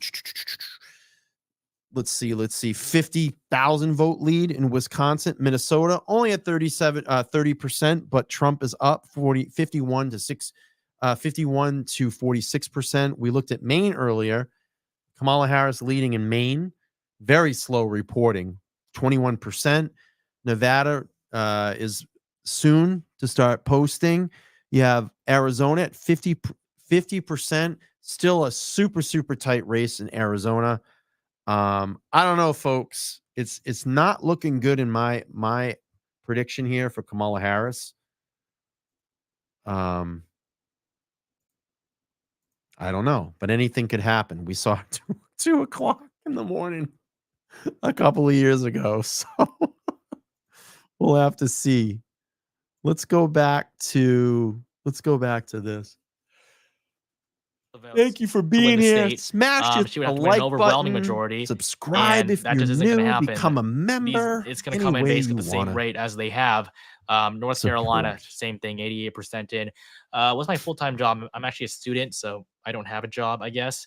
So, Student I with guess that's all I really have to say almost to that. 400,000 subscribers on your channel. Good for you, young man. Damn. I hope I get to that level someday. Somebody says nobody cares about one pixel except that one OCD dude.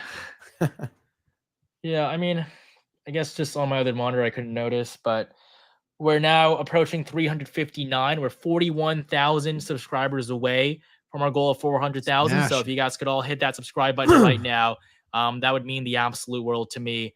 I'm going to be here for as long as possible. So, I guess, there's a lot more time for us to get to that goal, but I'm going to be here until we have a winner, because I do think that we will. It'll take a long time, I believe, but I'm going to stay with you guys here. I'm going to until try the to do very my end. best. And we've been doing this for 4 years. I'm not just about to give up now. Somebody said, is this going to be closer than 2020? No, this election is not going to be closer than No, it's 2020. gonna be a Right now, blowout. Trump is not only on track to win more electoral votes than Joe Biden won in 2020, but he's also on track to win by larger margins. Yeah, If you he's look at gonna the blow 2020 everything map, out. Joe Biden won the election because he carried Wisconsin, Georgia, and Arizona. If he lost these 3 states, all states he won by less than 3/4 of a percentage point, he would have lost the election entirely. Today, Trump is going to win Georgia, Arizona, and North Carolina by at least 2 to 3 points. He's also probably going to win Wisconsin, Michigan, and Pennsylvania by 1 percentage point or more. So it's not going to be closer than it was in 2020. It'll be similar, but there is a clear shift to the right across the country.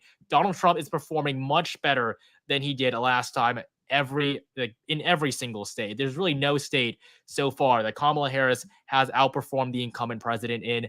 And I think part of Joe Biden will be happy because he does have a big ego, and he will, say that I told you so to all the Democrats. But of course, this is bad for his legacy, as his vice president couldn't get elected after him. It's pretty bad.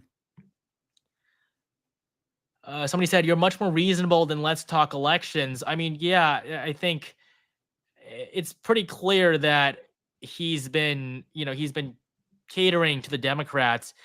He wouldn't have it any other way. I guess we can actually pull up his final prediction just for fun to see here. Comparing it to what we're seeing right now. I mean, I'll pull up my prediction first. I made it pretty clear that Wisconsin and Michigan were pure toss-ups. I gave it to Kamala Harris by a very small margin. I think I actually have a forecast from 5 days ago that I can find for you guys. I think this one's actually going to turn out to be incredibly accurate. I believe I released this just a few days before the election. Excuse me. If you'll give me just a moment here to find the forecast I released before the final one, probably the one 10 days before, actually. Yeah, this one right here on October 26th, I had 312, 226. That is probably what the map is going to end up being. I think this map would actually be nearly perfect, even in terms of the margins. But I think the race trended a little bit better for Harris in those final few days. But I mean, we were still always pretty confident in that Trump victory at the very minimum. Hey guys, I mean, I guess I do want to look now at Let's Talk Elections final prediction, just out of pure interest. Yeah, give me 1 second just to pull it up. I believe here it is. His final Senate prediction. I think this is going to end up not being as bad. I think his Senate prediction wasn't as terrible.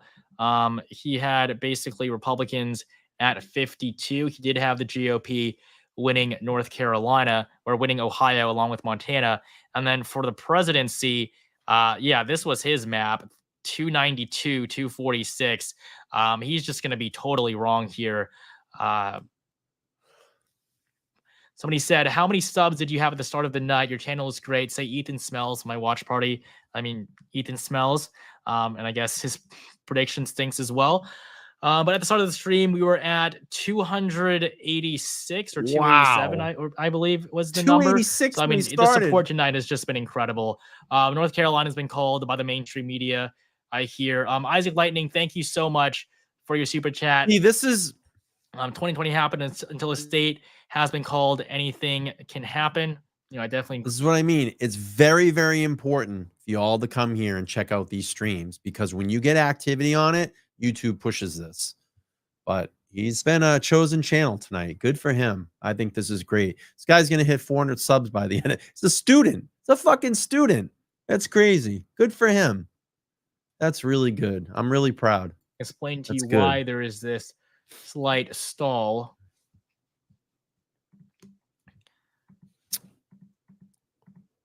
All right, just give me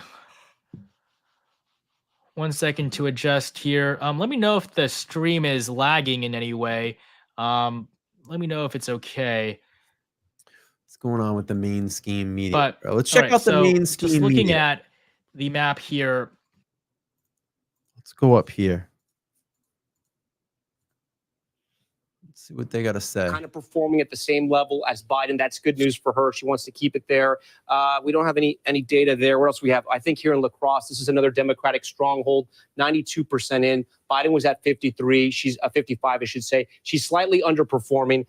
So listen, still a lot of vote. Let me see how much vote is still out. Still about 40% of the vote.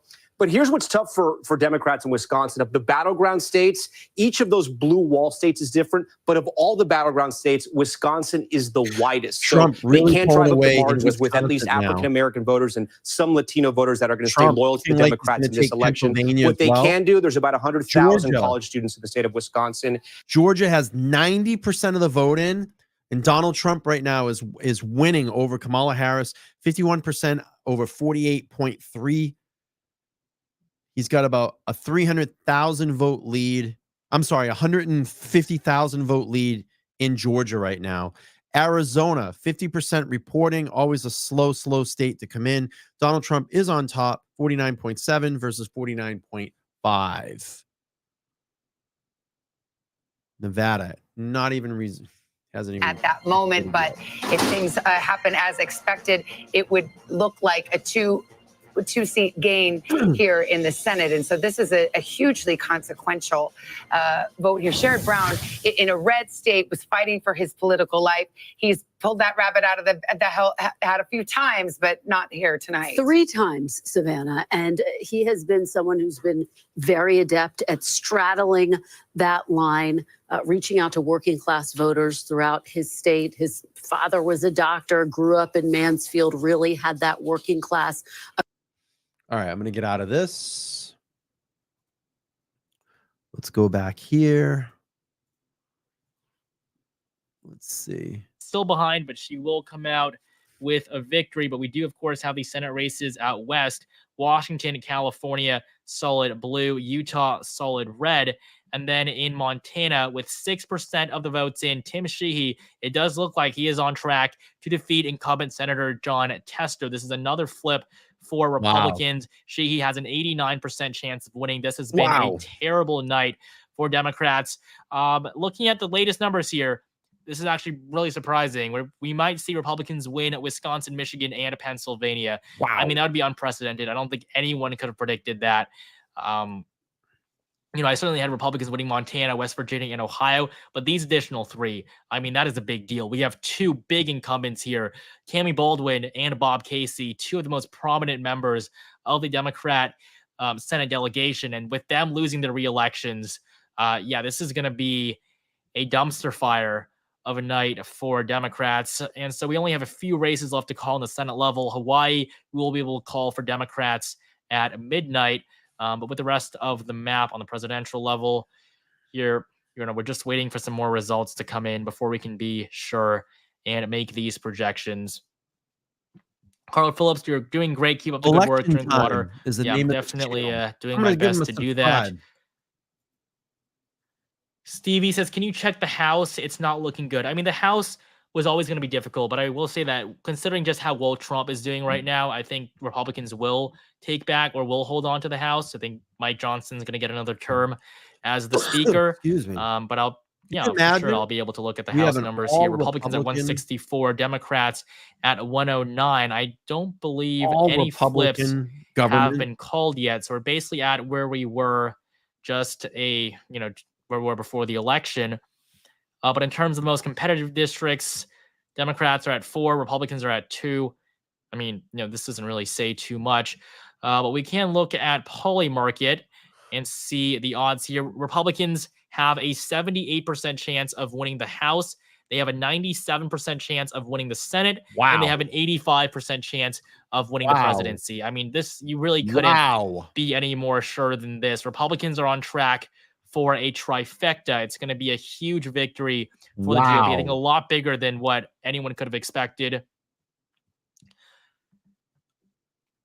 Jess Hernandez, this is the best analysis I've seen, and more networks should have something like this without bias. Is this your professional area of study? Yeah. I would say I'm studying international relations and economics right now, so I'd say it's pretty similar, but not specifically political science.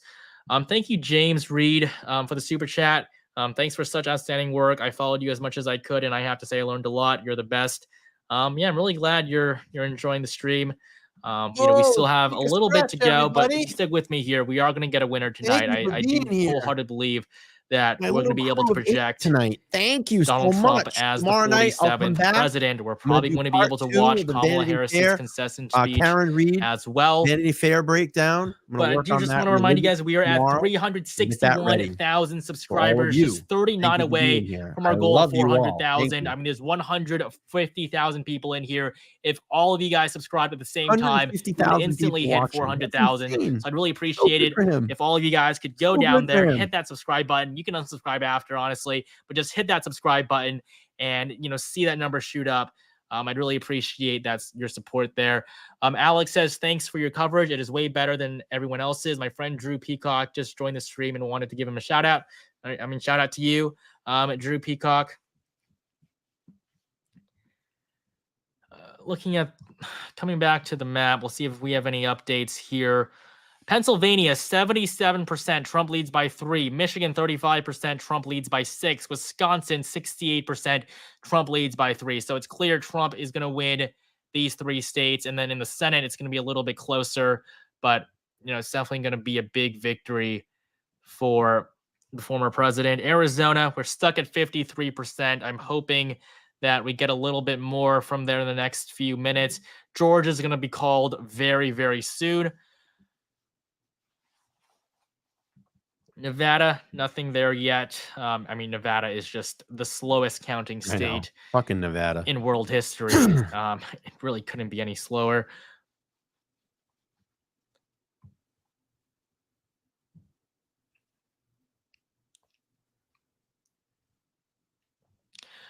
Somebody said, I've been living for your video predictions. Thank you for all you do. When's the last time Republicans controlled all 3?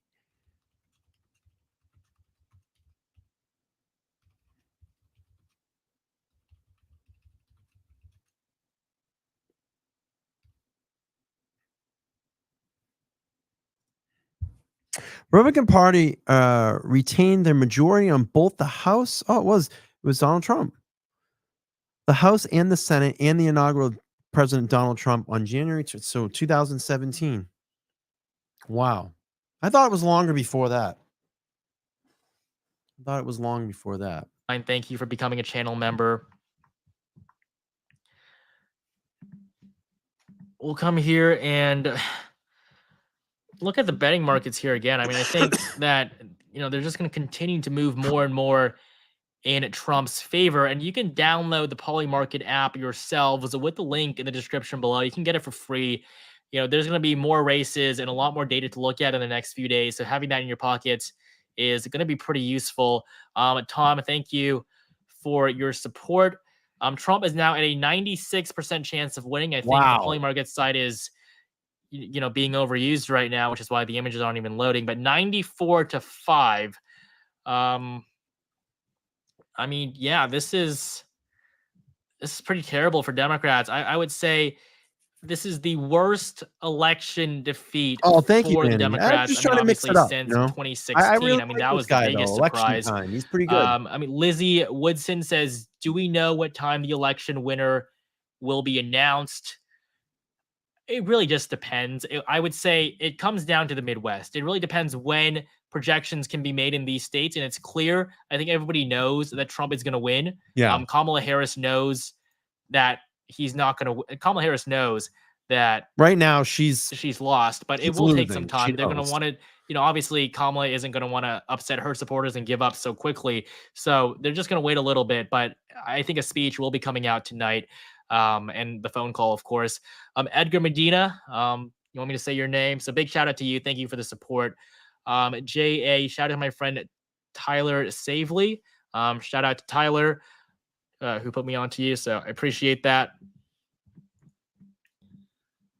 All right. Ron and Jerry, thank you for keeping us well informed. Thank you for your support. 91% Brody of says, the how old vote are you? Very in good job. Georgia. Glad I Looks found like out so I Trump's don't gonna have to take watch mainstream Georgia. news.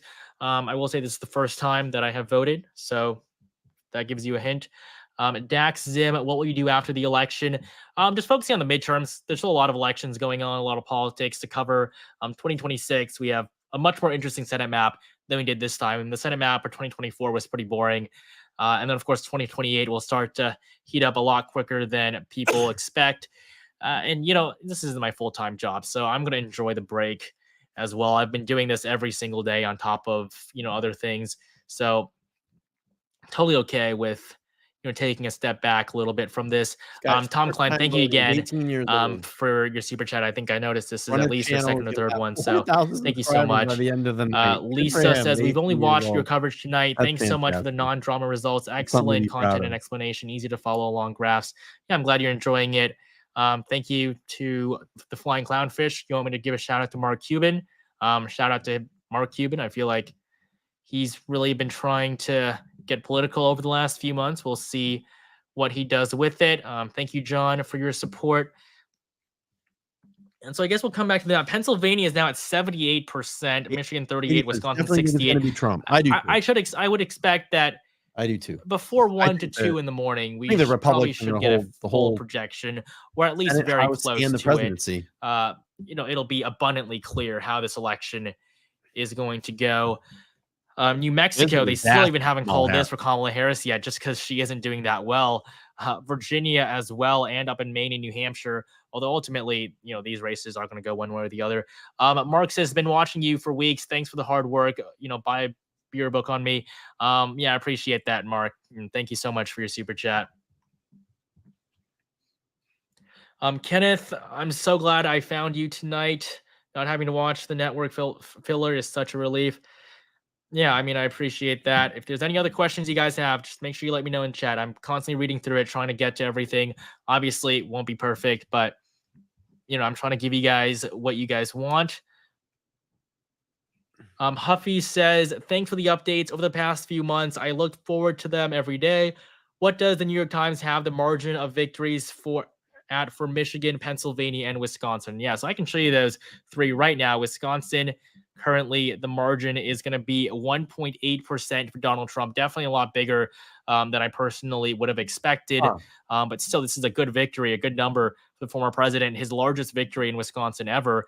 And in Michigan, Donald Trump is on track to win by 2.4. Wow. This is very close to Biden's margin from 2020. He won it by 2.8. And Michigan is supposed to be the bluest of the three Rust Belt states. And then finally in Pennsylvania, Trump is on track to win by 1.9. Wow. So all three of them, it looks pretty clear that Trump is going to come out on top. I mean, just look at the betting markets. They're all basically in the darkest shade of red that is possible. Michigan a little bit lighter. Somebody said, it's Anthony. Can you give a shout out to Tim Ensor for telling me about you? Yeah, shout out to Tim Ensor. I appreciate the super chat. Thank you, Dina, for the support. Thank you to Jay. I'm stationed in Japan and was worried about not being able to stay fully informed with the time difference and such. Great job. I love the non-bias. Let's help this man with his student loans. Well, I do appreciate that. Thank you to that one channel for your super chat as well. And so, I mean, I just want to show you guys these graphs here. I mean, on Polymarket, it's just been insane how this race has played out over the last few months. I mean, look at where Trump was before Joe Biden dropped out. He was at a 70% chance to win. People thought at this point that, the Democrats were done, but then when they replaced Joe Biden as the nominee, they were able to really do a lot. Kamala Harris almost took over at one increase point. Their odds. But then now, as we headed into election day, Trump's odds continue to go up. They dipped down a little bit in the last few days. And then ultimately, of course, Trump came on top by a big margin. Not even close, really. This election has definitely been one of the most interesting. It's a lot less competitive than many people expected. But Trump is in a good spot right now, and I'm surprised. I would say it aligns very well with what I've been seeing. I'm really surprised over the last few months. I'm trying to get to all the chats right now. Dog, please stream until a winner is called. Yeah, I'm gonna do my very best. I'll be here for as long as possible. I think in 2020, my stream lasted 9 hours, so maybe we'll go for the record. We started at 6. We're almost approaching 6 hours on the stream, so a subscribe would be really appreciated. I'm going on 4. Thank you to Yahiko, JK Gaming, Chris Beaver, Jake Anderson, KS. Is TB still live? Thank you guys so much for your support. Thank you to John, to Carefree, to Tev Sanders, Isidro, Damaxel. Thank you guys so much still hanging in for your there. super Good chats. job. Thank you, Richard. Thanks for providing us for this for us, just straight up information, data without having to hear the politics. I mean, yeah, I think, definitely with the mainstream media, it's just a lot of talking about random things that nobody really cares about. And then when it comes to making these projections, they're incredibly slow. And so I think being able to bring these near certain calls to you guys a little bit faster, I think it's definitely helpful. Yeah. Thank you to Illumination. Hey, Media Stream has been the best. Turn on notifications and subscribe. I've been watching your videos so far. One of my favorite YouTubers when it's come to the election. Yeah, thank you so much for your super chat. I really appreciate your support there. Glad you've been enjoying the content as well.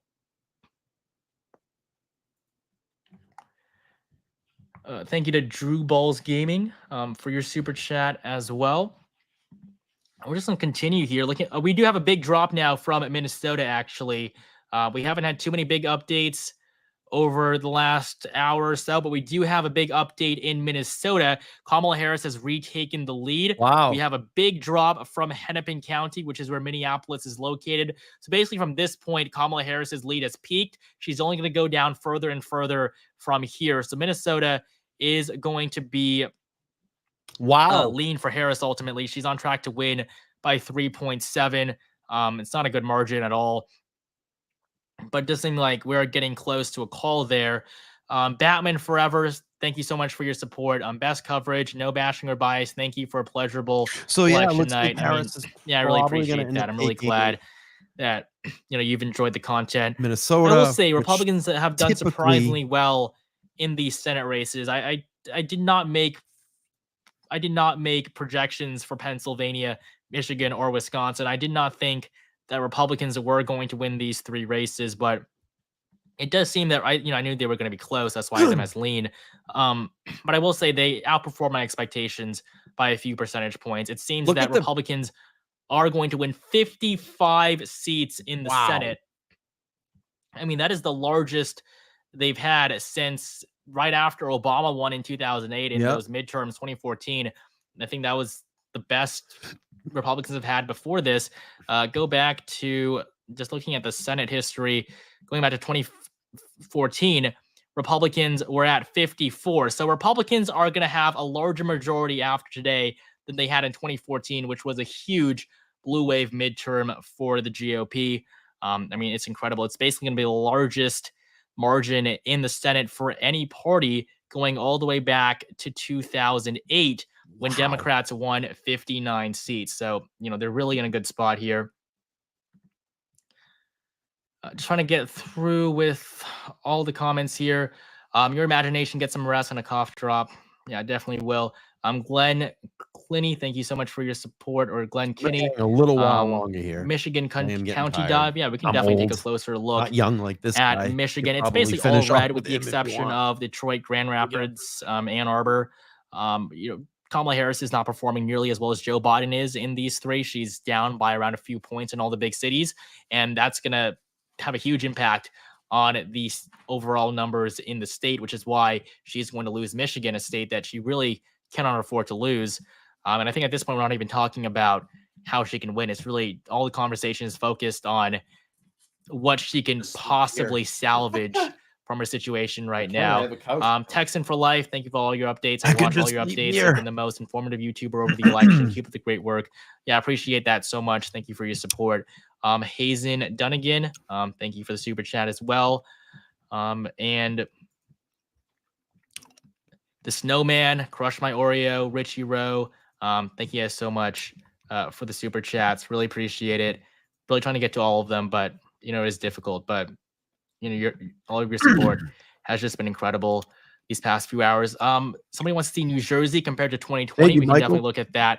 New Jersey right now, Kamala Harris leads by 4%. I actually did not focus on this race all that much, but this is terrible. I mean, this is unbelievable. Kamala Harris is going to win New Jersey by 6.5%. For context, Joe Biden won New Jersey in 2020 by 16%. Wow. In the Senate election, Andy Kim is going to win by 8%. So Democrats have been significantly hampered as a result of Bob Menendez. I don't think people expected him to have that big of an impact, but his scandals have totally destroyed the reputation for Democrats in New Jersey. It might even become a battleground state in the future. Wow. If Republicans put more money into that Senate race, I think they maybe could have even won. But New Jersey, with Trump campaigning in New York as well, I mean, this is just incredible. Donald Trump behind by just 4 points in one of the bluest states in the country. Even Hillary Clinton won New Jersey by double-digit margins. Somebody asked if Georgia's been called. Yes, Georgia has been called. It's going to go to Trump 100%. Sen said, thank you for this. Second round of mail-in ballots have not been counted yet in Pennsylvania. CNN said tens of thousands on that batch. What do you think about the upcoming results? Yeah, so right now, Trump leads by 3 points in Pennsylvania. His margin is only going to go down from here. It might go up a little bit more with some new batches, but it's going to go down. It's going to go down by around 1%. The New York Times needle is pretty accurate when it comes to this kind of stuff. So it is going to go down. The mail-in ballots are going to help Democrats, but it's not going to help them enough for them to actually win. You can see here the New York Times just predicted that Virginia is going to go to Kamala Harris. Finally, it's going to be close, though. This is yet another state where her performance just has not been up to par. She leads by 4 Virginia's points. been called. Ultimately, she's on track to win, I believe, by 5.1. So I guess that would align perfectly with my prediction. She's not performing well. Not where she wants to be, really. Doug said, only day I might view tomorrow just to see them cry. Well, I mean, Virginia I think has this been called for Kamala This could not have Harris. gone any worse for Democrats. And I'm looking at CNN right now, and I don't even hear what they're saying, but it definitely seems that a lot of people over there are upset. Thank you, Jacob, for the super chat. I'm going to sleep. Do I think Trump wins 100%? Well, I wouldn't want to say 100%, but I would say maybe 99.9. So at this point, it doesn't seem like the election is going to go any other way. Donald Trump his performance has been probably one of the best for Republicans in modern history. I mean, he's the first GOP president to win the popular vote in 20 years. And only the second one in the last nearly 40 years, going all the way back to the Reagan era. We have now crossed over 3.5 million viewers on this stream over the last 5 hours. Thank you guys so much for that. We're still at around 140,000 concurrent viewers. I would really like to hit my goal of 400,000 though. If you guys could, just hit that subscribe button right now, it would mean the world to me. I've been covering this race for 4 years, and this night has just been incredible. The outpouring of support from you guys. But if we could all hit that subscribe button right now, see that number shoot up. If we all did it, we'd be at 400 instantly. But I mean, again, no matter what, I mean, I really appreciate your guys' support tonight. Somebody asked about Maine. Maine it's going to be blue. Kamala Harris is going to win. Probably not by the biggest of margins, but she is currently on track for a victory. Harris plus 5.9 in the middle of Clinton and Biden's margins from the last 2 elections, which is another one of the talking points that I use exactly in my most recent videos. So, nothing too surprising here. I think some people want to see Louisiana. Trump is up by 21 points. This is a really good result. In 2020, he won it by 18.6. So we're seeing Trump improve basically all across the map. Indiana as well. Kentucky, Trump is up by 31%. I mean, that is a pretty big margin. Trump is doing really well in these rural states, the states that he always wins, but he's doing a lot better than anyone could have expected. Real Anarchy says, when been watching for the past month, you have been spot on. Thank you for keeping us informed. Yeah, of course. I mean, I appreciate that so much. And I've really enjoyed doing this for you guys. I mean, look at the margin in West Virginia. I just want you guys to imagine all the people in West Virginia. 7 out of 10 voted for Donald Trump. Every single county is red. Trump is leading here by 42%. That's nuts. This is his largest margin in West Virginia. I believe it's even outdoing how he performed in 2016. Yeah, we're about pretty close to that. And then in Wyoming, Donald Trump is leading by 48%. So another incredible performance. Decent Garner says, I'm a full-time lawyer and part-time podcaster. I watch your channel to prepare for my show. When I listen to you, I get nostalgia of news from 30 years ago. You don't pull any punches.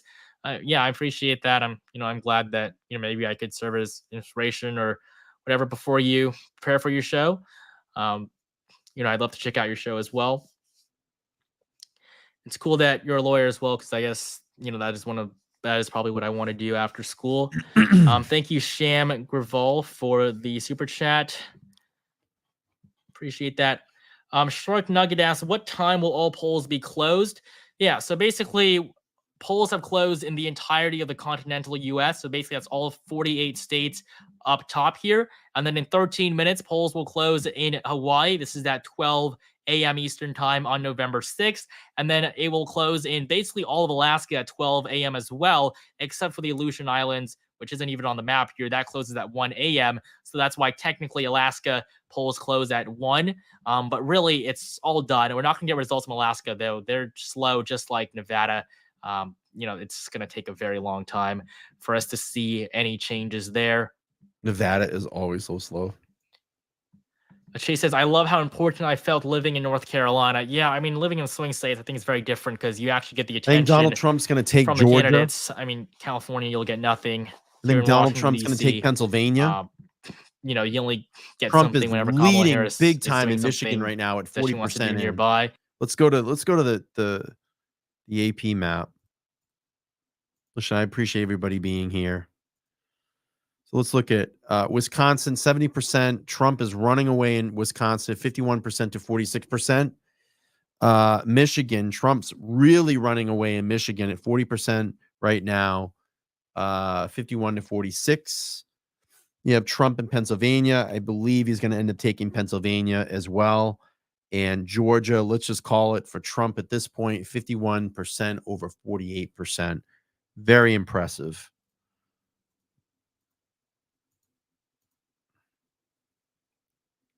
Yeah, 226 electoral votes for Kamala Harris. That would be the single worst performance for any Democratic nominee since 1988. That was when Michael Dukakis was on the ticket against George H.W. Bush. So that was a very different time. You would have to go all the way back 40 years for the last time that Republicans did so poorly, that Democrats did so poorly.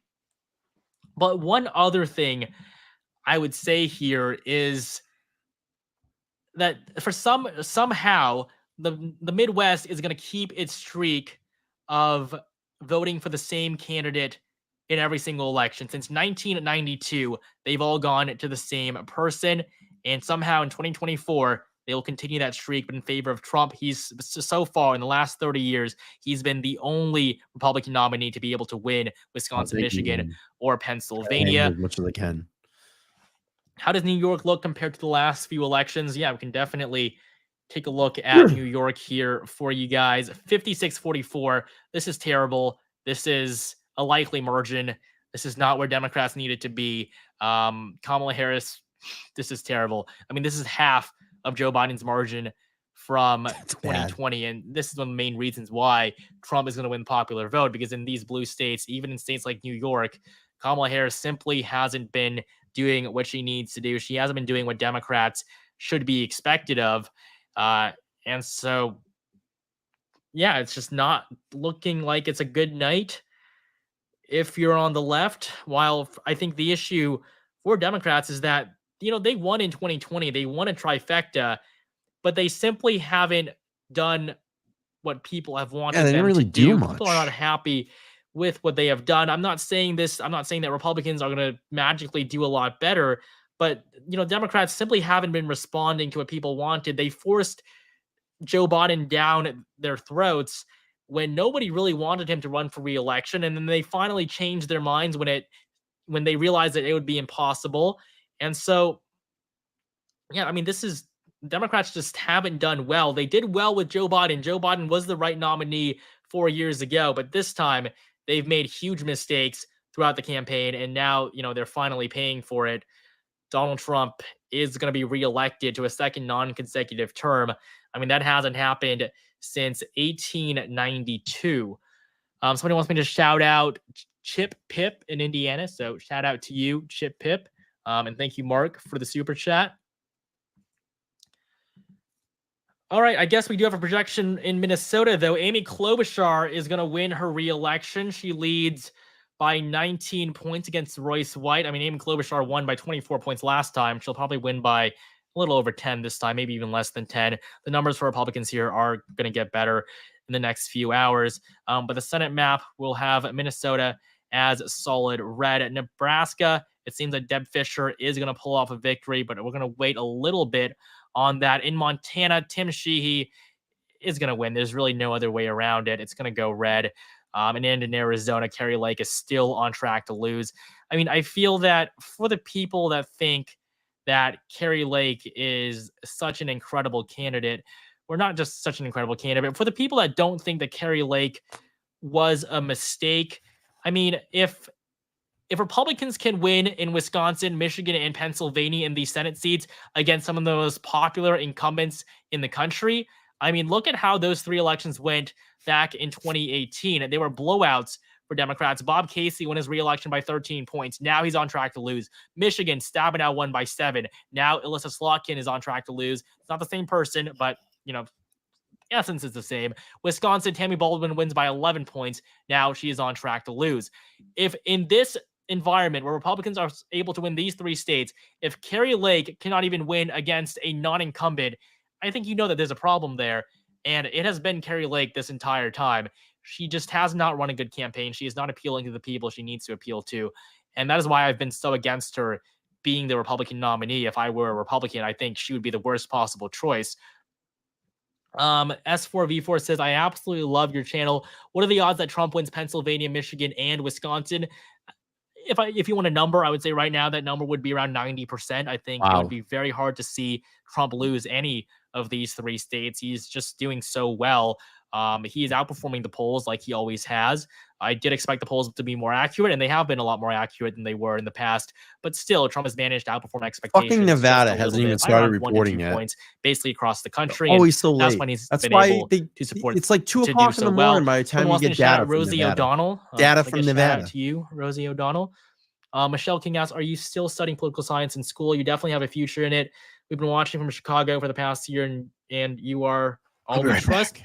Studying international economics right now, so pretty similar, I would say. Government politics has, a big part to do with that, but also the econ side. Fox, the Senate is 51, 2 seats flipped red. Yeah, so we're going to see some more flips. We already got flips with Ohio and West Virginia. Those are the 2 flips we've seen so far in the Senate. Michael H. is going to get a shout out. in Fort Campbell, Kentucky. Shout out to you, Michael, in Kentucky.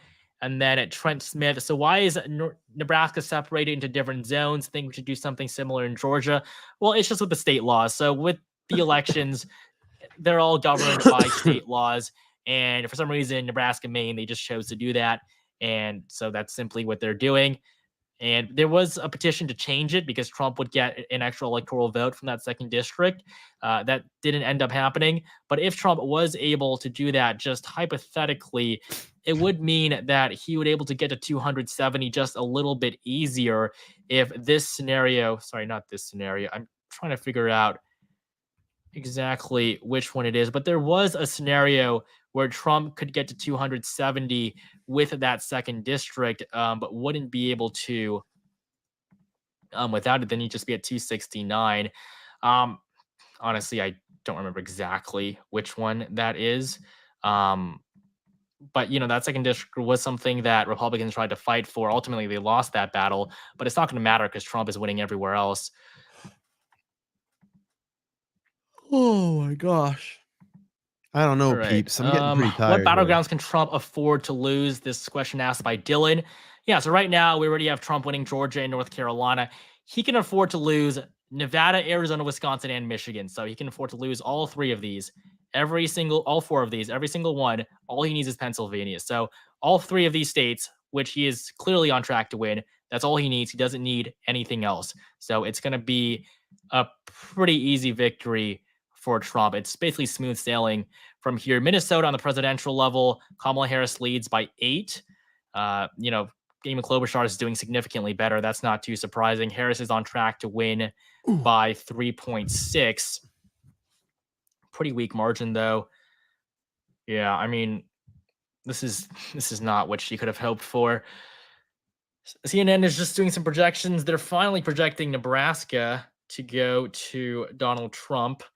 CNN has just been so behind this entire night. I feel like as I've been watching it, that's pretty much the only thing I've been noticing. We still do not have results out of Nevada yet, though. But I mean, I guess that's just something that, we just have to get used to. Although I think at this point, Nevada is looking very good for Republicans. I mean, looking at the betting markets, Trump has a 79% chance of winning.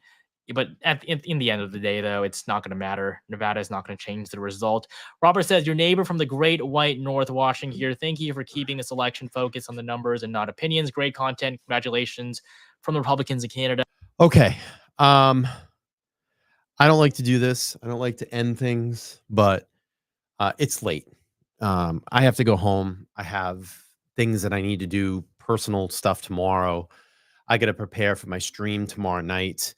I'm going to do part 2 of the Vanity Fair, Karen Reed Vanity Fair article. So I want to prepare for that. It's going to be probably 2 to 4 hours to prepare for that and get a presentation together. So I need a clear mind tomorrow. Listen, it's kind of looking like Trump's going to pull this one out. I don't know, because we know what happened last time. We went to bed at 2 o'clock in the morning, woke up, and it's like, are you fucking kidding me? But it remains to be seen. But if you're a Trump supporter, it's looking pretty good for you. Harris didn't perform well at all, in my opinion, and it's looking like all 3 branches are going to go to the Republican Party. Well, just remains to be seen. I'm sure I'll probably wake up at like 2 in the morning and it'll be fucking Harris won the election. But I'm tired. I'm gonna head out of here. I gotta get buttoned up in here. I appreciate everybody being here. It's almost 5 hours on the stream. These things go late. They go late. So if you want to stay up, please stay up. You can check out Election Time. That was the gentleman that I was watching. You can go over to his YouTube channel and check him out. Give him a like, share, and subscribe. He's doing a great job. Seems like he's only 18 years old and a student. 400,000, close to 400,000 subscribers on his channel. That's great stuff. Good for him. He does a really great job over there. But I will be back tomorrow night, 8 p.m. Eastern Standard Time. I love all of you. Thank you for being here. This was fun. This was fun. Great chat tonight. Everybody was very civil. We'll see what happens tomorrow. We're gonna have a new president. We're gonna have a new president tomorrow, And I hope your candidate wins. I hope your candidate wins. But that's going to be it. I'm going to head out of here. I love all of you. Thank you all so much for the support, the new members, the subscribers, the super chats that came in. I appreciate it. Like I said, I'll be back here tomorrow night, 8 p.m. Eastern Standard Time. We're going to talk Karen Reed, part 2 of the Vanity Fair article. And keep moving on, supporting Karen. And we'll go from there. Bye, everybody. Have a good night. Peace.